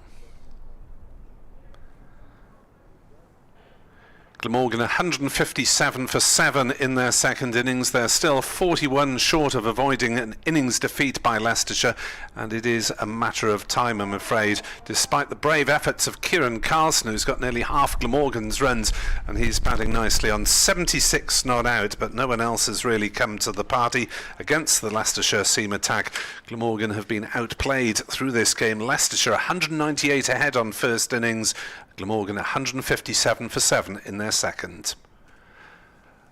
As Carlson flicks one away on the offside for a single. 158 for 7. Last ball of Ahmed's over coming up. Gorvin on strike on 12. Slipped the only close catcher, Gorvin back on his stumps. Confident he'd get bat on that because he really was back and across there. And the over 158 for 7. 2 until tea. And all is not yet lost for Glamorgan. Understandably, a certain amount of gloom among supporters, but 40 behind. If they can somehow get 130, 140 ahead, you never quite know. And they have an England off-spinner in Shoaib Bashir in their ranks. Stranger things have happened.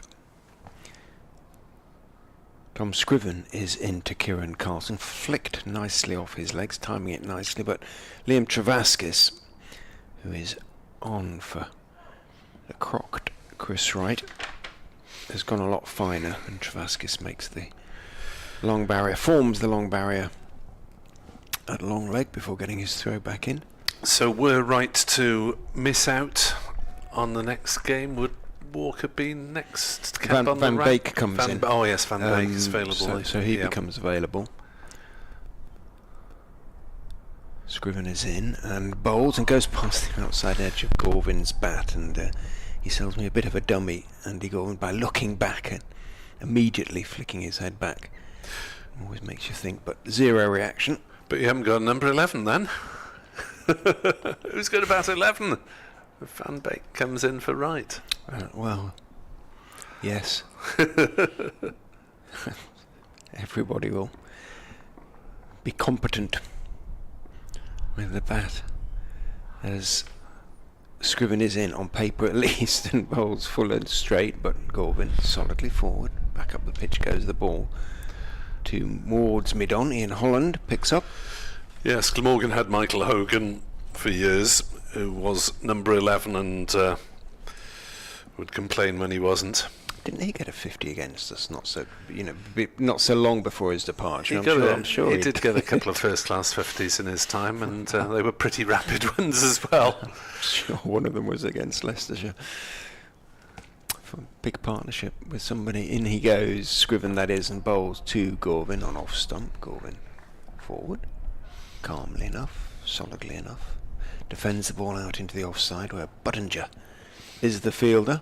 Ben Green is being sent back from conventional square leg, maybe just in front of square, to a position maybe 3/4, even touch more. No, about 3/4 of the way back and a little bit behind square. Maybe 60 yards from the bat, 50, 60, as Scriven is in and bowls. Nice on drive, nice looking on drive that goes straight through Ian Holland, who ran across, seemed to have all the time in the world to stop it, and in the end it went through his hands. He chases back, picks up around 10 yards inside the ropes and throws, but the speedy Carlson had turned for 3 and made his ground.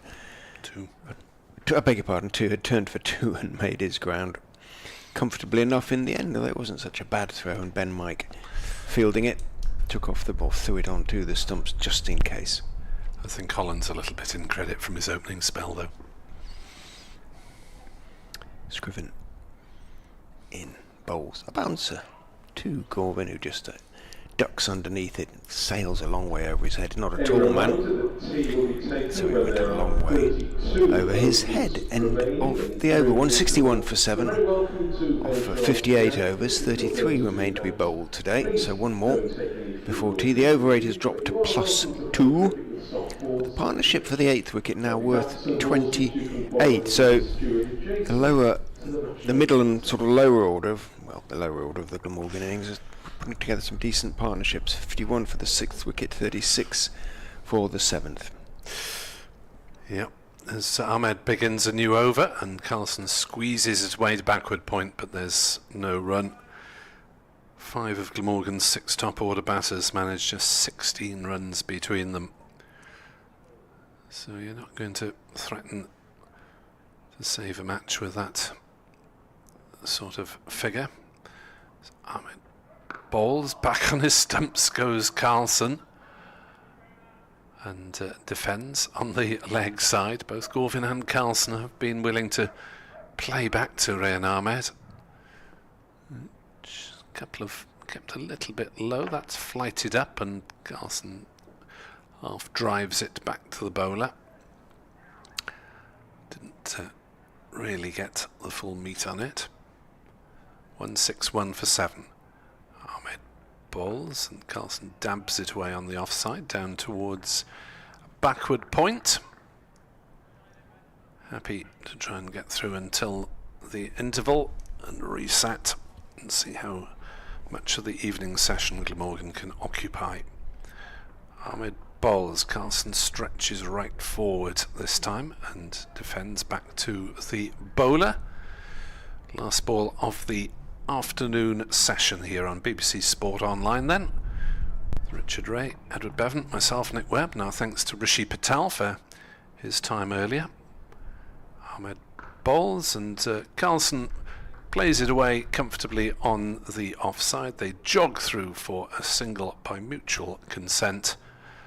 Carlson moves to 79 and he will face the first ball after tea, because Glamorgan, having taken lunch in the precarious position of 40 for 4, have had a reasonable afternoon session without really threatening to break the narrative of the game. Carlson has moved from 20 at lunch to 59 at tea, but he's lost the accompaniment of Ben Kellaway, leg before to Chris Wright for 3, albeit Chris Wright departed limping shortly afterwards.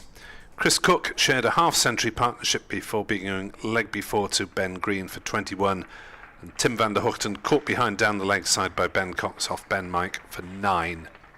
Andy Gorvin is 14, Kieran Carlson is 79, and your BBC commentary team will be back in just under 20 minutes' time at 4:30.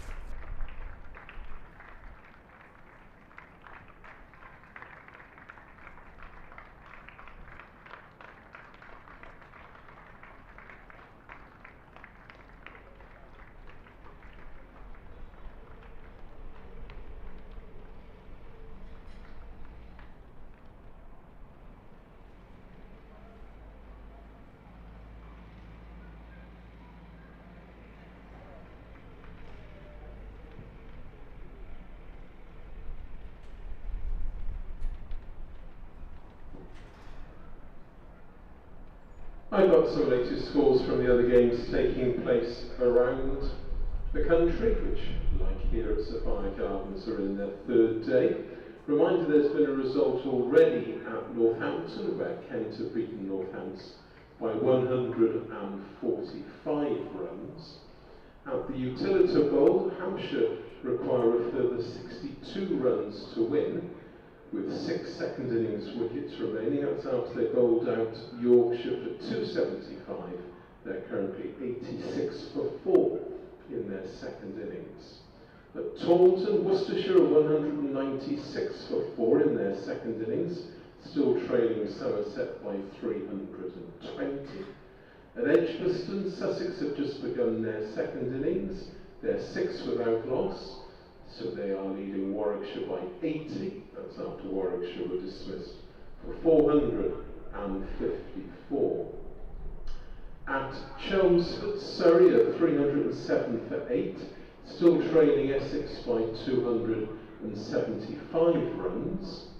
At Lords, Middlesex are 171 for 4, leading Lancashire by 72 runs.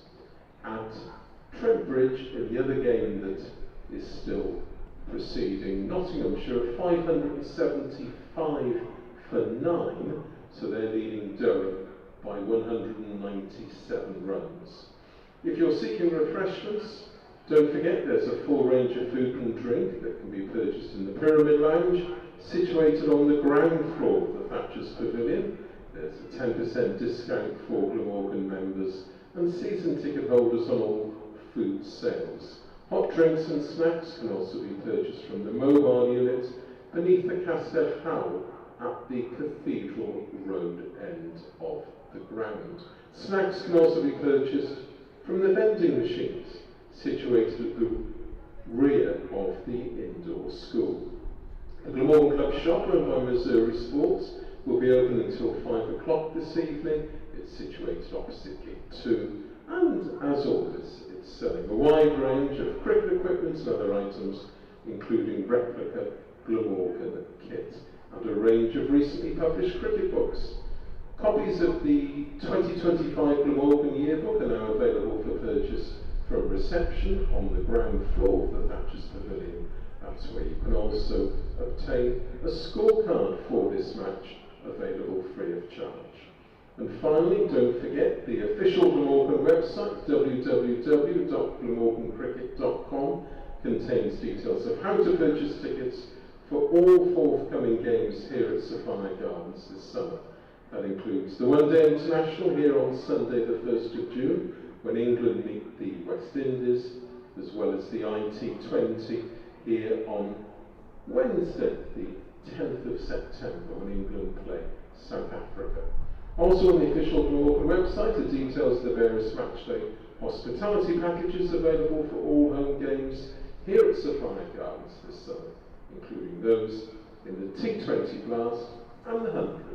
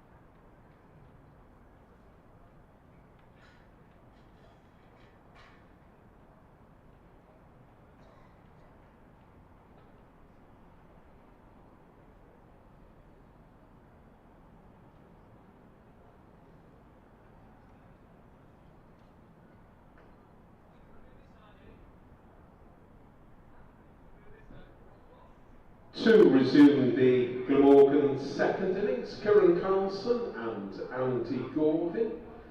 And to resume the bowling for Leicestershire at the River End, Ben Green.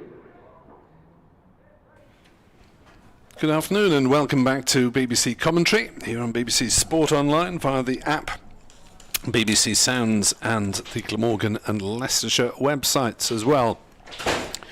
All sorts of ways you can listen to us, and you're more likely to be enjoying it if you are a Leicestershire supporter, because they are big favourites to complete victory this evening. Glamorgan 162 for 7th, 36 runs behind. Kieran Carlson is 79 not out, so you would have thought that the only questions remaining whether Glamorgan can avoid an innings defeat and whether Carlson can get a century. Ben Green, who's bowled nicely for Leicestershire, 11 overs, 2 for 18 in the attack, off fairly minimal run-up from the River End, and bowls outside off stump. That was a bit of a loosener as Carlson ignores it. And Green stumbled slightly in his follow-through as well, so it's a fairly gentle start to the evening session. Richard Ray will return to the attack to complete the final stages of this match at some point this evening as Green bowls, and Carlson allows that one to go by outside off stump. Bit of a shaky start. He chipped one from Chris Wright only just over mid-wicket early on. There was a caught behind appeal when he was on 23 that was turned down, but since then he's played nicely. Kieran Carlson, an uppercut to reach his 50. He was a long way off the ground playing the shot, as he ignores another wide ball outside off stump, and managed to use that on my ex-post at tea time on the BBC Sport Wales website. Photography by Gareth Everett from the Hugh Evans agency, and it's worth a look. A couple of nice pictures of Carlson off the ground playing those shots, one of which I was able to use, thankfully. As Green off trim down run up, bowls outside off stump, and again it's allowed to go through. And Leicestershire minus Chris Wright, their seamer, who pulled up in his 10th over. Not sure of the exact nature of the injury, but he limped off straight away. Green then from the River Taffen bowls outside off stump. No Can't shot find his played. radar, can he? He's Every ball is wide of the off. for a man who bowled very tidily in the afternoon session. He's fired 5 of varying degrees of width outside off stump, and Carlson has not been tempted to have a go at them. So, crowd just basking in the sunshine as Carlson does put bat to ball, and it trickles out into the offside. The remaining Leicestershire supporters, we had quite a few here on the first day, not so many over the weekend. A few still across there when I went over before, after lunch. But the flags have gone. They were only here on the first day. The Leicestershire travelling faithful, and the few remaining Glamorgan supporters just enjoying the sunshine.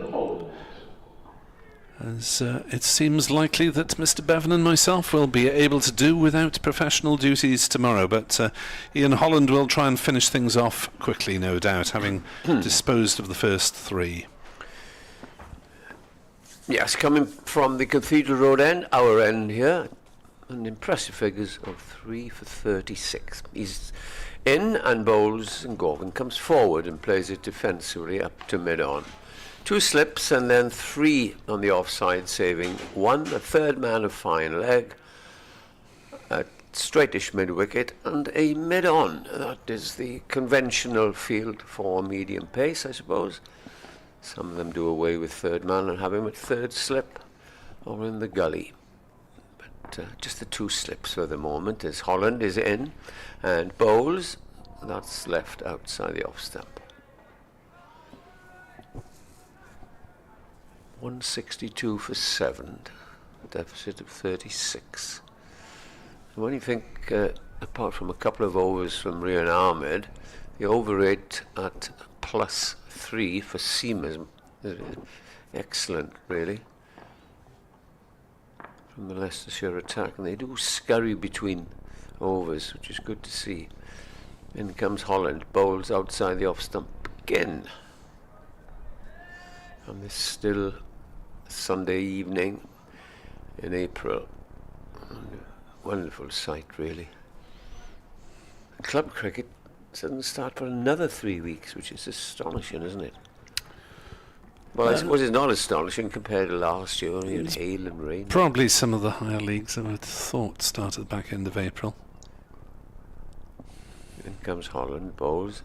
That's pushed up to mid-on. South Wales Premier League Division 2 starts at the 1st of May. Does it? Oh, okay. I bet this say, no, you watch now. Once the season starts, down the rain will come.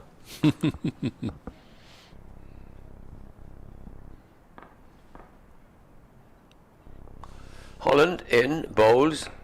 That's driven square on the offside. It's just a sink, although, no, Gorwin is calling for a second. There's a wayward throw, which tumbling Cox has to dive for, and they do come back for a second. So Gorwin showing some resistance here. He's moved on to 16 and a score to 164 for 7. Nick will be going to Bristol next week, not too far. Just up the M4 for 45 minutes or so. Yep, no hotel needed. And the following week, yes, you better go out early because they're still working, would you believe, on that M4 Prince of Wales Bridge. Oh yes, it's down to 40, isn't it? Still. Yeah. And the following week, then, it's Lords, Middlesex, who are a pretty useful side. Next ball is edged. Well, he's going to get a single. It passes where third slip would have been. He'll retain strike. And the end of the over shows that Carlson has moved on to Gorvin has moved on to 17. Carlson 79.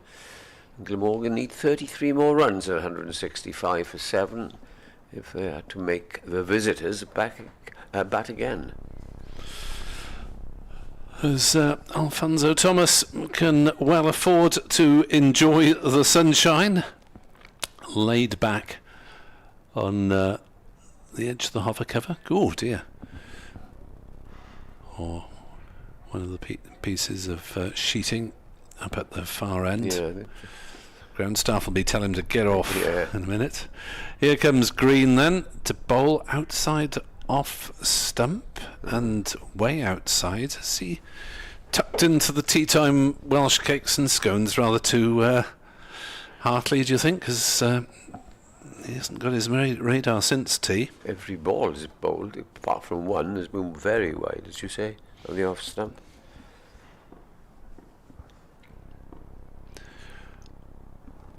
And he comes again. And that's outside off and allowed to go through. Cyclists go past on that towpath outside the ground on the far side, alongside. It is a rather empty taff these days. Very little water in the last couple of weeks. Yes, we've had pretty dry weather, thankfully for cricket pitches. As that's allowed to go through again, outside off stump by Andy Gorvin. Why doesn't he try and go round the wicket and try and get that angle better? suppose Alfonso Thomas has probably been out in South Africa, his native country, for the winter. That's why he looks Looks well, doesn't he? brown, very suntanned as well. As Green bowls and Gorvin plays it off the back foot to his fellow number 11, Sol Budinger in the covers, and there is no run. 165 for 7. The pitch isn't doing anything now, is it? It's just accurate bowling to tying the batsman down most of the time. Next delivery from Green does force Gorvin into a shot, plays it to Budinger at cover.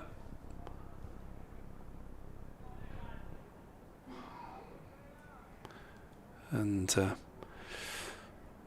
After the Middlesex game, there's a week off, isn't there?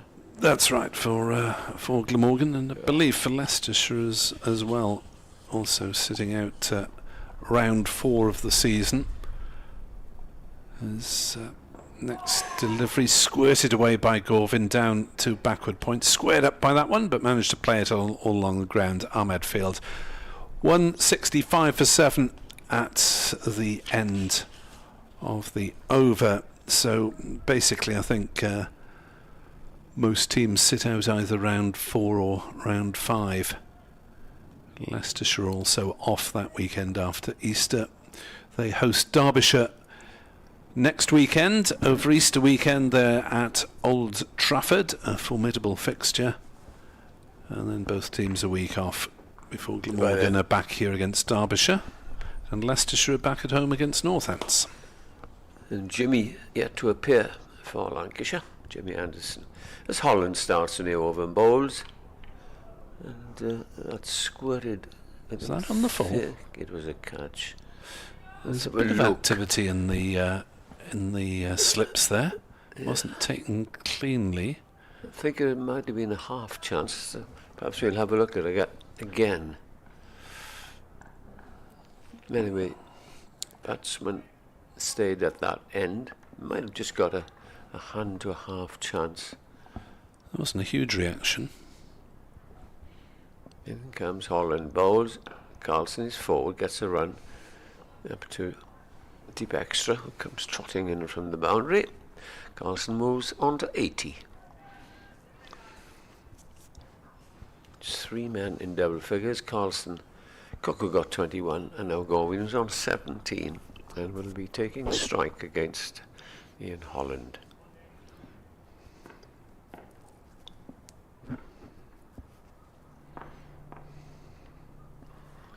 Here he comes and bowls, hitting the pad, a big appeal for LBW, which I think the way that was played by Gorvin was drifting down the leg side.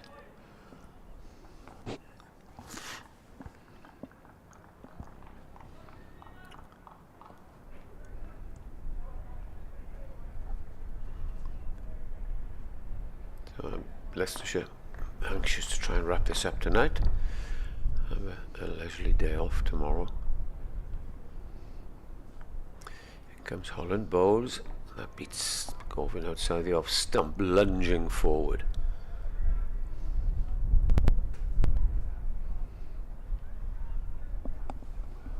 Crowd, not a huge, not a big, it's a very small crowd really, dotted around this big stadium.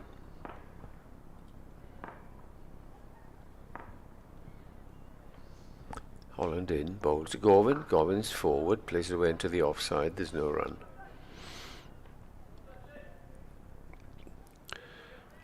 Yes, the crowd on the first day was nearly 700, I believe, which is pretty respectable for a championship game here. They had, I know, over 4,000 at Lords and 2,500, I believe, at Chelmsford on the first day. Good crowd at Somerset too, apparently. Holland bowls. Stifled appeal there from second slip. End of the over. 166 for 7. Carlson is on 80. Gorvin is on 17. And there are 28 overs left this evening. Plenty of time to get a result, but these two are putting up some resistance now. They have a little chat in the middle of the pitch, and Gorvin has received most of the bowling since tea. Carlson eyeing that 100 up. He's on 80, but he's been very selective as he will now face Ben Green, who's really can't find his radar, and will be continuing from that far end.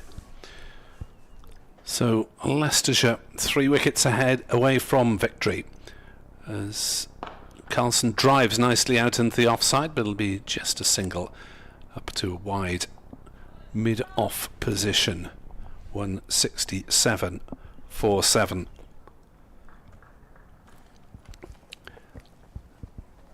Carlson's 81 not out. Understandably, maybe just a little bit of urgency has left Leicestershire's performance. They were very chopsy earlier in the day, as Gorvin allows that one to go through to Ben Cox.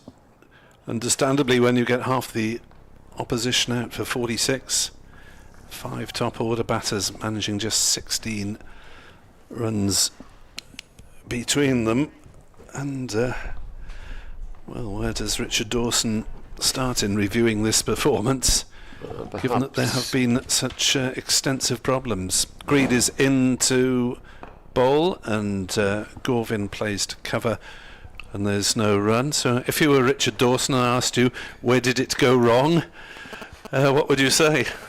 Early season, well, they can be very defensive, and you know, it's early season. Perhaps you might respond, hang on, there were 2 or 3 games, they've been out in the open, a lot of them have been abroad, but he'll probably say it was one of those gays. I don't think he's going to make many changes. Green bowls, Gorvin drives 2 wide mid-off, but timed it too nicely really, and there wasn't a single available. And give them another opportunity at Bristol. And then if they fail there, the batsmen or the bowlers don't bowl as well as they possibly can, you might see changes. I spoke to James Harris yesterday. All right. And he said that he's just about there now, whether they might consider him. Next delivery driven by Gorvin, straight to mid-on, no run. And he could come into it as a 4th seamer, because James can bat as well. I know he's a 7 or 8 or 9, but we've seen in the past. And he might consider Billy Root, but then where's your 4th seamer? As in comes the next delivery, and it's defended by Gorvin. Back to Ben Green. So just 1 off the first ball of that over. 167 for 7. Glamorgan Carlson has 81.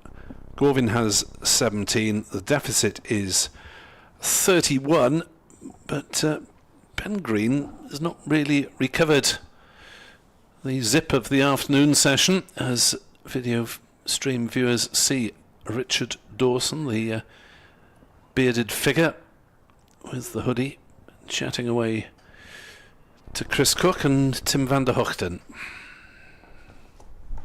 Ian Holland to continue from this end, and he's bowling to Carlson. Bowls to him. Carlson drives a well pitched up delivery up towards mid-on. And if you were the coach of Glamorgan, what would be your changes, Mr. Dawson? I think it's harsh to make changes after one game if you've picked what you think is your best 11, unless, as you say, you have players available after injury. Well, I saw let's break up as Holland is in, bowls to Carlson. Carlson edges, but it's perfectly safe. Goes down to 3rd man for a single. I saw the left arm seamer, McIlroy, charging in the lunch interval. Well, I suspect it was him. I didn't see his bald head because he had a cap on, but he was running and it was him. So he could, but it's a case of balance, isn't it, in the side? As Holland is in and bowls, this is played up to mid-on. Yeah, there's a couple who haven't contributed really well. Too many who haven't contributed in this game. Shoaib Bashir, the England spinner, you get the feeling that although Glamorgan are almost obligated to play him for these 3 matches, it's not the best circumstances by a long chalk at Bristol and Lords, where you don't expect much turn.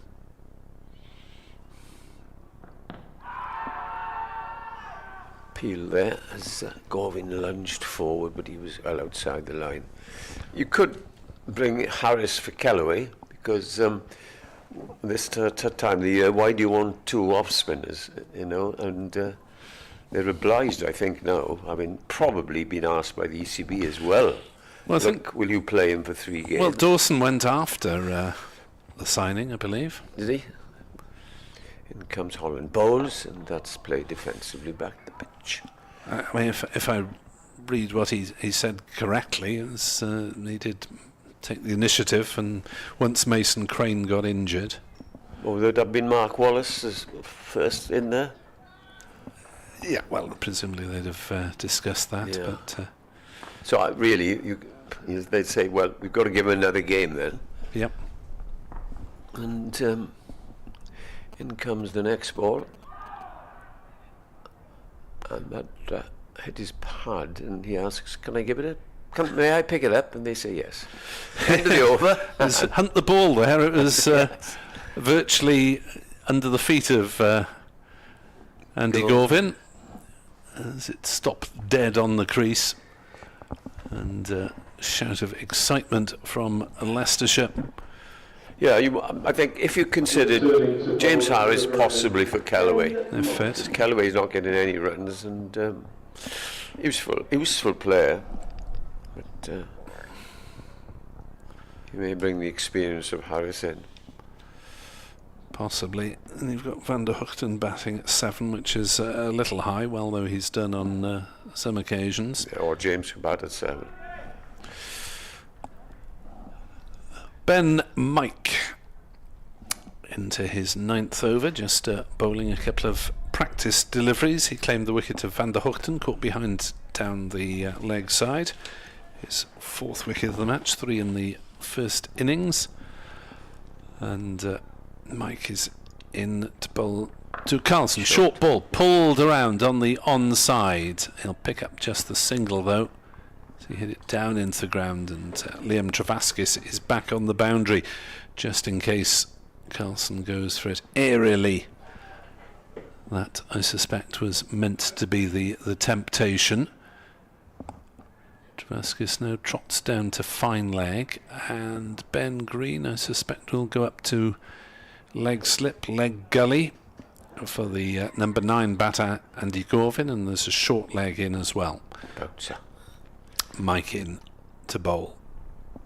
It's a shortish ball outside off stump and allowed to go through by Garvin.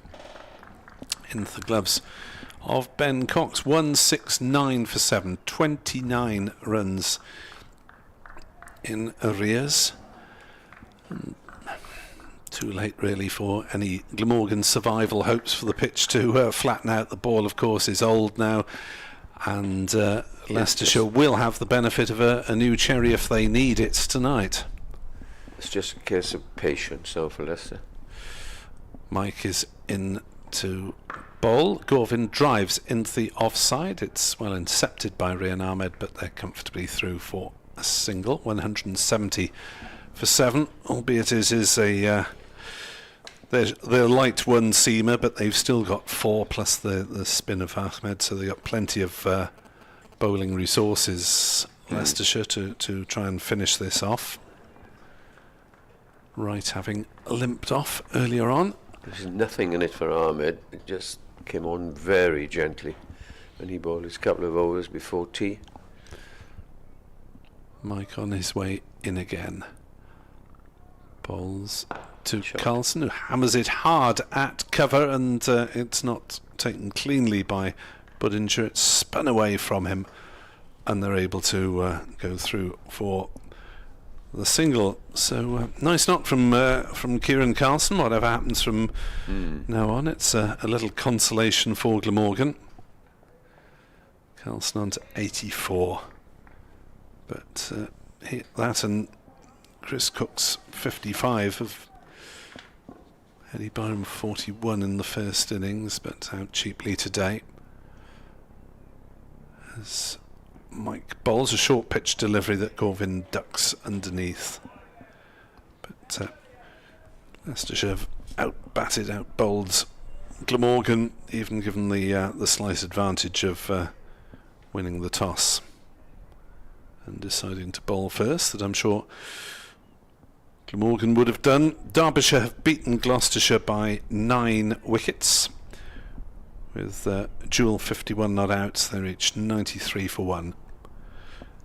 So Glamorgan's opponents will also come off the back of a defeat. Leicestershire's opponents off the back of a victory on Friday in the next round. Mike in. Bowls. Gorvin drives Good through shot. a gap in the offside. 4 runs up to long off, because Leicestershire got a couple of extra close fielders for the lower order batter, leaving just one man to cover both cover and mid-off, and Gorvin found that gap. 22 to Gorvin, 175 for 7, 23 runs behind. The way they've juggled opening batsmen in the last couple of years, you might see Gorvin up there and give it a chance. Well, as one correspondent said, although he doesn't get vast numbers of runs, he's technically correct, and he Yes. wouldn't be phased by it, I don't think. That went through my mind, no, and his judgment has been good. People Road End, Ben Green. Well, Ben Green's coming to have a bowl this end where he's bowled supremely well, and when he went down the other end, he started off well but lost it after tea. So here he is, he's taken over from Ian Holland, and he's going to bowl to Carlson, who's on 84 bowls to him, and that came onto the bat and hurried Carlson just a little as he pushed back down the pitch.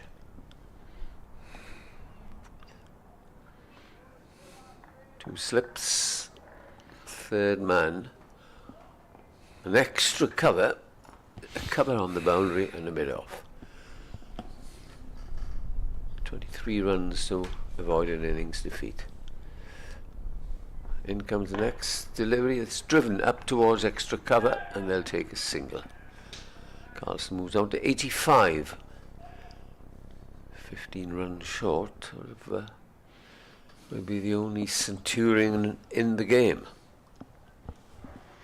So the victory charge being halted here by some resolute batting by Carlson, and aided and abetted by Andy Gorvin.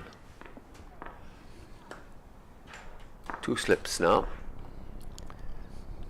As in comes Green, bowls straight ball. Gorvin comes forward.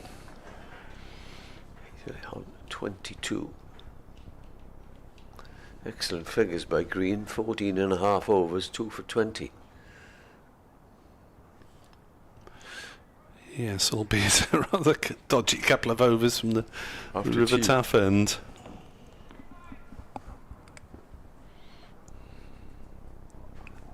In comes the next ball. That's left outside the off stump. 176 for 7. Quiet passage of play at the moment. It is quiet will do for Glamorgan. Carlson will want to progress towards 3 figures. And what Glamorgan will want to avoid the humiliation of an innings defeat. Always sounds worse than a 10 wicket, 9 wicket or whatever. Here's the next ball, and this is Carlson. Gorvin rather coming forward and pushing it away.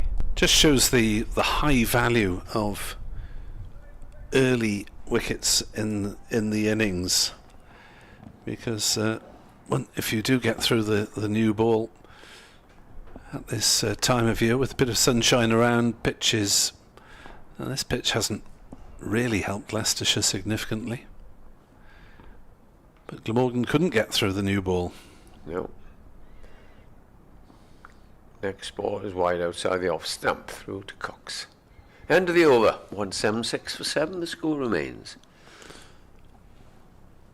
Yeah, Ben Green not quite finding his rhythm, but Nothing too much to concern Alfonso Thomas, the Leicestershire coach, and his staff as he prowls round. 176 for 7. Carlson on strike then on 85. 24 overs remain. If Glamorgan do clear off the deficit, then you knock off 2 for the change round. As Ben Mike pounds in.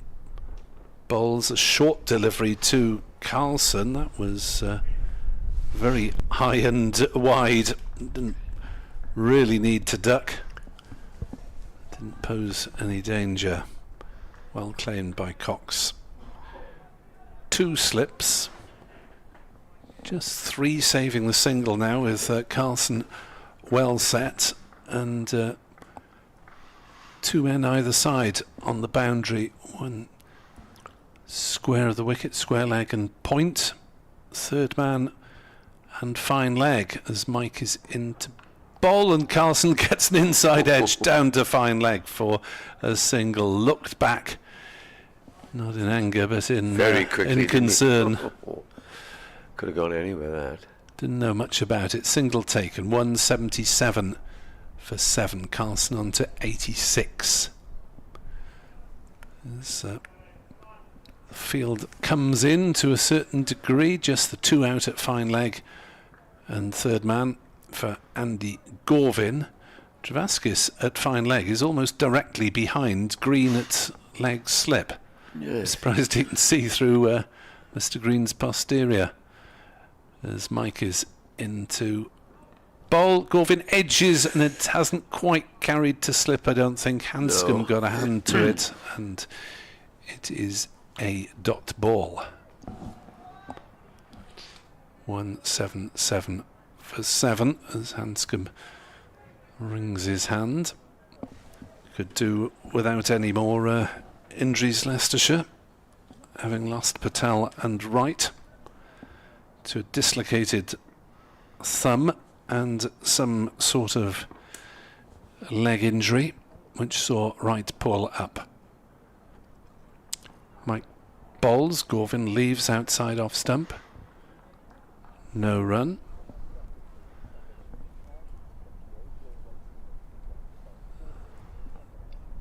So a little bit of pressure being put on Andy Gorvin, but he's hung around after a bit of a shaky start to reach 22 not out. Claimed 4 wickets as well, too early this morning, so a reasonable day for Andy Gorvin. Update for radio coming shortly as Mike bowls, and Gorvin just ducks underneath a short delivery. A few walkers making their way past up the Taff Trail. We watch not one of the grounds where you report buses going past. It's walkers, joggers, cyclists, etc. Have you ever done that walk? You can walk right up to Landaf and carry on. Walked down a bit of it last Sunday as Mike is into bowl outside off stump, and Gorvin leaves. Well, Leicestershire since tea have really not challenged the stumps as frequently as they did before. Glamorgan have only added another 17 runs, so nothing much to worry about. It's surely a matter of time, but Leicestershire might be a bit miffed if they had to come back tomorrow. That's still a long way away. They've still got plenty of time to finish it off this evening. As Mike bowls and Gorvin pushes through the offside for a couple of runs. Update the radio. And Leicestershire are still big favourites to complete a convincing victory, but Glamorgan putting up some belated resistance, thanks mainly to Kieran Carlson, who's 86 not out. Andy Gorvin is 24 not out, and they've added 48 for this 8th wicket. Glamorgan 181 for 7, 17 runs behind. They hopefully should be able to make Leicestershire bat again, but the Foxes much the better side over the first 3 days of this game. 3 wickets for Ian Holland put Glamorgan in a right mess in this second innings. Despite Carlson's 86, they're 181 for 7, still 17 adrift.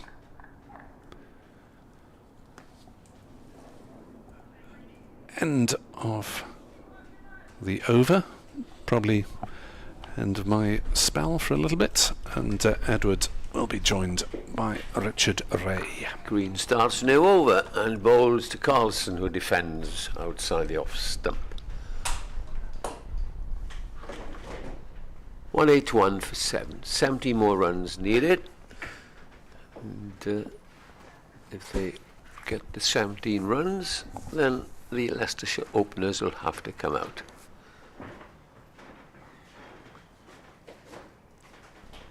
Ben Green in past the umpire. He's over the wicket now and bowls short. A controlled hook by Carlson down to long leg in front of the scoreboard. And he's content with a single. 87 he's moved on to. As Richard slides in the commentary box.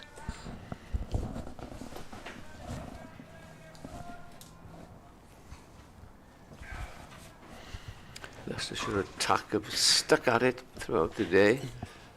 And are we having an examination of the ball for the first time this season?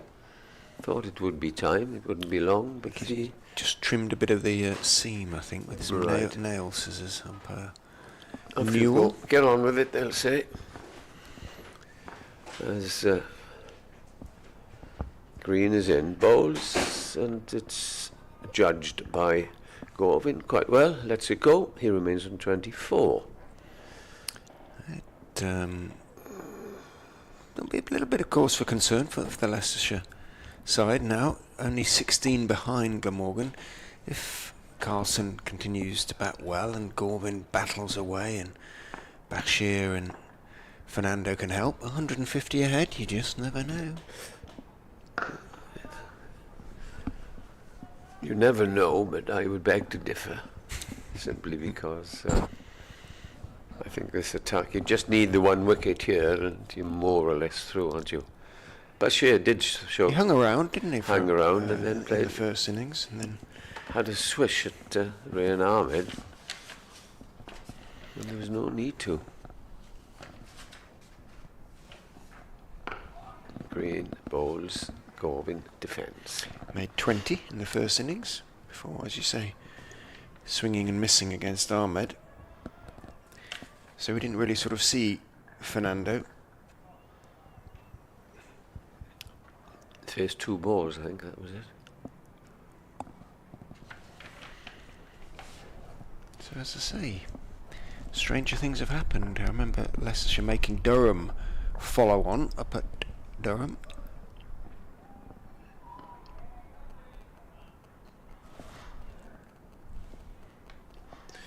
The over is completed with a dot ball, 182 for 7. One of my worst cricket reports ever was done down at Southampton when Glamorgan played Hampshire, and in this sort of position Hampshire were something like 6 or 7 down and well behind. My evening report for the morning began, it's not a case of will Glamorgan win this match, but at what time, either this evening or tomorrow morning. Hampshire won the game. Twas ever thus. In goes Mike and bowls. Carlson on the back foot steers it through the vacant point area out to Ahmed, sweeping on the point boundary. Much applause, because that is the single that brings up the 50 partnership. Useful partnership. It's More, pretty well. Absolutely. And Andy Gorvin has played his part. He's got 24 of the runs. He's battled away and looks, I was going to say, not increasingly confident, but increasingly competent at the crease.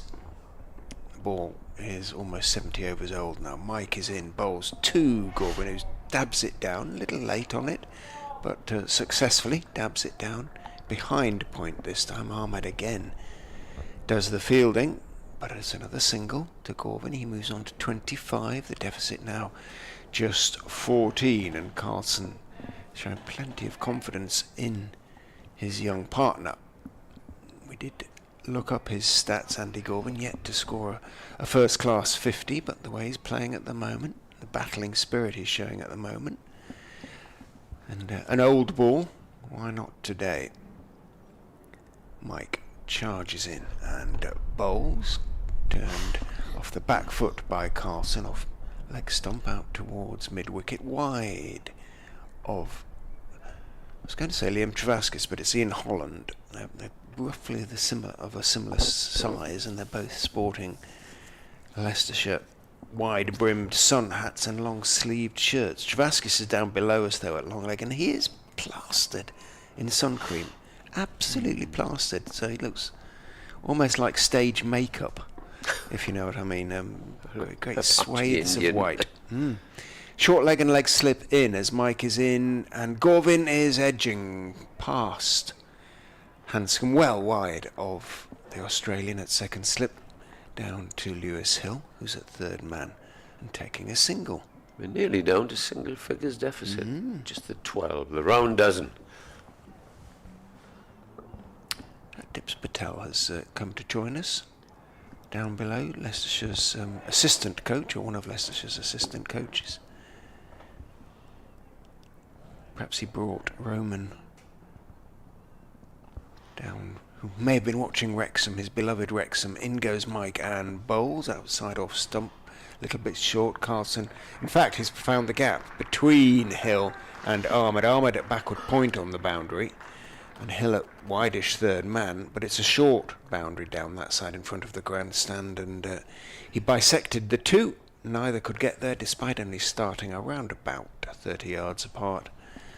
And He's Carlson, in the 90s. as you say, moves into the 90s. 7 needed for him to become the game's first centurion.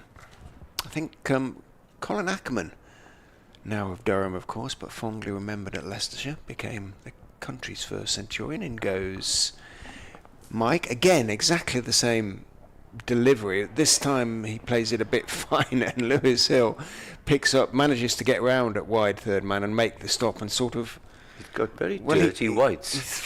sort of threw himself off his feet there. It's maybe a little bit lush still, the grass down there, and he picks himself up very gingerly indeed, and limps off up the rope. But Carlson picked up 1, moves on to 94 within a blow Yeah.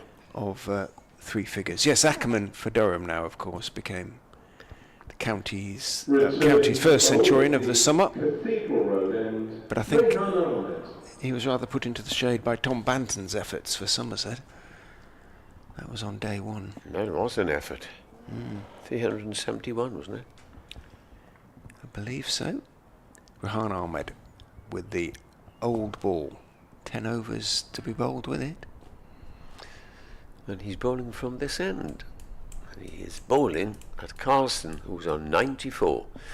In comes Ahmed. Oh, he bowls a half tracker. And that's the sort of delivery you can land in the stand. But he hit it straight to the man at mid-wicket and gets the single. I was expected to hoist him high into those empty seats then, but he just kept it down. Moves on to 95. 192 for 7 as Ahmed comes in, bowls to Gorvin. Gorvin plays it away on the offside. Placid pitch now. Very placid. Very old ball as well. Yeah. What do we got? Another 9 overs. Ahmed in, bow. It's very short. That's going to be 4 runs, so extra cover. And Ahmed just throwing down his second half tracker. Very short. 1 on the offside, 1 on the leg side. Gorvin says thank you very much indeed, and moves on to 30. And a productive partnership now of 73. Biggest of the innings by a margin. In comes Ahmed, bowls. That's a better delivery, pitched up and landed on the length, no run. 2 runs short of avoiding, which they almost certainly will, the innings defeat. In comes Ahmed. Bowls a quicker delivery. He does bowl the googly, I suppose. Well, I'm kind of waiting for it, watching. It's quite difficult to pick from up here, isn't it? But I'm watching the stream, it's I haven't seen him turn one back into the right-handers yet. And he comes and bowls. That was maybe it. End of the over, 196 for 7. 2 runs needed for the follow-on to be averted, and Carlson needs 5 runs for his 100. Yeah, the innings defeat is...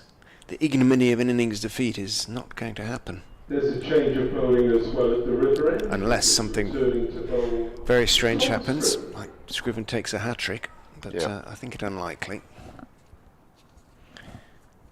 Hanscomb is talking to Scriven, telling him what he expects of him, or advising him where to bowl.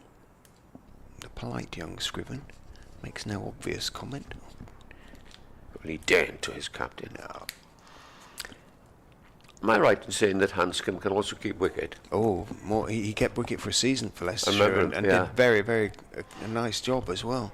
Very accomplished sportsman. And it made a real difference to the balance of the side, because instead of the wicket keeper, you could pick another bowler.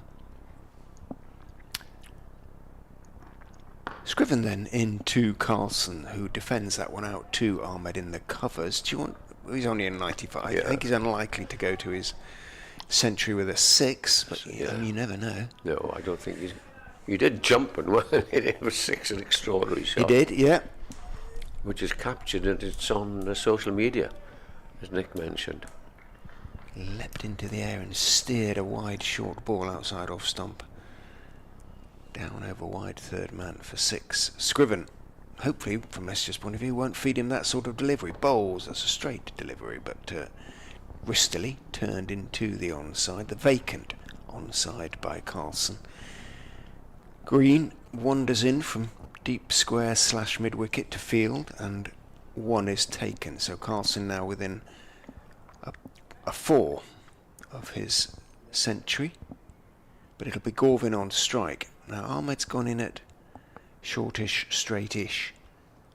No, just short mid wicket really, just 2.5 strips back. Suggesting that Scriven is going to bowl straight at the young man who's on 30. And he comes, does bowl straight, but Gorvin now playing well. Solid defensive. He was push very back solid, up the pitch. isn't On the onside. I'm told he does bat about 4 or 5 for his club side. So he can certainly hold a bat. Obdurate. And selective. Yeah, he's coming at 9 here, and having picked up 4 wickets and making a good contribution with the bat, it's a good game for him. In goes Scriven, bowls to him and beats him all ends up. We almost talked him out there, didn't we, Eddie? That was a beauty though, wasn't it? Was. I don't know how much movement he shouldn't be getting too much with the ball in the state it probably is in. As they call it, reversing. Whatever that may mean. I once asked Steve Watkin, the former Glamorgan in England fast bowler, can you explain what reverse swing when yes, he said it's an outswinger. Yeah. In goes Scriven and bowls straight down on one knee, Gorvin, as he defends that one. But the point is that it's bowled with normally shine is on, exactly the shine is on the other. So what would be an outswinger but with the shine on the sort of outside of the ball, yet somehow it swings either away or in, depending on the side of the ball. Perhaps is the reason why it's still going a bit. It could be. The shadow of the floodlight now just touching the cut strip as Scriven is in, bowls a bouncer, and Gorvin not at all young man compared to some of the giants we see around the game today, just bobs at the knees, lets it fly over his head. And the end of another over, successfully seen out, the partnership up to 64.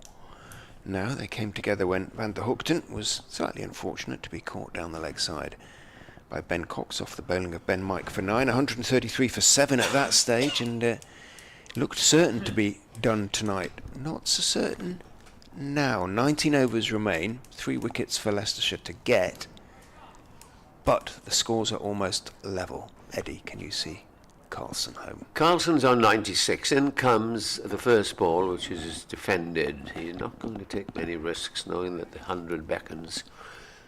It really has been a very good innings. Very determined. As the next ball is also pushed, and that was pushed through a little bit quicker. There's 2 men on the offside, 1 on the on, stopping that single. There's a 45 also coming in as Rayan Ahmed comes up. Oh, that's short. He's cut away up towards deep mid-wicket, and he'll be content with the single as he moves to 97. And that Deficit wiped out. deficit it is. In my excitement of waiting Leicestershire for- will have to bat again. Innings defeat avoided. Yes, which is better than having a resounding defeat. That was the reason for the little ripple Yeah, I of was bringing the thing. applause. Very knowledgeable Cardiff crowd. Well, he's rushed through this over so far as Ahmed bowls, clipped away. That's the 5th ball of the over, and the score moves on to 200. Another ripple of applause. For the lead. 199 rather. Who would have thought that at 43 for 5?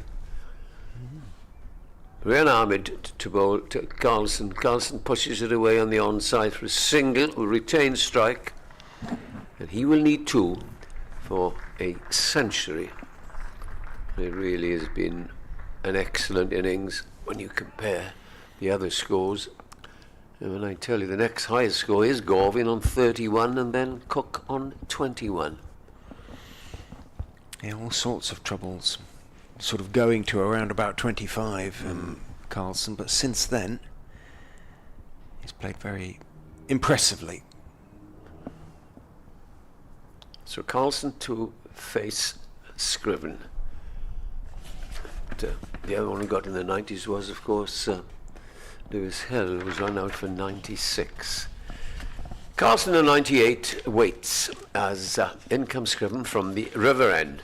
Bowls now to Carlson. Carlson plays it away on the onside. He called for a quick single, and they get there. He is very quick indeed between the wickets, and my initial thought, surely he's not going to be run out to 98 after poor Hill having been Hill. run out, and luckily on 96, yes. That takes him to 99 then, Richard, as we split the commentary. I'll have Carlson and you can have sure. Garvin. Ahmed goes back in at that shortish mid-wicket position. He was caught himself in the first innings at square, chipping one up, wasn't he, Ahmed, as Scriven is in down the wicket. Oh, that was almost a chance for Cox. So let's see what the signal is. It's turned back. No, it wasn't a chance because the signal is leg by. So came off the pad or thigh pad of Garvin as he walked down the wicket towards Tom Scriven. Flicked off down the leg side in the air, and Cox dived, couldn't get there. And the 200, well, that's up already. 205 for 7. The lead now 7. Effectively 7 for 7. 7 for 7, yeah. Glamorgan, but as I say, Battling. who knows? Who knows? Scriven in, bowls. Garvin dabs it down on the back foot and takes on the arm of Budinger, makes his ground comfortably. In fact, it was the speedy Carlson who was running to the danger end. Budinger came sprinting in, running in from point and picked up and threw at the stumps, but Carlson had made his ground, and on 99 we'll have how many overs, how many balls in this over? 2 to go to pick up the single he needs for his 100. On the screen it says 3, but the scoreboard says 2. I'll take the scoreboard, I think. 1, 2, 3, 4, 5, 6, 7, 8. Determined to stop Carlson, get the singles he needs for his century.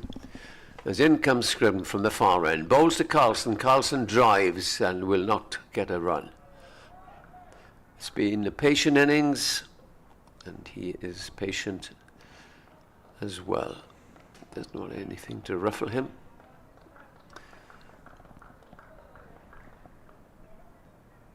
One ball left of this over. Screen says 2. 206 for 7. Glamorgan 8 runs ahead. And I'll take the last ball of the over. 1 needed for Carlson's 100 as the ball comes in, and it beats the man, a short third man, and runs away for 4. And that's 100 for Kieran Carlson. One of the best hundreds I've seen him play. It really has been an excellent innings, very determined, very cautious, and hit the ball when it came to the boundary when needed, and has defended resolutely. He has faced 198 balls for his 100 and deserved applause, Richard Ray. Yeah, absolutely. And the fact it took as many balls as it did, just an indication of how hard he had to work for it. Yeah. But he was able to put his early struggles to one side and has played with characteristic fluency since. Well batted, young man. And it's Scriven to bowl the last ball. Carlson clips it away down to fine leg, retained strike. That's the end of the over. And well played, Kieran Carlson. 103 to him, 104 as Glamorgan have recovered somewhat. 211 for 7. 100 came off 199 balls. It included 10 fours and 1 6. What confused us on the scoreboard, Eddie, was that, of course, Scriven bowled that single delivery after replacing Wright when he was injured. So he's actually bowled 13.1 overs. Right, well spotted, yes. Rehan Ahmed then, in from the Cathedral Road end, bowls to Carlson, who is forward, bat in front of his pad as he pokes the ball down towards Ben Mike. A gull cries overhead as Ahmed is in, tosses that one up, driven wristily square into the gap in the offside, where Ben Green is out there on the boundary in front of a sort of knot of Leicestershire support staff and acting and the Glamorgan 12th man perhaps. I don't know. In goes Ahmed, and that one is defended on the back foot to nothing in it, like the Ahmed, mid-wicket. You can see it coming off the pitch very, very gently. There's no zip or spin there at all for him. It's coming to the end of its 75th over outside off stump and allowed to bounce through into the gloves of Ben Cox by Andy Gorvin. Ahmed is in and bowls. Forward goes Gorvin to a very straight delivery, drops it back down on his feet on the offside. Ahmed says, I'll try a delivery around the wicket, maybe I can land one in a bit of rough, and it pops up. Pitch looks in good order though, doesn't look as though it's been torn up. In goes Ahmed, and down the leg side indeed he does bowl. He's turned off the back foot, but to Scriven, who's at a sort of short fine leg position, and he keeps hold of it because it's the end of the over. 212 for 7. Glamorgan now lead by 14. 5 overs until the new ball. Leicestershire would love to end this partnership before it happens. 79 it's worth now for the 8th wicket. Yes, and it's a very good partnership, very determined, and full credit to Andy Gorvin, who's played his part. I can remember just the 1-4 he hit through mid-off. It was a nice shot, but other than that, he's just supported Kieran Carlson and effected this recovery. They've added 50 since tea without being parted.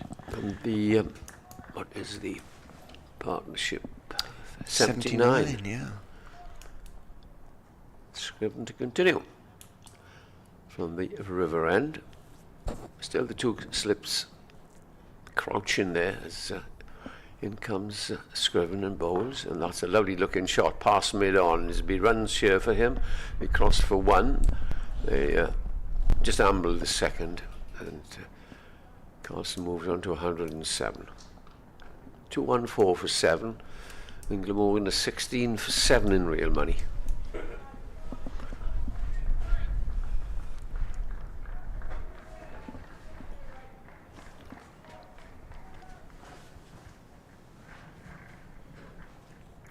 Scriven turns, comes in, bowls, cut away, playing with ease now this pitch, as are the batsmen. 108, 215 for 7, 17 runs. The way they go in, if they, as you mentioned about half an hour ago, if they get 150, which I thought was a rather Well, you never know. optimistic. Scriven to Gorvin now. Bowls to him. Gorvin pulls out towards mid-wicket and will get 4 runs. That's his second 4. Short delivery. Might have been a slower ball because he had plenty of time to just pull it square.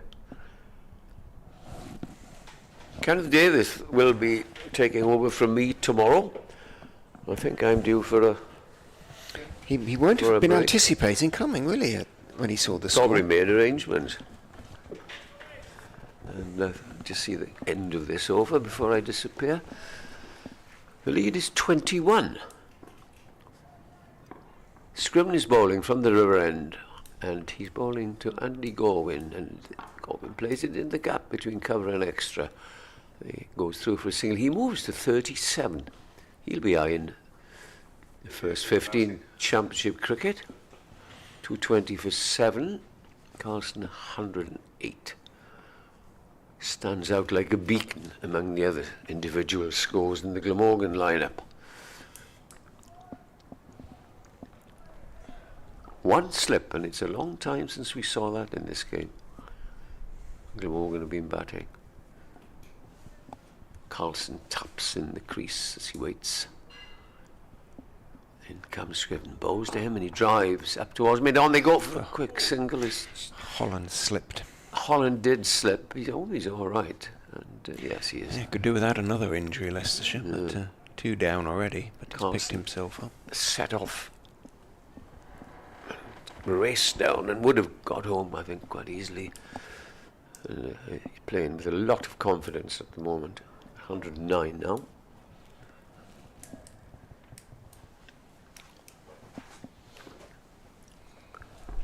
Scriven turns at the end of his run. Ball into the right-handed Gorvin. Gorvin tucks it away. Both these are playing with confidence, and they'll come back for a second as they gain in confidence. End of the over. Glamorgan then now 223 for 7. The lead is 25. Carlson reaching his 100. He's 109. Gorvin is 39. And we have 15 overs remaining. Richard will remain here, and he'll be joined by Nick. The first of those 15 overs will be bowled by Rahan Ahmed. Just 4 until the new ball, which I am sure Leicestershire will take. The circumstances, a partnership of 90 needs breaking. Ahmed bowls fullish outside off stump. Carlson steers it along the ground through the covers out towards Ben Green, sweeping on the offside. Foxy Phil has been watching since tea and says Leicestershire haven't looked like taking a wicket. Ahmed is in, bowls, and Gorvin this time, who is playing with a degree of insouciance that will dismay Leicestershire supporters. Good word. Really enjoying himself out there now. Just turned it to mid-wicket, took another single. He moves into the 40s. Ahmed is in, back goes Carlson. I think that either went on with the arm or was the googly, but just didn't do enough, or Carlson, seeing it pretty well, just went back and steered it off the back foot out towards green. So milking this Ahmed bowling. In he goes, tosses that one up a bit, played back past him in the air for a foot or two. And Ahmed, little ooh, as it went past him out towards Hill, who's at mid-on. He's going to go round the wicket again. Try that one, that little ploy to Gorvin. Hope from his point of view, Ahmed's that is, that it sort of lands in the rough, but pitch looks, you can't see many patches of rough. In goes Ahmed, tosses it up, just leans forward. Gorvin and blocks it out into the offside. Well, Leicestershire, if they mentally had got a round on the golf course or a coffee date booked in, might have to think twice. Ahmed is in, Gorvin forward. Everything nicely close together. Smothers the spin, blocks it into the onside, and that is another over more than successfully seen off. 2-2-6 for 7, 28. The lead, 14 to go tonight. If they do break this partnership, I guess that, well, it depends when, doesn't it? Extra half hour could be a possibility. The umpires, I think, would probably give it to them. The weather's fine. The light should be good. So potentially they might have a hour and a half until 7 o'clock to win this match. Carlson's on 111. Nelson.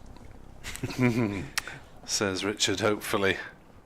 A few Leicestershire supporters clutching at straws, I think, on that one. Are there any golden arm occasional bowlers? I was thinking they might give Kimber an over, or Budinger, both of whom purvey a sort of off spin. Well, Kimber they were sort of quite hopeful of would develop as an off spinner, but hasn't really happened. He would be the one if anyone is, but it looks like they're going to go and try and bounce from round the wicket because Mike's coming back on to bowl an over, I suspect, bouncers. Rough him up. Mike then right arm around from the River Taff end to Carlson with a short leg in place, and Mike bowls a no ball that's fenced away to deep point for a single, so 3 added to the Glamorgan total. Yeah, Mike did get Van der Hoogten out, but he might have had him earlier. LBW had that not been a no ball. It looked pretty plumb. It did, didn't it? 6 bowlers used by Leicestershire, but Chris Wright not available to them now after very respectable figures of 9.5 overs, 3 maidens, 1 for 12, and off he limped. It might have made a difference, that, although they continued to take wickets once he went off. Mike is in to bowl a very short pitch ball that Gorvin gets out of the way of. Carlson might have a hook at something short. Gorvin played a nice pull shot earlier, so he might take it on, but less likely to do so. He'd be quite happy to grind his way to a maiden first class half century if he possibly can. Best score of 47. So here's bat tapping away as Mike is in and bowls, and that is a little bit short, but Gorvin gets behind it and defends it nicely. 2-2-9 for 7. Glamorgan lead by 31 runs. The stand is worth 96 now for this 8th wicket. How Glamorgan supporters must have wished for a big stand earlier in this innings. But Mike is bowling to Gorvin, a grunt of effort, and Gorvin in behind it, defending it gently as the ball stops before it's picked up by Ian Holland at mid-on. And it's gone a little bit quiet, understandably, in the field from Leicestershire after their huge enthusiasm of the early overs of this innings. They had 5 down for 46 in the 26th over. As Mike bowls, Gorvin drives to mid-off, thinks about a single, but well intercepted by Scriven moving across to his right, and there's no run. There's a bit of space for Andy Gorvin to aim for in that offside because there's no slip. There's a gully. Ahmed's on the boundary at deep point on front of the empty grandstand, and there's just Scriven lurking between cover and mid-off somewhere. Mike bowls and Gorvin plays on the off side to Scriven, and there is no run, so just the no ball in this over so far. And I can, I think, decently tell my radio production colleagues that will be available for duty at 1800 as well, which I really wasn't expecting. No.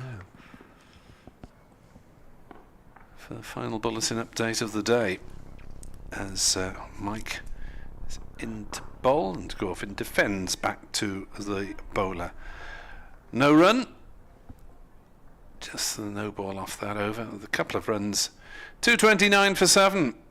Mike 1 for 63 now off 12 overs, so he's been most expensive of the seamers.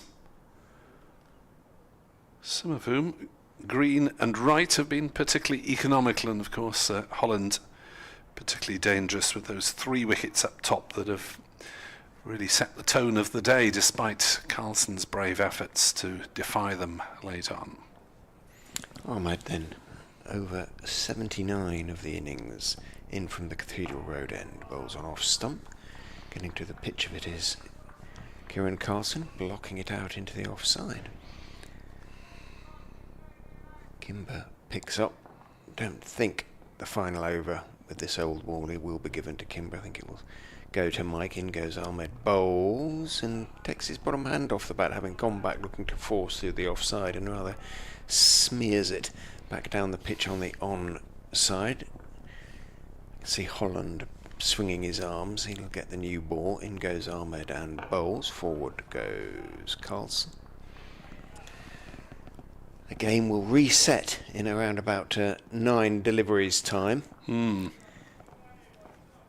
As Leicestershire strive desperately for the breakthrough. In goes Ahmed, bowls, back goes Carlson, punches it away into the gap at point. Green runs across the field.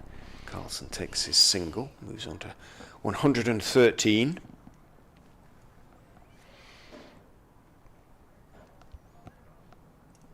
I bet there's a few now beginning to wonder, could it happen? 32. The lead now, still with 3 wickets in hand. Yes, Leicestershire still strong favourites, but I mentioned that when they made Durham follow on and had to chase 100 and I can't remember what it was in the end, 140, but they didn't do it. They lost the game, having enforced the follow on. Ahmed is in. That was, I think, the googly who didn't get it right though, and turned off his legs by Carlson for I beg your pardon, by Gorvin for a single. Sandworth 98.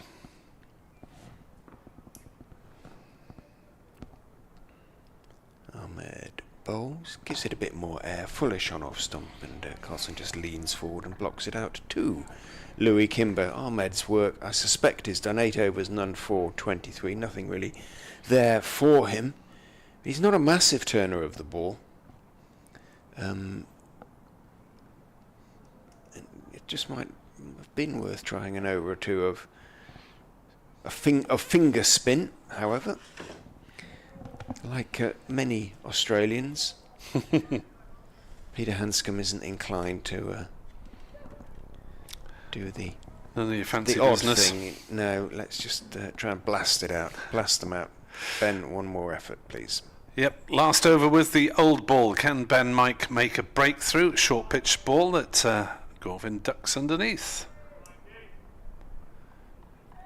Umpire Newell wanders in. Short leg might be in his way, I suppose, or he might be peering into the... No, I don't think he'd be peering into the sun from there. Possibly. Anyway, he's gone to point. Gorvin on 41. Short leg crouches as Mike is into bowl. Gorvin clips it off his legs and will get it through the leg side field for a single. Down to fine leg. So the leg side field, as well as the short leg, there's, well, 2 fine legs effectively. One squarish, one finer, as well as a deep square. As cunning plans go, it's not particularly subtle, unless it's a double bluff. Kieran Carlson. Where does fine leg end and long leg start? Would you say? Somewhere between the two of them? Or? I'm not a huge user of the term long leg. Ah, okay. As Carlson does take on the hook and could be caught here, and it's brilliantly taken by Liam Travaskis. Who would have believed that? Carlson cannot believe what he's done.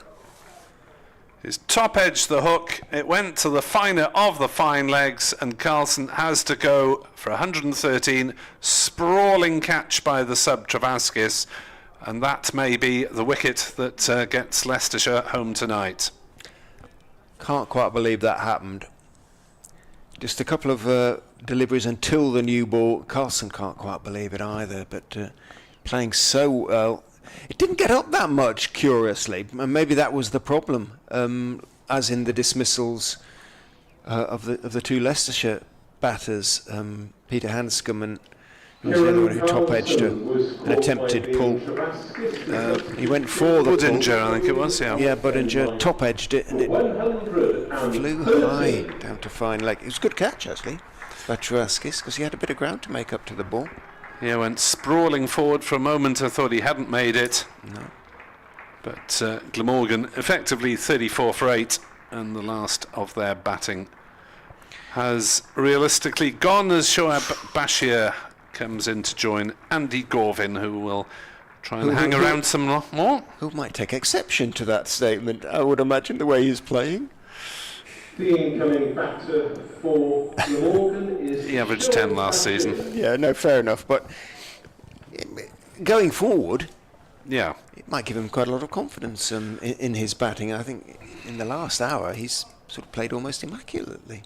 Really, I know it's against the old ball, against a sort of now rather tired attack, but even so, will he take on the positive role now? A little punch of gloves between the 2 batters. Mike has got his second wicket, 2 for 64. Partnership 99 Ah, for the 9th wicket, for the 8th wicket. so well batted, Kieran Carlson. We thought maybe that Cook's dismissal was the beginning of the end. Possibly that's the middle of the end with Carlson going. 8 down, just Gorvin, Bashir and Fernando to try and fashion a few more runs and put whatever pressure they can on Leicestershire, as Mike is into bowl outside off stump and Gorvin shoulders arms. The stumps, Ben. New batsman. It does help. Make him play. Leicestershire physio's out to check on Travaskis' fingers. No, not another one. I think you're Down next below on to us. field. I was going to say. Running out, I think. You mentioned Roman being here, Roman Walker. May have been over at Wrexham yesterday, assuming they were at home. Next delivery, again outside off stump, again Bashir shoulders arms, gets the ball a long way up in the air for a lanky lad. Looks like a bit of tape on his fingers, so he just jarred 1 or 2. Left hand. Happily doesn't, which is his bowling hand, but happily he doesn't have to bowl with it. Gets a pat on the back from James Taylor as well. He's made a contribution. He has caught sub brackets, Travaskis. Important catch. Mike, last ball with the old ball, we presume, into Bashir, and again no shot is necessary, and Bashir does not offer one. 232 for 8 after 80 overs. 11 remain today. Leicestershire keen to knock over these last 2. They have the possibility of requesting the extra half hour, which you would have thought they would be granted. Yeah, depending, I suppose, on whether they've taken. Well, if they take the last two wickets, Lewis Hill is going to bowl the ball off. Now, this is always a competition with players. They try and just land it on the ropes, don't they? Returning to bowl with the new ball. Oh, fair play, Lewis Hill. Absolutely nestled against the rope. Crown green bowling at its highest point. Wow. Absolutely nestled against it. I didn't know that was the thing, actually. Yeah, they're you know what they're like. They're all sort of competitive about something. Oh, yes. Sometimes at Leicester they'll sort of roll it off, trying to roll it in the gap in the picket, you know, the little white gate in the picket fence. They'll try to roll it through that or what have you. So Ian Holland with the new ball is going to be bowling at Andy Gorvin. 2 slips and we're back to a fairly conventional field. That said, square leg is back on the boundary. Holland wanders in and bowls short, and Gorvin happy to give Bashir the strike. Goes back, turns it off his body, out towards mid-wicket. There is no mid-wicket. Scriven has to jog up from mid-on, does, and Gorvin takes his one. So they've obviously talked about it, and as I say, Bashir, when he wasn't trying, he only got out when he tried to slog, didn't he, really, in the first innings. He made a very decent 20, but he's up against a new ball this time, so albeit against a tired attack. Holland is in and bowls, and that bounces and comes off the seam a bit, thumps into the top part of Bashir's pad, perhaps even the thigh pad, as he plunged forward at that one. Marks his guard, remarks his guard.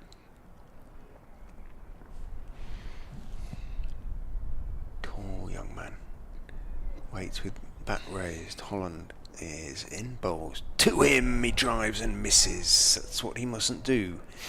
But I mean, I don't know, at this stage maybe it is the best policy. What do you think? Get what you can, try and get a few away. Well, you know, he just knocked it around okay in the first innings, didn't he? No swipey, no likey.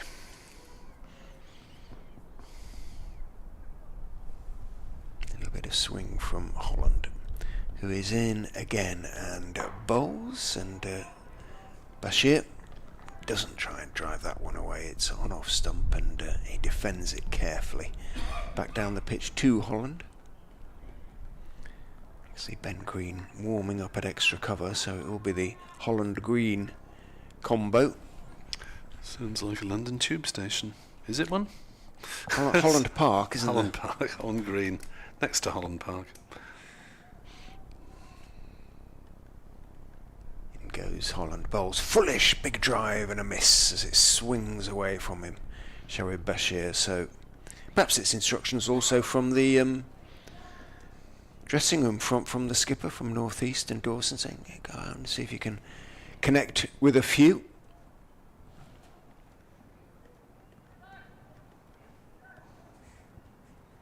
.1 overs remain tonight, possibly. Holland is in and bowls. Bashir is forward, thick inside edge. He squeezed it away through square leg. Budinger goes back, picks up left-handed and throws on the turn. Right-handed, but Bashir is back for the second end of the over. He's off the mark with that couple. Gorvin has 43. Glamorgan 235 for 8, lead by 37. As I say, 10 overs remain tonight. Possibly, well, they say a minimum of 7. 7, yeah, in the hour. Extra half hour, I believe. So it could be 17. Now, if they're Yes, with 2 taken off that for the change of innings. Ben Green. might not take it if they these two are still together and they're sort of if they are with 10 overs remaining, then they're likely to be 30 or 40 more to the good, 70 ahead. Yes, they wouldn't want to I don't think they'd take it. have a slog, but yeah, it's asking a lot for these two to survive another 10 overs as the first ball from Green goes past outside off stump to Gorvin fairly harmlessly.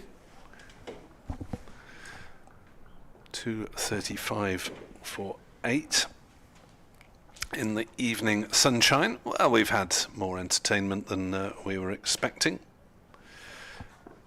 Certainly, when Glamorgan 4 down at lunch, 5 down shortly afterwards. Gorvin drives, doesn't quite time it.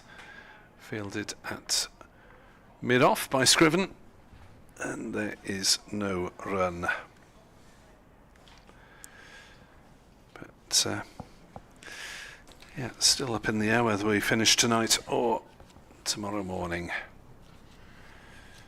2:35 8. They're giving now Gorvin a single at cover and at mid-wicket, should he wish to take it, to so they can have 2 or 3 balls at Bashir. As Green bowls and Gorvin is pushing forward defensively. Bashir's best score, 44 not out for Somerset against Hampshire at Taunton in 2023. So, well, as he proved in the first innings, absolutely no mug with the bat.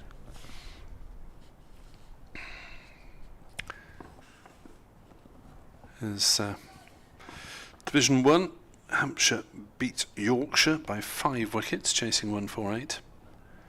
Green bowls. Gorvin hurried into his shot, plays it back to the bowler. Division 2 results. Derbyshire beat Gloucestershire by 9 wickets. Kent beat Northampton by 145 runs in a very low-scoring match in Northampton. And at Lords, Middlesex are 274 for 4 in their second innings. They fought their way back into that one after being 99 behind on first.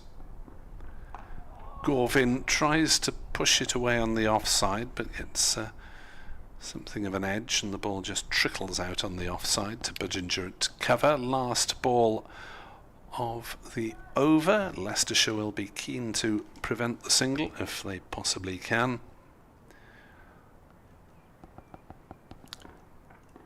And get a full over at Bashir. In comes Green bowls, and Gorvin dabs it away on the leg side, but straight to short mid-wicket. No run is available. 9 overs theoretically remain this evening, plus the possibility of the extra 7 if needed. Glamorgan 2-3-5 for 8. They lead by 37 runs, but Leicestershire have claimed the key wicket, that of Kieran Carlson.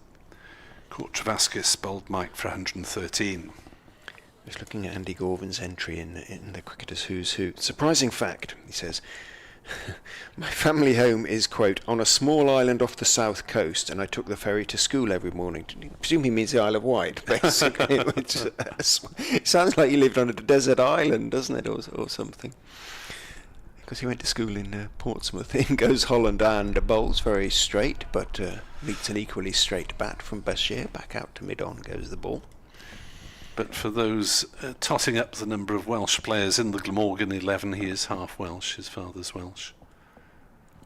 So does that make it 2.5? And he did go to Cardiff Met, didn't he, uni? Yeah. Yes.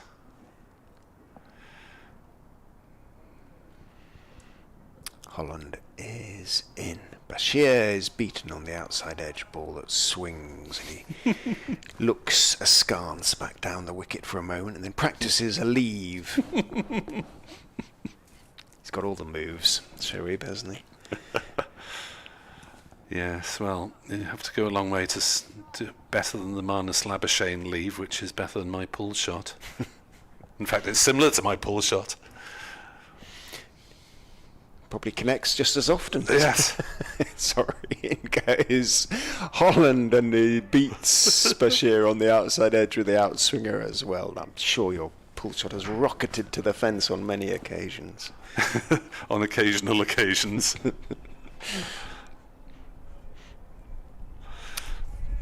Gentleman on a sort of standing on his bike as it goes past down on the Taff Trail there. It looked like one of those electric jobs. See all over the roads these days. Holland is in. Bashir is driving down into the ground, fielded by Holland on the bounce to his right in his follow through. No run, obviously.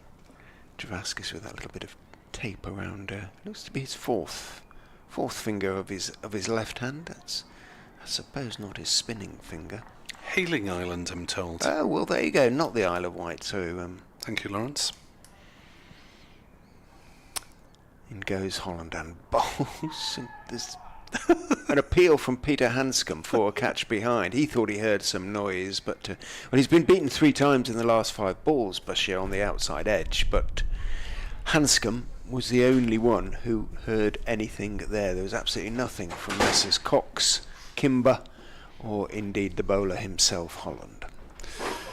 Well, Oracle on Twitter says really impressive innings from Carlson. Also, Gorvin looks like he's making a push to move up the batting order. Sensible batting style.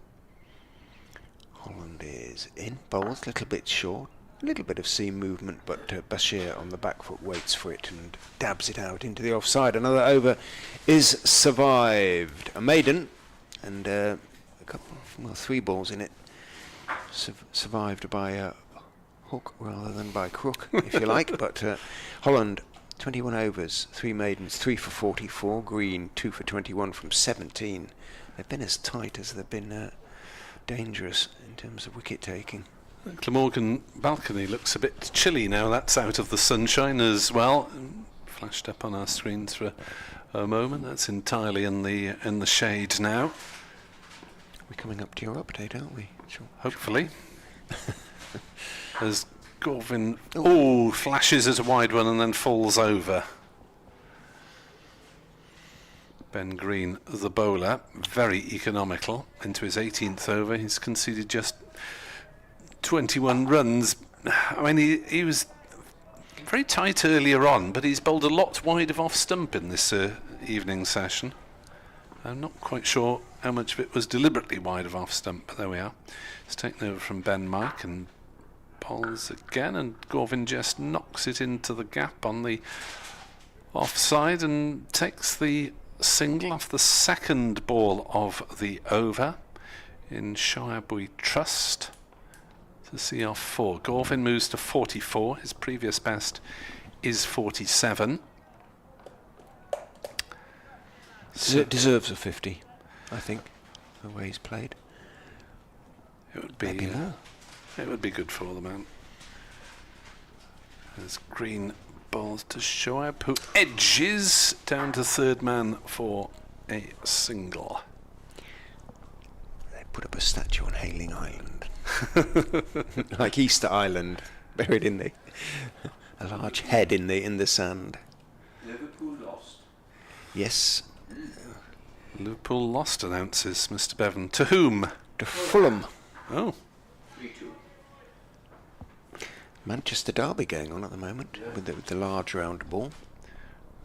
as Gorvin flicks at that down leg side, but doesn't make any contact. The West Wales Rugby Derby is going on as well, which I thought at one stage I might be able to actually watch, but 12-7 to Ospreys at the Liberty Stadium against the Scarlets. From Is that Llanelli. essentially Neath versus Swansea then, or No. no? Sorry. As Gorvin is beaten by that one, which must have shaved a stump or the edge of the bat or something. No, it's the Swansea-based Ospreys against the Llanelli-based Scarlets.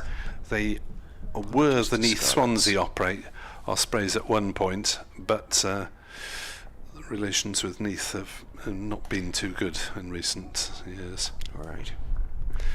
2:37 for 8 as Gorvin drives that one through the covers for 4 runs to take him on to 48, not out, and Glamorgan on to 241 for 8. Nice flourish, a rare flourish really, to finish the over from Andy Gorvin, who's been conservative but has defied the Leicestershire attack. And that is his first class best, is it not? It is his first class best.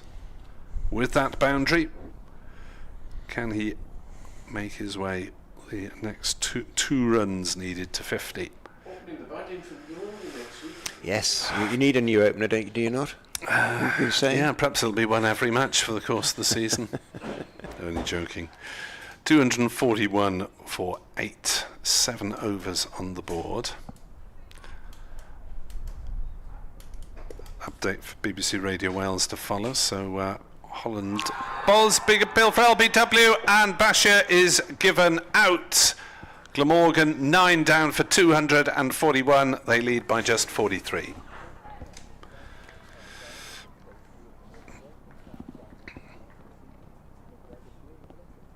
Glamorgan have provided resistance largely thanks to Kieran Carlson's 113, but they're now 9 down in their second innings for 241, just 43 runs ahead, so Leicestershire could still wrap it up this evening if they take the extra half hour. We saw a stand of 99 between Kieran Carlson and Andy Gorvin. Gorvin is on a first-class best of 48 not out. An impressive century from Carlson, but it's all come too late to save Glamorgan. Glamorgan 241 for 9, lead by 43.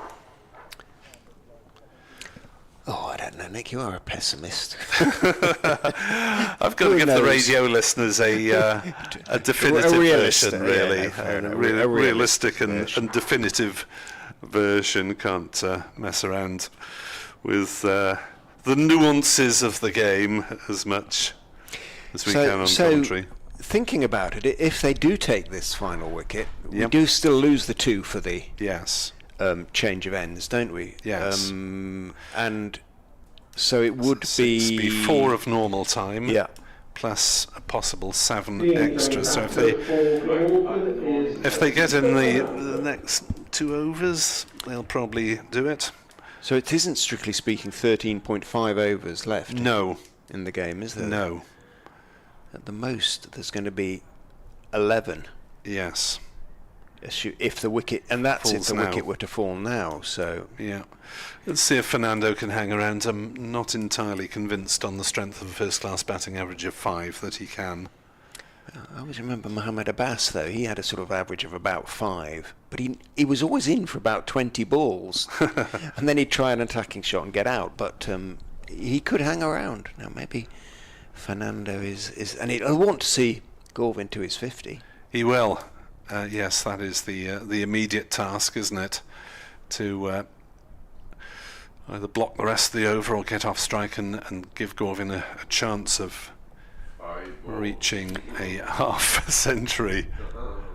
Edward is not entirely convinced. Holland looking for a 5 for the first time this season. In he goes on his toes, bowls to Fernando, who dabs it down very competently off the back foot, albeit with not too much foot movement, from just outside off stump down to third man, and takes the single that gives Gorvin that chance. Indeed. Do you want to see him over the line? That would be kind. A 50, but it's a debut. It's a maiden 50. It's a maiden 50 if he gets those extra 2 runs. Fernando has got his maiden run for Glamorgan, and he's allowed Gorvin potentially 4 balls off this over. Holland is in. Bowled to Gorvin, who comes down the wicket and drives to Travaskis at mid-off, and there's no run. Receives a rather arch look from Holland, looking back over his shoulder. Oh, you're going to do that, are you? Yeah, he's played a couple of nice straight shots, Andy Gorvin. Not, you would think, the biggest of hitters, so I'm not sure if he will try and launch it over the infield, but there was attacking intent there. Holland is in to Gorvin, who flicks it away on the leg side, but will just pick up the single as number 49, Roman Walker. Roman Walker. So he is the 14th man. Young Roman is in town. So Travaskis is on, Walker is on, Kimber is on. Who's gone off? I wonder. Don't know. Looking around. In goes Holland and bowls to Fernando, who dabs at one just outside off stump. It swings away and misses it by quite a long way, actually. So the two openers are there, Budinger and would-be Holland, who went in 3. Ben Mike. Is he? I don't think he's out there at the moment, is he? It's probably just a change of boots or something after his bowling Unless spell, that's I him would down guess. at wide third man, is it? With a big red stripe down. No, that's Ben Green. So yeah, Ben Mike is off at the moment. Holland is in and bowls. Fernando, I thought he was going to back away then for a minute. He was sort of up and down on his toes, but he stayed just about in line and stopped it on off stump. And there's a relieved round of applause from the Glamorgan faithful, anticipating that as that's the last ball of the order over, Andy Gorvin will be on strike and should now get his 50. I don't think, we never know, Leicestershire might try and put him under a little bit of pressure, but we'll see. They want, I'm sure, to try and finish it tonight if they get that chance. They've only got now 3 overs of normal time to do so. 45 runs, so they'd need to be given the extra 7. But you would assume they would throw the bat if they have to, if they get a chance. But Do they offer it? I think it's the umpire's choice. choice. Discretion, but Leicestershire, I suppose, can request it, the umpires, can't they? And they don't have to take it, or No. if they're offered it. But I suspect both sides will. Yeah. The light is good, etc., etc., etc. Gorvin on 49 not out, and the first ball is pushed up towards mid-off. Now this is interesting because there was a very long single available, but Gorvin now is trying to protect Fernando rather than to get to his own personal milestone. I'd take it if I were you, Andrew. Yeah. That he's being offered it. As the next delivery is Just short. edged short of Ahmed and Hanscomb in the slips. Ben Green really has been remarkably economical to bowling today. Into his 19th over, 2 for 27. Less than 1.5 runs and over. So this is very odd. Gorvin needs 1 to take his 50 and he's being offered it, at least for a ball or 2, as Gorvin pushes that one back to the bowler and there won't be a single there. Hopefully he'll take it off the 4th or 5th or 6th balls. That's what they tend to do, isn't it? Yeah, you would have thought 4th ball would be fair enough. Honour satisfied all round. Gorvin gets a half century and Leicestershire get 2 balls at the number 11. In fairness, he may not have been in this position very often. As Green bowls, and Gorvin clips it off his legs and will pick up his half century, his maiden half century in first class cricket with a single up to mid-on. He's taken 134 balls to get there, but it's been a valuable and battling innings for his side, and well played Andy Gorvin. He has hit 5 boundaries in the process. 134 deliveries. Well done, young man. As I say, that might be, it might not be just a sort of one-off thing. It might be important for him going forward. As Green is into bowl to Fernando, who gets an edge of some sort through the keeper. No, he hasn't got an edge. It's Buys. How did it miss the stumps? I thought it was an inside edge for the way it shot down the leg side, but it missed Fernando. Fernando missed the ball. The ball missed leg stump, and Cox missed it. By a couple of inches, in fairness, but he just went between the batsman and the stumps. And 50 is the lead now. Glamorgan 249 for 9, but you get the feeling that this is not going to last very much longer. As Leicestershire bring in 3 slips for the number 11, who can also take a single if he hits it, but he's not going to off the last ball. And he's bowled, and that is it. That's the end of the Glamorgan innings. Fernando is bowled by Ben Green, who has 3 for 28. The lead is 50. Leicestershire need 51 to win this match, and they have 3 overs of normal time plus a possible 7 if they take the extra half hour, and one would suspect they're going to try and finish it off tonight. 50 from 134 balls with 5 balls. Applause. Let's listen to the applause for Gorvin as he leaves the field in the company of Fernando. It's not as quite as sort of universal as I thought it might be. He did get a very good round on going 250. There were plenty of standing on the Glamorgan balcony, but they're all changing, I suppose, now. They're pulling on their whites, aren't they? 51 to win for the Foxes. 10 overs available this evening, presuming they get the extra 30 minutes, 7 overs.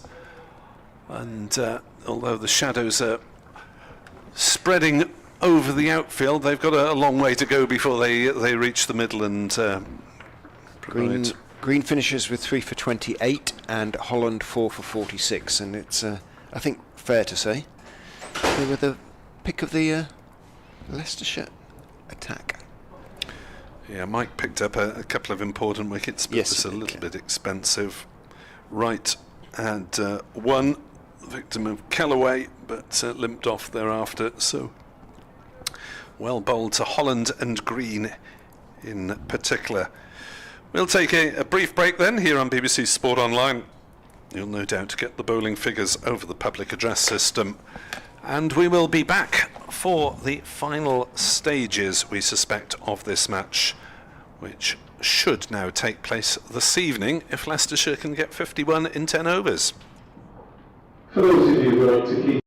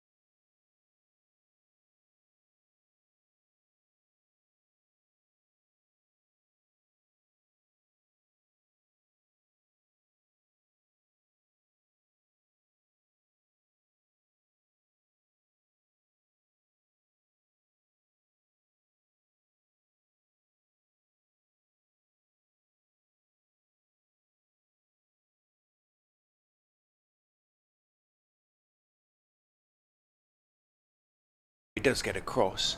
Ahmed is able to pick up 1.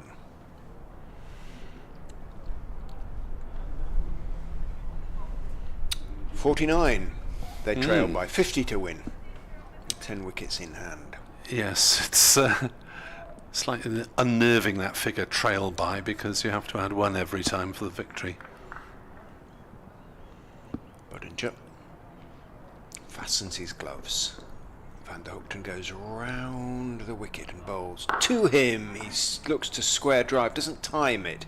He's a little bit slow onto the bat, and Bashir managed to get across in the covers to make the stop. Yeah, I thought from the sound of that he might have timed it to the ropes. It was there to be hit away. Not a wasn't it? sweeper on that cover side of the ground. But, we say the grandstand's not open, but there are 2 people sitting in it. Quite how they've managed it. Ooh, shouldn't be. I was going to say.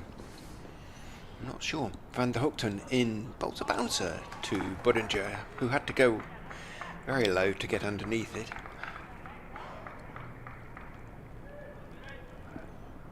Yes. Suppose the stewards haven't asked them to move on, unless they're not both photographers, are they, by any chance? They haven't got their No, sort of no fluorescent bibs on them. on them, so I don't Probably not. think so.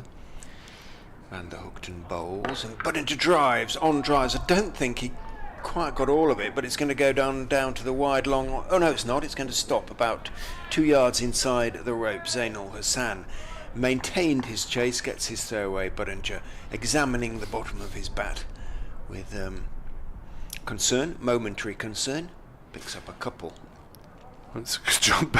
Al-Hassan did maintain the chase because the ball absolutely plugged. Stopped dead, didn't it, in the end? Get on with it. 3 without loss.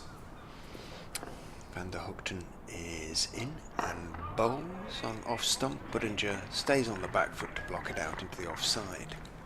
End of the first over. 3 without loss. 2 officially remain in the day. There hasn't been an announcement that the half hour has been taken, but it tends to come. For Glamorgan at the river end. For Glamorgan? Asita Fernando. Indeed, but it tends to come at the end of official play, doesn't it? When the announcement, but Haven't seen one for a few years. no, yeah. Quite a few years, in fact. I remember Kent took one. No, that was the final day one when Glamorgan were 9 down at Canterbury. Can't remember the extra half hour being involved in a Glamorgan match that I've commentated on in the last decade, which is all the championship games in the last decade. 3 without loss. Asita Fernando will try to add to his 4 wickets in the first innings.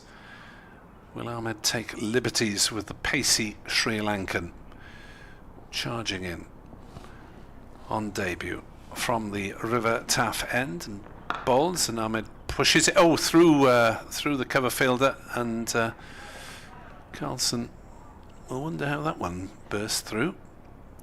He'll look down at an old practice wicket and say it's all the fault of the old practice wicket. Nasty bounce, single taken, 4 without loss, 47 needed to win in further 8.5 overs today.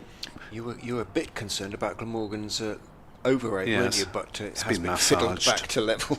So They don't want to dock side points if they're only 1 down. Fernando is into bowl, placed nicely through the offside by Budinger. No, not as hard as I thought.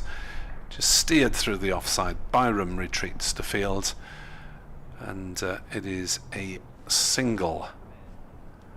So Leicestershire going at it in business-like fashion as they look to earn themselves a day off, taking the extra half hour which is permissible in first class games if the umpires deem it likely that a finish can be reached. Fernando in to Ryan Ahmed. Down leg side. No shot tried by Ahmed. Lost sight of that one, to be honest. But Fernando is putting them through at a reasonable lick, so it's understandable. There's a man back at deep square for the hook shot from Ahmed. And there's also a fine leg. 2 slips. 5 saving the single. 5 for naught. And oh dear, Fernando loses his rhythm, or Ahmed pulls away, or a bit of both. Fernando jogs back to his mark, knows that Glamorgan can't afford to mess around in terms of over 8 if they're level. Ready now for another attempt at delivery number 4 of the over, and that is played by Ahmed straight to mid-wicket, and there is no run. Well, you wonder if Leicestershire are sort of 8 or 10 away in the final over. Glamorgan might be inclined to bring on an occasional bowler if they're that close. And save everyone the necessity to complete a formality tomorrow. 5 for naught, chasing 51. Fernando in bowls. Ahmed comes down the wicket and swings. Cook can't take it cleanly. Oh, there's a shy at the wickets and it hits. Ahmed was back in his ground. Thinks about an overthrow. Northeast picks it up. All sorts going on, but just 2 runs off the over. Leicestershire 5 for naught after 2 overs, with, we think, a maximum of 10 available to them this evening. There's actually one more ball to come. Oh, sorry. The ball was up very quickly on the board, and I thought it hadn't been registered. 5 for naught then, last ball of the second over. Ahmed willing to chance his luck. Fernando bowls, and Ahmed does take on the pull shot, and it's just a single down to deep square. So 3 off the second over, 3 off the first, 6 for naught. Leicestershire chasing 51 to win, and this is the last scheduled over of the day's play. Umpires having it. Surely they've had a chat before. There's a certain amount of purposeful marching around going on out there. Oh, surely we're going to get Don't call me 8, Shirley. indeed, 8 more overs rather than 1, but I suppose you don't know. Perhaps they enjoyed, as you say, enjoyed their breakfast at their hotel. Van der Hoogten over the wicket to Ahmed, who drives, and pleasantly it bounces back past that. I mean, Gorvin is quite deep there at mid-on. But Yes. anyway, they take 1. Didn't really middle it, did he? No, Bouncing we down haven't to really Gorvin. we haven't really sort of seen too many middled as yet. I mean, they wouldn't have sent Ryan Ahmed in if they hadn't had every No. intention of going for it tonight. Indeed. Mid-on is sent back even further. Ul Hassan, in goes Van der Hoogten, bowls short, lofted, well ramped by Budinger over the slips, and it isn't going to go to the third man boundary. It is going to be just a couple, because that too rather plugged. Was it Ingram chasing back there? Colin He's going Ingram back with the chase. Yeah, he's going to stay out at third man now. Yeah, so at least Glamorgan are going about it in a business-like way. They're Professional not way. messing around. No, they're the fielder. I don't know whether there's much point in the field. I suppose yes, there is a sort of point in a way, isn't there? They're looking for catches still, as Van der Hoogten is in. Budinger has a horrible mow at that one. It's down the leg side, that said, and he looks rather askance back down the wicket. But you're not going to get a wide for that in the county championship. No, a tumbling parry by Chris Cook hasn't had the easiest of games standing up to the medium pacers, and a few deliveries keeping low now and again. 41 needed. Van der Hoogten in, Budinger drives and again doesn't time it, and it trickles out rather, but because mid-on Hassan is back, it's a comfortable single. So 10 without loss after the well, no, I'm getting like you, ahead of myself. The board has these deliveries up worse. pretty quickly. There's two to come at two the to over. come. You can't have a 4-ball over. This the last scheduled over of the day, but we expect to continue. Van der Hoogten over the wicket to Rehan Ahmed. A slower ball. Ahmed just bunts it down towards mid-on, and as has been saying, Gorvin and Hassan are deep-ish at mid-on and mid-off, so there's a single there to be taken. And indeed, Ahmed and Budinger do just that. 11 without loss. 40 to win.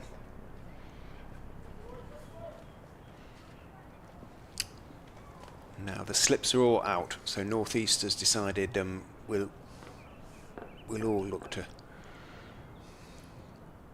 catch a hard shot rather than edge. In goes Van der Hoogten and bowls full, dancing down the wicket and attempting to drive it away is Budinger. Almost yorked himself, in fact, had to reach for it, didn't get anything on it, and it bounces through to Chris Cook.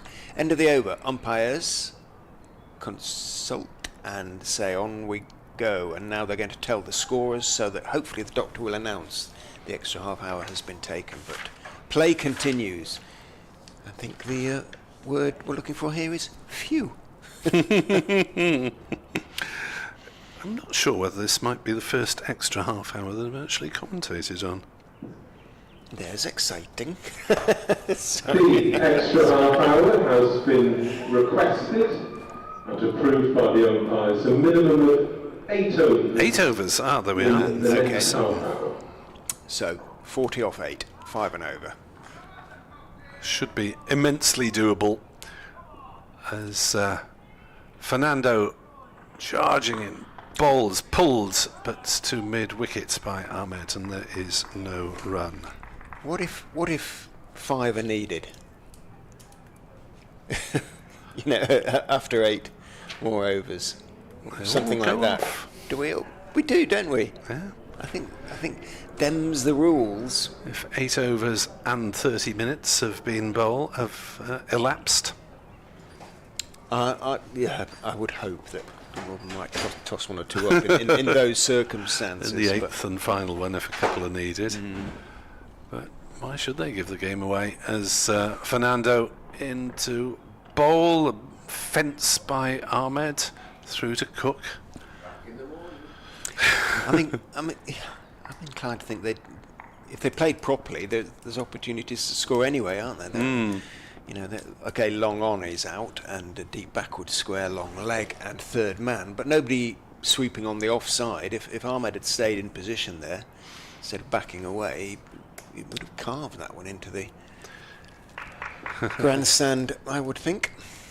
However, As in comes Fernando to bowl to Rehan Ahmed, who drives, and they'll take a quick single out to cover. Carlson has a shy at the wickets. It'll need to be backed up. It is, as he misses the stumps at the non-striker's end, scuffed off the bottom of the bat by Rehan Ahmed, and that lack of pace on the ball enabled them to pinch the single. 12 without loss, 39 needed to win off 7.3 overs tonight, plus 96 tomorrow that are available to them if they need them. Fernando to the left-handed Budinger, no slips, 2 saving the single, some half out, some fully out. Fernando bowls, and they will take a single. Budinger driving up to deep mid-off. And Glamorgan's field is such at the moment that they can just play singles and do it in ones. And no doubt Glamorgan would change their field if that were to be the approach. 2 balls left of the Fernando over. I'll make way at the end of this for Edward, but thank you very much indeed for your company through the 3 long days, Richard. Enjoyed Pleasure it to do business. very much as ever. Always one of the favourite places to come. Fernando is in to bowl. Ahmed pulls, tries to pull, goes down the leg side for 4 byes, shooting down past Chris Cook, who stands and gives Fernando something of a stare. Fernando stared back, didn't he? He said, they're giving each other evils, as Vicky Pollard used to say. 17 for naught. 34 runs needed to win. Add 1 to the figure on the scoreboard of trail by. Last ball of the over. Thank you to everyone who has listened, commented, read the reports, etc., over the 3 days. As Fernando bustles in and bowls, and Ahmed is squared up on that one and pushes it defensively back down the pitch. 17 for naught after 4 overs. Leicestershire have 7 more available tonight to score another 34 runs. I will retreat to finesse the match report that will be available this evening on the BBC Sport website, and Edward and Richard will steer you through these remaining overs. Thank you, Nick. So 5 and over, with 10 wickets in hand. 7 overs remain. Tonight should not be beyond the Foxes. Budinger and Ahmed, 2 small men in terms of height, converse in mid-pitch. Van der Hoogten is going to continue from the Cathedral Road end of the ground. He's going to go round the wicket to the left-handed Budinger. Bowls. Budinger has a huge mo. Doesn't get anything. Might have been inside edge onto the pad. Trickles to short leg. Indeed, he is going to pick up a run for that. A little bit of an inside edge onto the pad. On the thigh pad. And he takes 1. He moves on to 18 without loss. The field for Ahmed retreats to the leg side, northeast.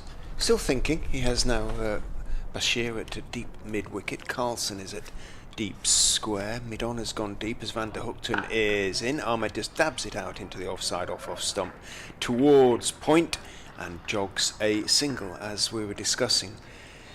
They could do it in ones if they wanted it, so they need less than 5. So I'm just saying, count the balls, 39 balls, or what is it, 40 balls to go. Ooh, you're doing maths on air, Eddie. It's about my level. Don't look just to me. About, well, 36, 40 balls, as you say. just run the singles. Because what are they? Yeah, Nearly 32 half. needed off 40 balls. Yeah. If we want to finish the game tonight.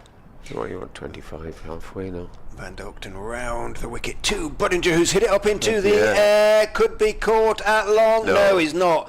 It completely lost that, Fernando. I mean, In the sun, yeah. it kind of was more or less straight to him, actually, had he stayed in position. But he didn't exactly run out of the way, but he didn't have a clue how to get underneath it. And Budinger manages to pick up 4. Let's see where it landed. To his right, and sun, I think it was. He didn't know where it was. I think you're being kind, but Yeah, I suspect his forte is his bowling rather than his Yeah. fielding, and we've certainly seen already not his batting. Budinger picks up 4 fortuitous runs. In goes Van der Hoogten, bowls. Budinger pulls again. He's got hold of that one over mid-wicket for 4 more. I thought Kellaway was going to get there. Had he not had he been on the ropes? Why isn't he on the rope? What is the point? I've seen his time of being 5 yards in.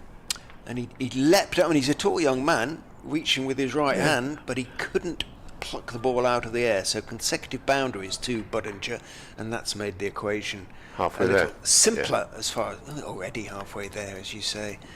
So he doesn't actually need to try and hit the ball in the air. If I was Budinger, I'd be thinking of my average here. I'd be taking my 1s. Blobs. In goes Van der Hoogten, annoyed. Bounces, whacked by Budinger over mid-off. Yes, and he's cleared him as well. He was sort of halfway back, Gorvin. And he looked as though he was going to be in the game. Budinger picks up 2 as it lands just over his head and plugs. Rather 10 off the last 3 balls. You see, if they hit it to Callaway and he's 5 yards in, they're going to get 1. If they hit it to Callaway and he's on the ropes, he's a run in, and it's 1 run. He is If now it- on the ropes. Had he been there, he would have caught it.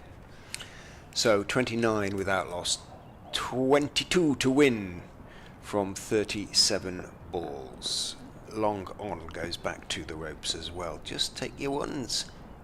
Van der Hoogten is in and clipped neatly off his toes by Budinger along the ground all the way out to deep backward square, and 1 is taken. He keeps the strike, moves on to 19. Leicestershire 30 without loss after 6 overs remain. I think, Eddie, we can now safely say the game will finish. Oh, absolutely. Tonight.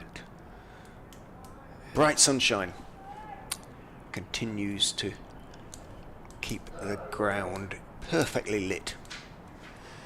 Now then, we have got a immediate change of bowling, and So Callaway's, Callaway this will be fun. and Callaway. He's going to bowl his slower off spin, and he's bowling with the boundary, the smallest boundary on the ground behind him, so the batsman will have it. You see, long off now is in again. Can't work that out. It's Fernando as well. He's pushing back a bit to stay on the ropes. Everybody else is on the ropes. Long on. Here we go Mid then. wicket, backward square. Callaway around the wicket, bowls to Bellinger, pulls it out to mid-wicket, and a no ball bowled and caught at mid-wicket, but it will be a couple of runs. Everything's happening here. How can spinner bowl a no ball? Was he? He must have gone wide of the I think he crease. went too far wide. Yeah. Was it high? Was it height? It was called. It was Could have been. Yeah. spotted, yeah. Could have been. Yeah. Nope, very high. Here's the next ball, and this time Real Ahmed tries to slog it into next week and gets a single out to mid-wicket from the bottom edge. They The don't need to. score, no. 34 without loss, 17 needed. From 28 deliveries. No. Yes. 35. Here's the next ball, that's squirted away to short fine leg, and they scramble a single. No, you're right. 30. Remaining 34. 34. 34. Yeah. And 16 to win. Yes. Easy. Callaway goes over the wicket and bows Ahmed, who comes down, and it's another full toss and another. Well, it's 3 more runs. The runs are coming Another fast. no and thin. ball. Yeah, for height again. Mm. And, God, Callaway loses. Well, he has to be taken off now, doesn't he? Yeah, of course he has. To chaos out there. Well, that I haven't seen. An off-spin in his first over has to be taken off for bowling 2 head-high full tosses. Yeah, how can So who's going to finish it off? Sam Northeast. Northeast to finish the over. this could finish the match. Northeast is going to bowl his off breaks. So Callaway, I don't know what's happened to the young man there. Oh, that's a big hit. That is a very big hit. And it's gone out of the ground. Well, it didn't land out of the ground, but in the gap there by the groundsman's hut. There's, that goes for 6. The score races on, and all of a sudden, it's 44 without loss. 7 to runs win. really. 7 to win. And it doesn't look like we're going to use the 5.3 overs that remain. They are not going to be necessary. Northeast is taking one for the team, I think is the appropriate phrase. Oh, don't say we have to change. Don't change the ball. It doesn't matter if it's battered. Surely. Now you take it from here. There'll be a big chunk out of it. It probably hit that concrete groundsman's Well, I'll take storage this 1 ball because you're not going to hit the facility. 7. unless they hit a 6 off a no ball. And a no ball is not impossible Well, Northeast. from we've seen. Here comes the fielder. Go on, then you take this one. Northeast bowls, short, long hop, which is hammered for 4 out towards extra cover, And the way this over is going, it will be Richard Ray to hail the victory for the Foxes. Looks as though Leicestershire are going to start their championship season with a 10-wicket win then. Budinger has moved on to 31. 3 to win. Northeast is in. Bowls 2. Budinger, who just turns it out towards deep mid-wicket and jogs the single, giving the potential honour to Rehan Ahmed. Budinger, wisely I suspect, I think 32 not out to add to his first innings. 50 means a very good start to the season for Sol Budinger. The field comes in.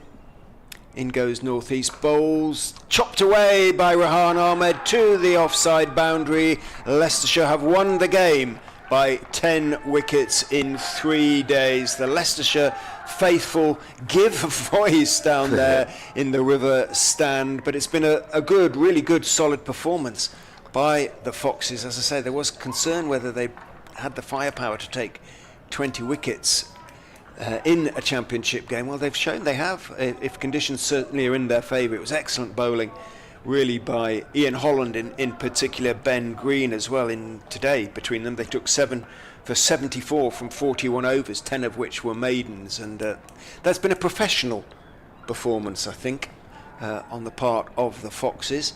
It was a good fight back, really, this afternoon for Glamorgan, led by Kieran Carlson. Gave the scoreline, I was going to say, an element of respectability. It wasn't an innings defeat. It could have been worse. But they will take 23 points from the game. Morgan just 2. Yes, I must say many congratulations to Leicestershire. They were much the better side here, both in bowling and batting. And as you say, it was an excellent innings from Kieran Carlson with 113 and a battling innings from Gandhi Govin with 50 not out. But really, Glamorgan couldn't get any runs in the first innings. 220 with the sun coming onto the pitch and drying it out was never going to be enough, and 427 was a good effort. But I think you summed it up because they were superior in. Well, I get a word in, that's it. I can start again and say that they were much the better side. They fully deserved their victory. And I've said it during commentary, Richard, I think they look a very well organised team. I think they're well led. Everybody knows what their job is, and they're hugely disciplined in their bowling. They've got a top-class coach, I think, especially as far as bowling is concerned. Who is their batting coach? Well, James Taylor would take couldn't have a better one there as well. He's the assistant head coach. But there is concern about the injuries they've suffered. They've lost Rishi Patel potentially for a couple of weeks. He seems reasonably confident it might not be too bad. He said he didn't feel any pain in his hand, although he held the bat slightly different. And Chris Wright, the leader of the leader of the attack. You've got Kimber coming back, and also you were telling me that Logan Van Beek and Josh Hull might be available for the next game. So there are options. Very well done, and pleasure always to have you down here, and I might perhaps creep up towards the end of the season to Grace Road and see. It's not the end of the season. I think it's early September or something. Okay, but anyway, hopefully we'll see both Nick and yourself then. We'll certainly see Nick. Yes, and good luck to the Foxes for the rest of the season. And let's hope Glamorgan can improve. They need to improve before they go. Where you'll hear Nick from next Friday for 4 days. Yeah, up in Bristol to take on Gloucestershire. Leicestershire at home to Derbyshire. Thank you for your company, everybody listening and watching, of course, on the stream as well. Brilliant stream, incidentally. Yeah. Congratulations to Glamorgan and through to the operator for the way they've handled that and the replays. Hopefully it's added to your pleasure, and our coverage has played a part in that as well. But for now, from a sunny, delightfully sunny, I should say, Sophia Gardens, from Eddie, from Nick Webb and myself, Richard Ray, it's a very good night to you all.